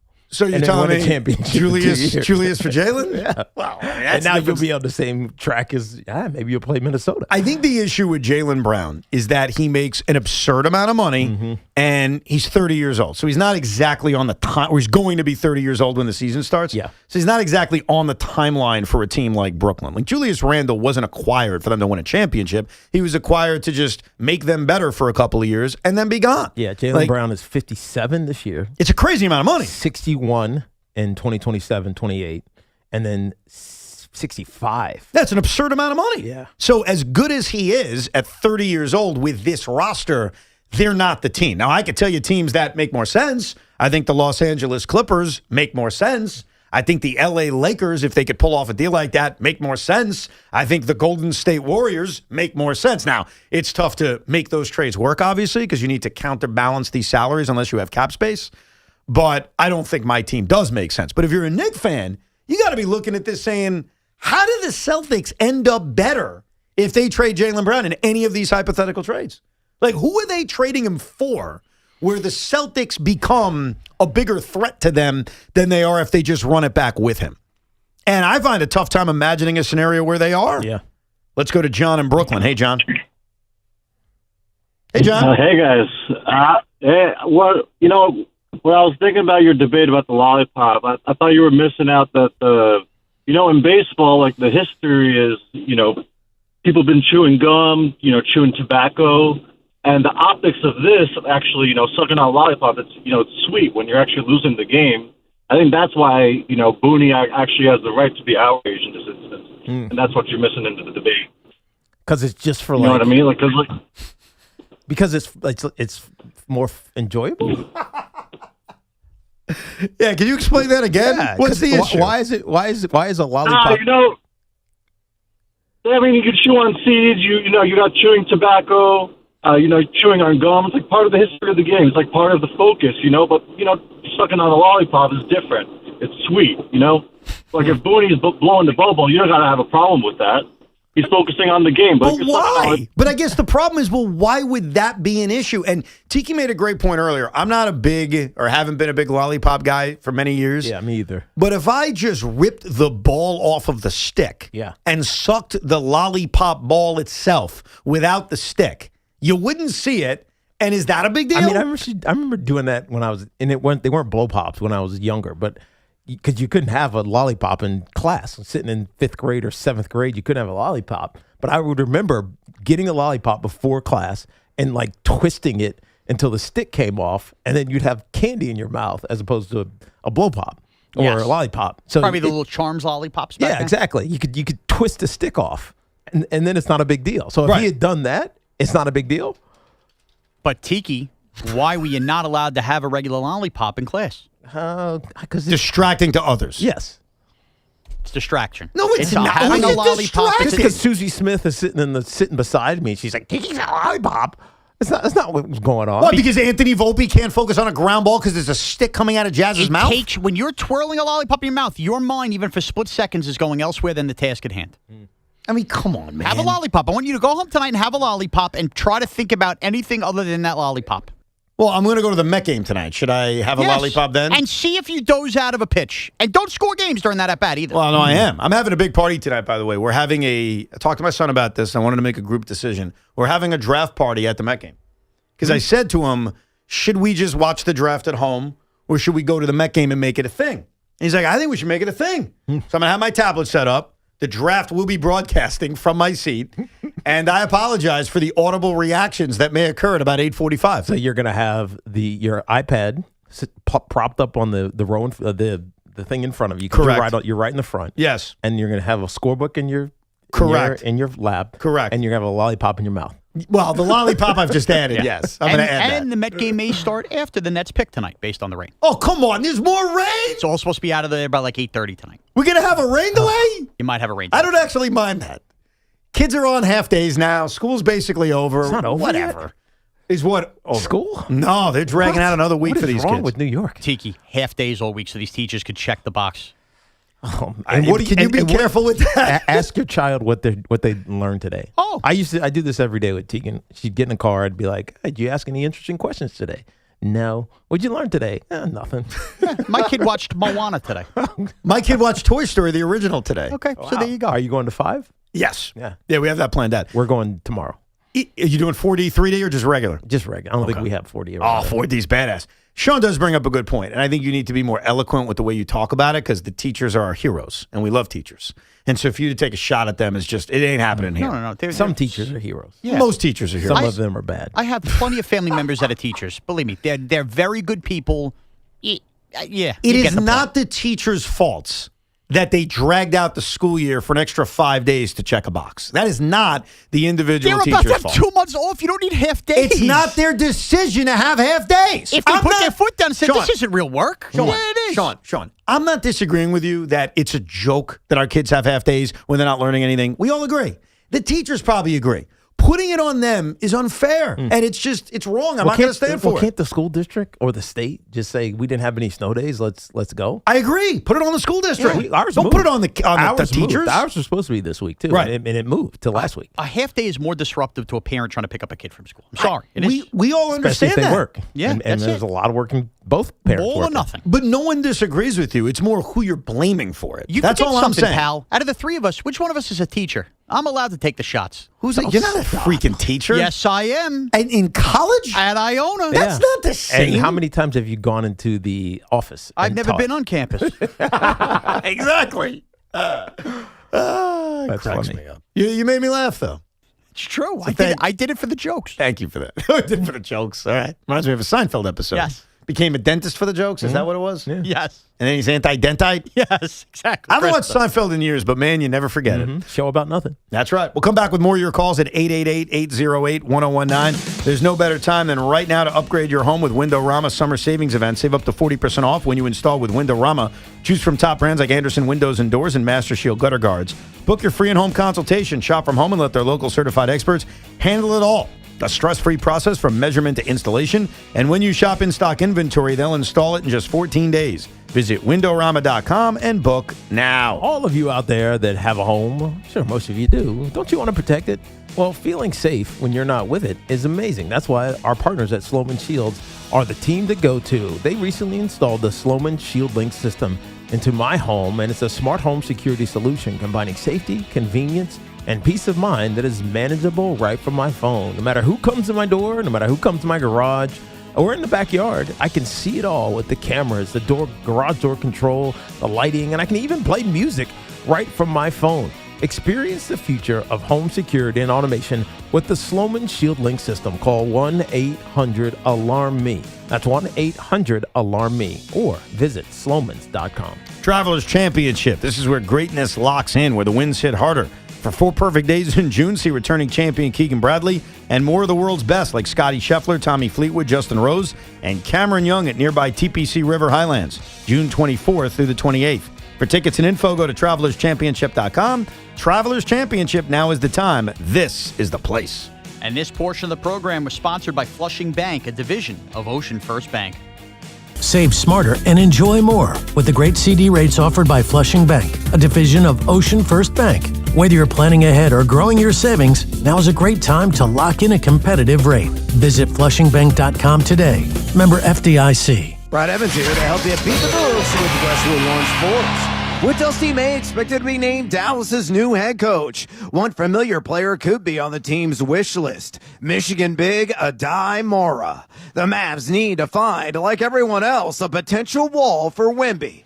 Give me Mora to the Mavs with the 9th overall pick at plus 650. Bet smarter and beat the books. Download the BetMGM app today.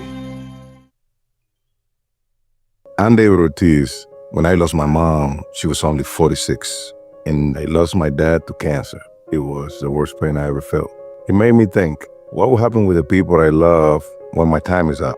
That's why I have life insurance. Ethos makes it easy. It's all online, take about 10 minutes, and you can get up to $3 million in coverage. Get your free quote at ethos.com/game. That's ethos.com/game. Paid testimonial. Time spent on application may vary. Online health questions required. On the biggest stage in the world, FanDuel is changing the game because sometimes your player gets subbed off and your bet goes with them. Not anymore. With FanDuel's Super Sub, if your player is subbed out, your bet stays in. That's right. If your player leaves the match, your bet continues with the substitute. So you're still in it until the final whistle. Visit FanDuel.com/New York to get started today.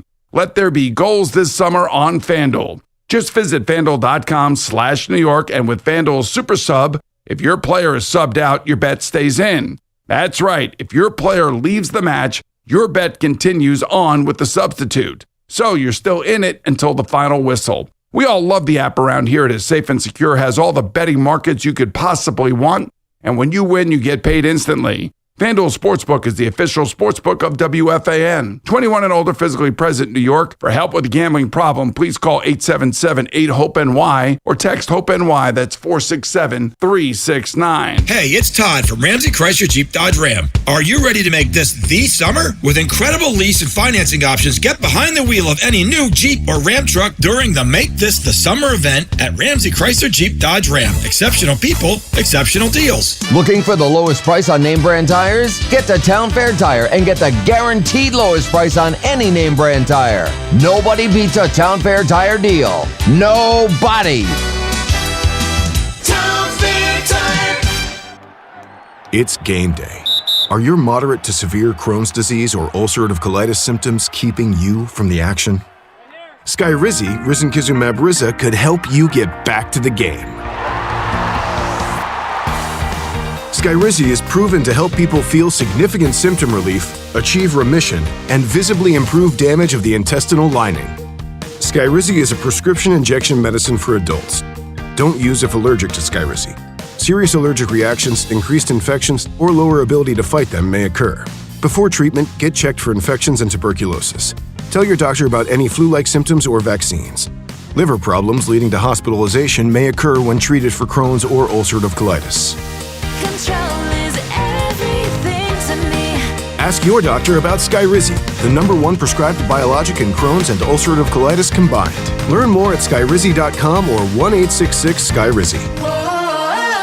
Come visit the engagement experts at London Jewelers at any one of their 6 locations. Right now, you can grab a full breakfast at Dunkin' for $6. That's 2 wake-up wrap sandwiches and a medium hot or iced coffee, all for $6. It's quick, easy, and covers your whole morning, all in one stop. Did I mention it's filling and delicious? It's a full breakfast. It's a great value, and it just makes mornings easier. So next time you're at Dunkin', don't overthink it. Order the Dunkin' $6 meal deal. No substitutions. Participation and times may vary. Offer price varies in California and Hawaii. Limited time offer cannot be combined with other offers. Exclusions and terms apply.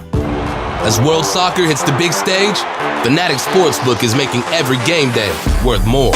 Earn up to 10% fan cash on your soccer bets, win or lose. That's real extra value you can unlock every match, all tournament long. And fan cash isn't just for betting. You can use it anywhere in the world of Fanatics. On game tickets, merchandise, collectibles, profit boosts, and more. One ecosystem, endless ways to spend. Plus, new customers get up to $1,000 in fan cash. That's $100 bet match every day for your first 10 days. The world is ready. Are you? Fanatics Sportsbook. Winning hits different here. Must be 21 plus. Gambling problem? Call 1-800-GAMBLER or 1-800-MY-RESET. CT, call 888-789-7777. MA, call 800-327-5050. NY, call 877-8-HOPE-NY. MD, visit mdgamblinghelp.org. Not available in all states. Terms apply. See Fanatics Sportsbook app. Hey, Boomer Esiason here. You know, in the game, you always need a backup plan, and your phone is no different. A second line from Red Pocket Mobile is perfect for side gigs, keeping your work and personal numbers separate, and just staying connected without the big carrier price tag. Starting at just $10 a month, you get your choice of 3 major 5G networks with no contracts or credit checks. Red Pocket Mobile, your new ultimate cell carrier. Town Fair Tire is New England's largest volume discount tire dealer with over 125 locations. So we sell name brand tires for the guaranteed lowest price, like Michelin tires, with all-season capabilities and maximum performance. Plus, Town Fair will give you more free services for life on your Michelin tires, for longer tread life and reliable traction in both wet and dry conditions. For the guaranteed lowest price on Michelin tires, nobody beats Town Fair Tire. Nobody! Name brands at discount prices. Town Fair Tire.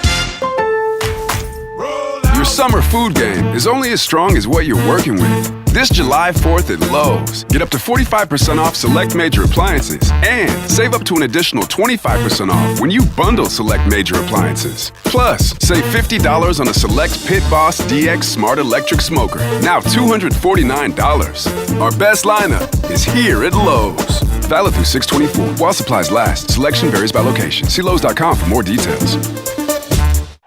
Here's a World Soccer Championship Team Spotlight, brought to you by Liberty Mutual Insurance. Only pay for what you need.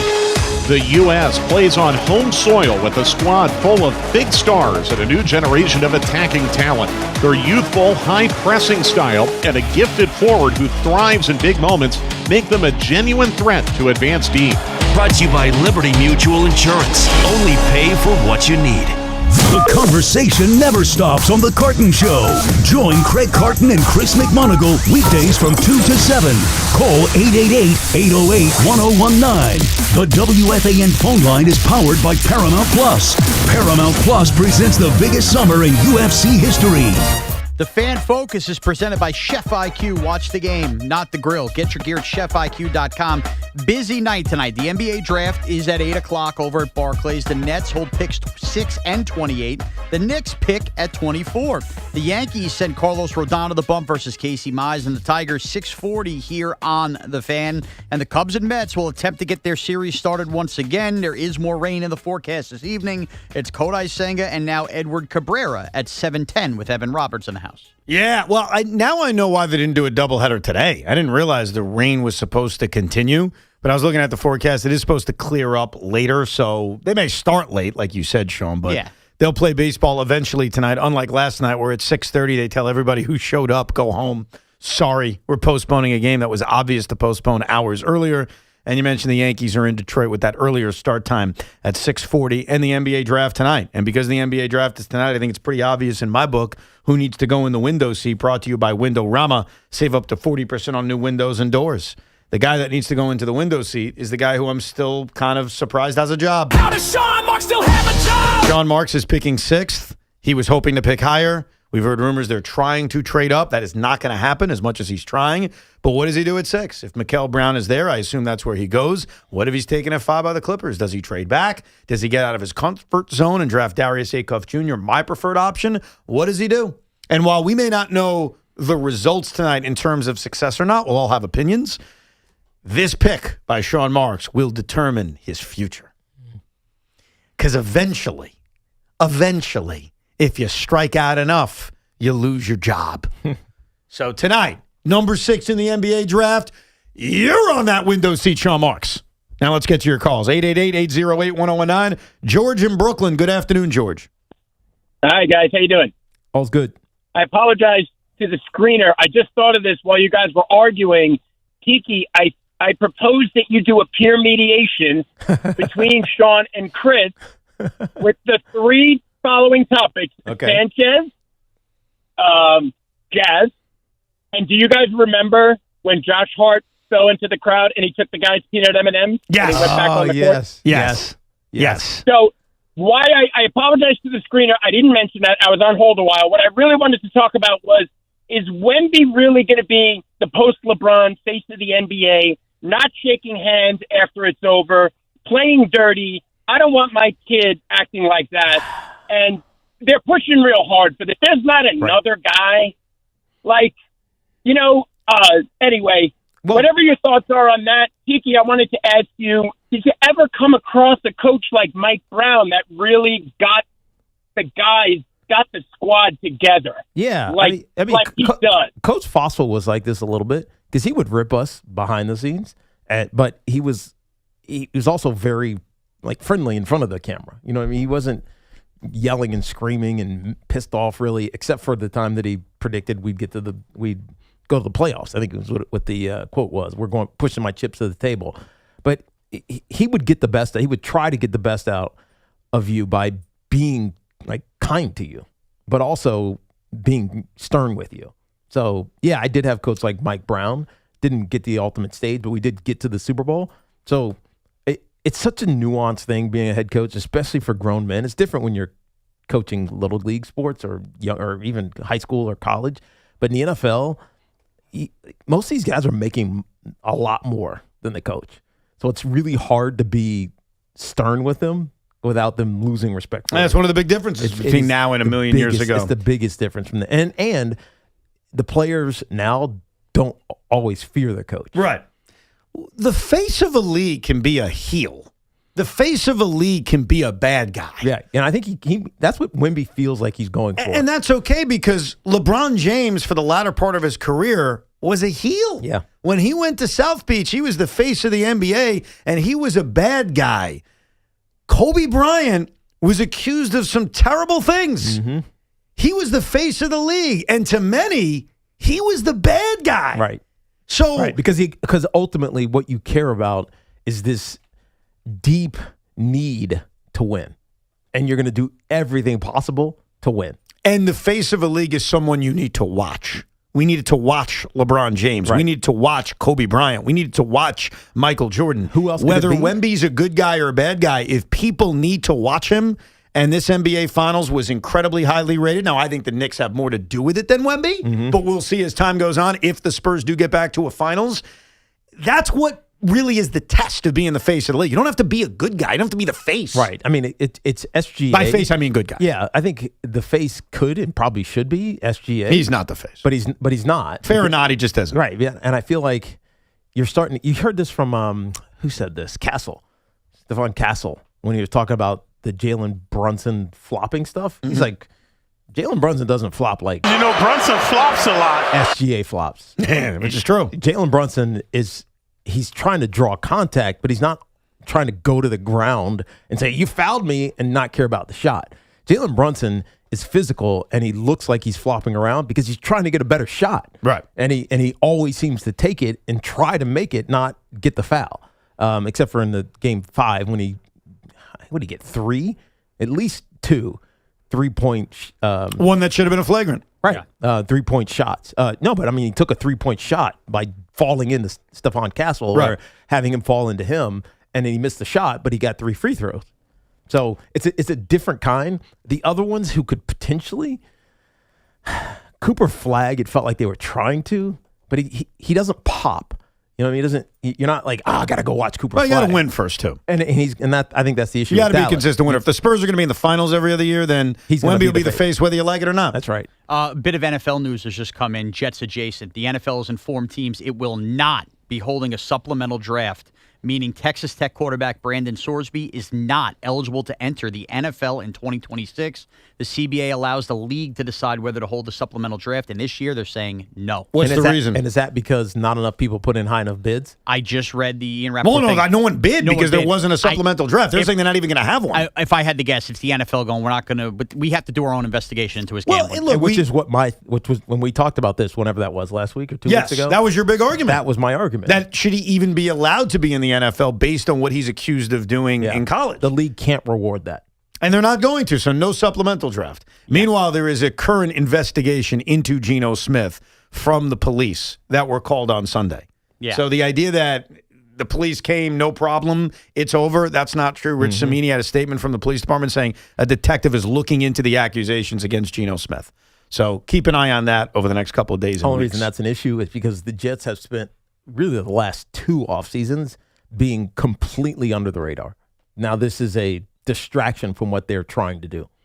Sure, and who knows what Geno Smith did? Yeah. I mean, he could be, like we said yesterday, we don't know what happened. The video that was released by that woman on Instagram didn't show anything, but that also doesn't mean nothing actually happened. Let's go to AJ in Eastchester. Hey, AJ. What's up, AJ? What's up, boys? Great show as always. How you guys doing tonight? How's well? Good. Great. Listen, I just wanted to add to this scintillating blow pop controversy. So listen, there's a reason why we're all talking about it, right? Because it's not common. Like, people don't do it for a reason. It's not a written rule, but it's sort of an unwritten rule. Like, I'm 46 years old. I've been around baseball my whole life, and at every level, from little league to college, I could guarantee you a coach would be like, "Get that out of your mouth. What is wrong with you?" You know what I mean? Like, so I can understand. Like, you guys kind of make, it's a lollipop. Yeah, that's fine, but it's like. It's sort of like a FU to your coach by saying, you know what, I know the rules, but whatever, it is what it is. I don't care. You know, like there's a mindless effort to. Well, see but stuff. AJ, it's an FU if Boone had told him don't do it and then he did it. Yeah. Now, there's no indication that's the case because Boone admitted he didn't even know he had the lollipop a few weeks ago in Boston or against the Red Sox. So I don't think it's an FU. I think it's just Jazz Chisholm saying, I'm going to have a blow pop in the middle of the game. Yep. Just like players have sunflower seeds and baseball players that chew gum and they do whatever else. Yeah, I don't think there's anything malicious here on Jazz's part. Well, I find the whole thing confusing. That's the word I'll use.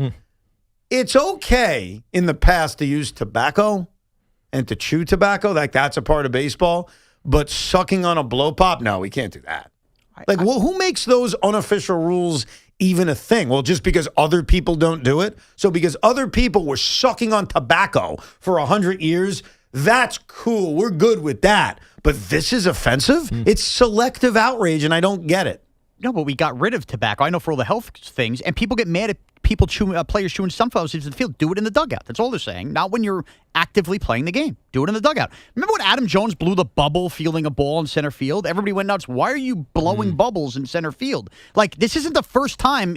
Like, Jazz isn't the first player to be criticized for snacking down and doing that. I in the know, but field. it comes like days after Aaron Boone is blowing a giant bubble while overlooking Jazz Chisholm getting hit in the you-know-what. And that's exactly it. Boone got crushed. Yeah, but he for that. defended himself. Wow. And he's the person ridiculing Jazz. I go back to what I said at the top of the show. My issue is with Boone for setting the example to begin with. I agree it's Boone's fault. So what are we yelling at each other for? That Boone, we both agree it's absurd and it all starts at the top. Well, Boone's a hypocrite. That's what it is. Okay. He's sitting there blowing a giant bubble while Jazz Chisholm is in pain in his groin area, and he's like, what else am I supposed to do?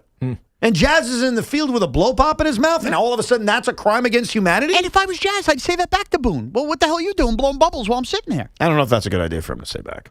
Because even though he's the manager and we don't look at him as authority, like, I don't know if that's necessarily what you want to do. But I'd at least be thinking that if I was Jazz. I'll tell you what I'd be thinking if I was Jazz. You bitch. That's what I'd be thinking about Aaron Boone. I wouldn't say it, though, because it's not disrespectful. It is true. So it's like an air bubble. That's what I would be thinking about. Okay. Thank you. Let's go to Pete in Bushwick. Hey, Pete. Hey, how's it going, fellas? All's well, man. Thanks What's for up? taking my call. I mean, I could care less about the blow pop thing and the gum and all that. What bothers me is, I don't know if you guys seen a couple of days, Dominguez dropped the ball out in left field, I believe. Right field. Right. And he got a smile on his face.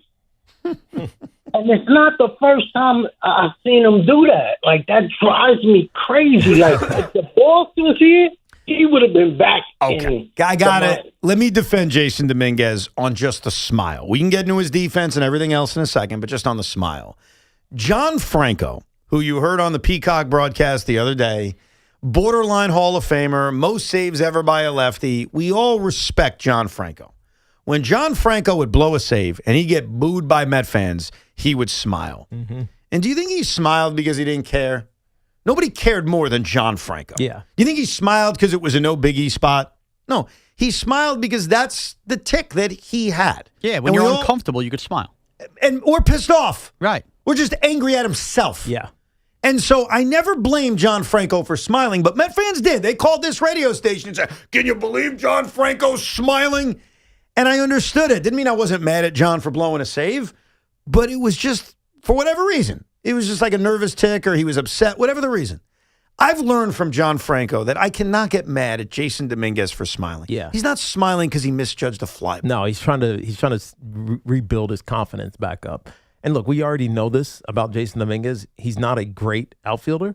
And moving, and again, it's not that big of a deal, but it is a big deal when you've been struggling to be a good outfielder, and now you're jumping around the outfield. And they wouldn't put him in center. I thought that was really interesting when they moved Caballero to center field, but they wouldn't move Dominguez despite him playing there. And I remember Shaun arguing a year ago, just play him in center. He can't be any worse. They showed you such a lack of confidence in Jason Dominguez going to center field that in that game the other day, they wouldn't even move him there for a few innings. Right. Yeah. And it's what his natural position is. Yeah. I think they mentally ruined him with that stuff. I don't think it's their fault. I think it's his fault. He's just not developed into an outfielder, man. And it doesn't mean you give up on him because I think if you can hit in this league, they'll find a place for you. There is a DH, luckily, even if it, in theory, is going to be blockaded by Giancarlo Stanton or Ben Rice when Goldie plays. Or that's Aaron Judge when he gets back healthy and he's aging a little bit. No, you're right. Like, there are temporary roadblocks that could block you from DHing. And it's not ideal to have a 23-year-old who's a DH. I agree. But if you can hit, they'll find a way to play you. But I don't think it's out of the question to say about Dominguez, in the limited times we've seen him, he continues to be a disappointment in the outfield. Yes. However, I'd argue Volpe is worse at shortstop than Dominguez is in the outfield somehow, and yet he gets all the reps in the world. That's a good question. Who's worse at their position defensively? I mean, it's crazy to say this for a guy who won a Golden Glove at shortstop, but something happened with the injury a year ago, and he's not the same. He doesn't play short with the same confidence that he used to. Let me jump to the caller whose subject title line is Shaun Sounds Stupid. We get the Evan is stupid. Let's get the Shaun is stupid. Jason, tell us why Shaun sounds stupid. Hello, Jason. Jason. I don't think he sounds stupid. I said he sounds more like a mouth-breathing Eagles fan on his tater talk take, as well as his inability to understand that players utilize snacks on the field all the time, just the same as, say, a student might have a fidget spinner, because people are able to do two things at one time, although Shaun is not able to do that, as he's blatantly saying.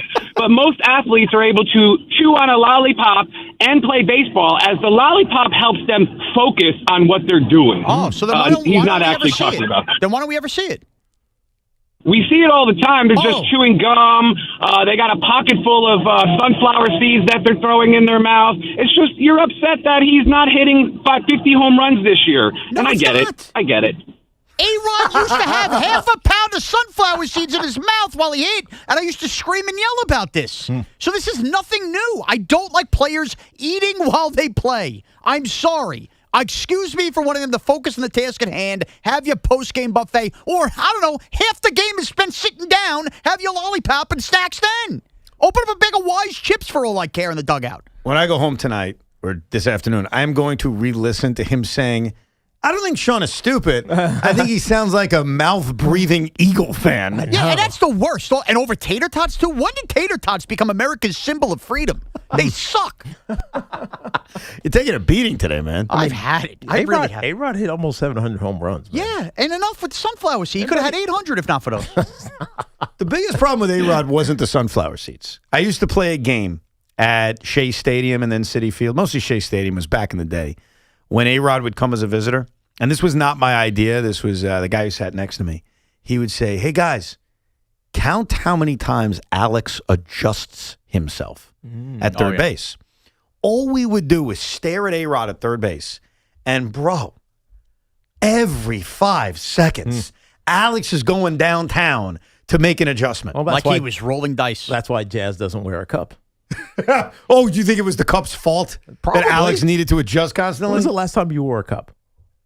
The last time I played fan baseball, Twitter baseball. It was about 4 year ago now, but I every time I play baseball, I put a cup on. Yeah. So the last time I played a competitive baseball game. And it bothers you. I remember I used to hate to wear. I only played baseball up until 8th grade, but I hated wearing a cup. I hated it. I'm not saying it's fun, but you don't need to adjust yourself 500 times. Yeah. Because eventually you're not adjusting yourself, Tiki. Eventually something else is going on. I was going to say. You're playing with yourself. The cup might move depending on who you're staring at in the first rows of the field, too. Would you put that past Alex? No. Things happen down there. But when I think of Alex outside of baseball and outside of the other stuff, like on the baseball field but not baseball, I think of the adjusting game. If you go back, I guess you can't now because you can't see it on TV. You'd have to watch him live. Right. But it was the most entertaining thing during the Subway Series to just stare at Alex Rodriguez adjusting himself. It was constant. It was like hilariously constant. How like every other pitch, he's let me move it over here. It was unbelievable. Mario in Long Beach. What's up, Mario? Mario, what's up, dude? Hello, guys. Thanks for getting me in under the wire. You got it. I want a quick thing about Giannis, but I wanted to say something on that. Evan, why don't you do a poll on what the fans think about the ABS and see what it comes up? I'd love to, but I'm having an issue with Twitter where they don't do polls anymore. Like it popped up. I got it. Okay. So how do you want me to phrase it? Do you like ABS or we should get rid of it? Yeah. I got to think of the right way to write it. Yeah, figure it so people understand, And I understand you. I agree with you. If it's right, It's right. Now, one thing I want to say, and then I'll let you go, because I want to ask Tiki to do something the next time you verify something for me. Nice. The Giannis Antetokounmpo, right? When he won the title, he scored 50 points in Game 6 closeout. Yes. 50. Yes. Unbelievable. That might have been 17 for 19 from the free throw line. He's a bad free throw, but that's not what I was going to say. The play with Kyrie Irving was not a dirty play. Please don't say anything, Evan. Let's let Tiki look at it. All you right. tell me if I'm right or wrong, and we go by that. Do you agree, Evan? Next time I call in, he'll tell us. No, I will not live by those results. Sorry. I don't really care what Tiki says. I don't care what anybody says. This is what I'm going to tell myself for the rest of my life, and that's it. That's it. So you can look at it, and I respect your opinion. I don't mean I don't care what you say. I mean, I am not abiding by your results. I will live with it forever that Giannis and his giant foot purposely came down to smash Kyrie Irving because he knew that's the only way they could win that series. So that's it. I had to figure out a way to word this poll. What do you think of ABS in Major League Baseball? Love it, keep it, get every call right, or go back to nothing? Is that a good way to phrase it? Feels clunky. I got to see it. Yeah, I'm going to have to work on this for a while, Mario. I cannot pop that out quickly. Let's go to Lou in Astoria. Hey, Lou. Hey, Evans, I agree with you, the ABS. But let me tell you something about the lollipop, okay? Yeah. Listen, I one time was playing second baseman, okay? And there was a pop-up between second base and right field, and I collided with the freaking right fielder. You know what? That's thinking that this guy had a lollipop. I have 15-20 on my eyes, okay? Oh. And right now I got an implant in my right eye. So let me tell you something. If it happened to Soto, you will curse that second baseman of my Yankees forever, okay? That's a hazard. It's a hell hazard. I don't understand why Tiki didn't correct you on this, because Tiki has a lot of common sense. That is even if you hit a line drive in baseball, let's say he gets hit in the neck. That lollipop is going to go down his throat. No, you're right. And you know what? Somebody's going to give him a mouth-to-mouth. Not me. Maybe you. That's what I'm trying to say. I mean, in a sense it is, but for that, the chances of that happening are so small. Which one? Getting hit, like in the mouth with a baseball. And I would think that a baseball player reflexes are quick enough that he's not going to – pitcher, different. But a second baseman, he'll see it coming fast enough. Well, also, I hate to sound heartless. If Jazz Chisholm or anyone who's blowing on the blow pop gets hit by a line drive, sucking on the blow pop. Well, You don't blow on a blow pop. Why is it called a blow pop? You don't go.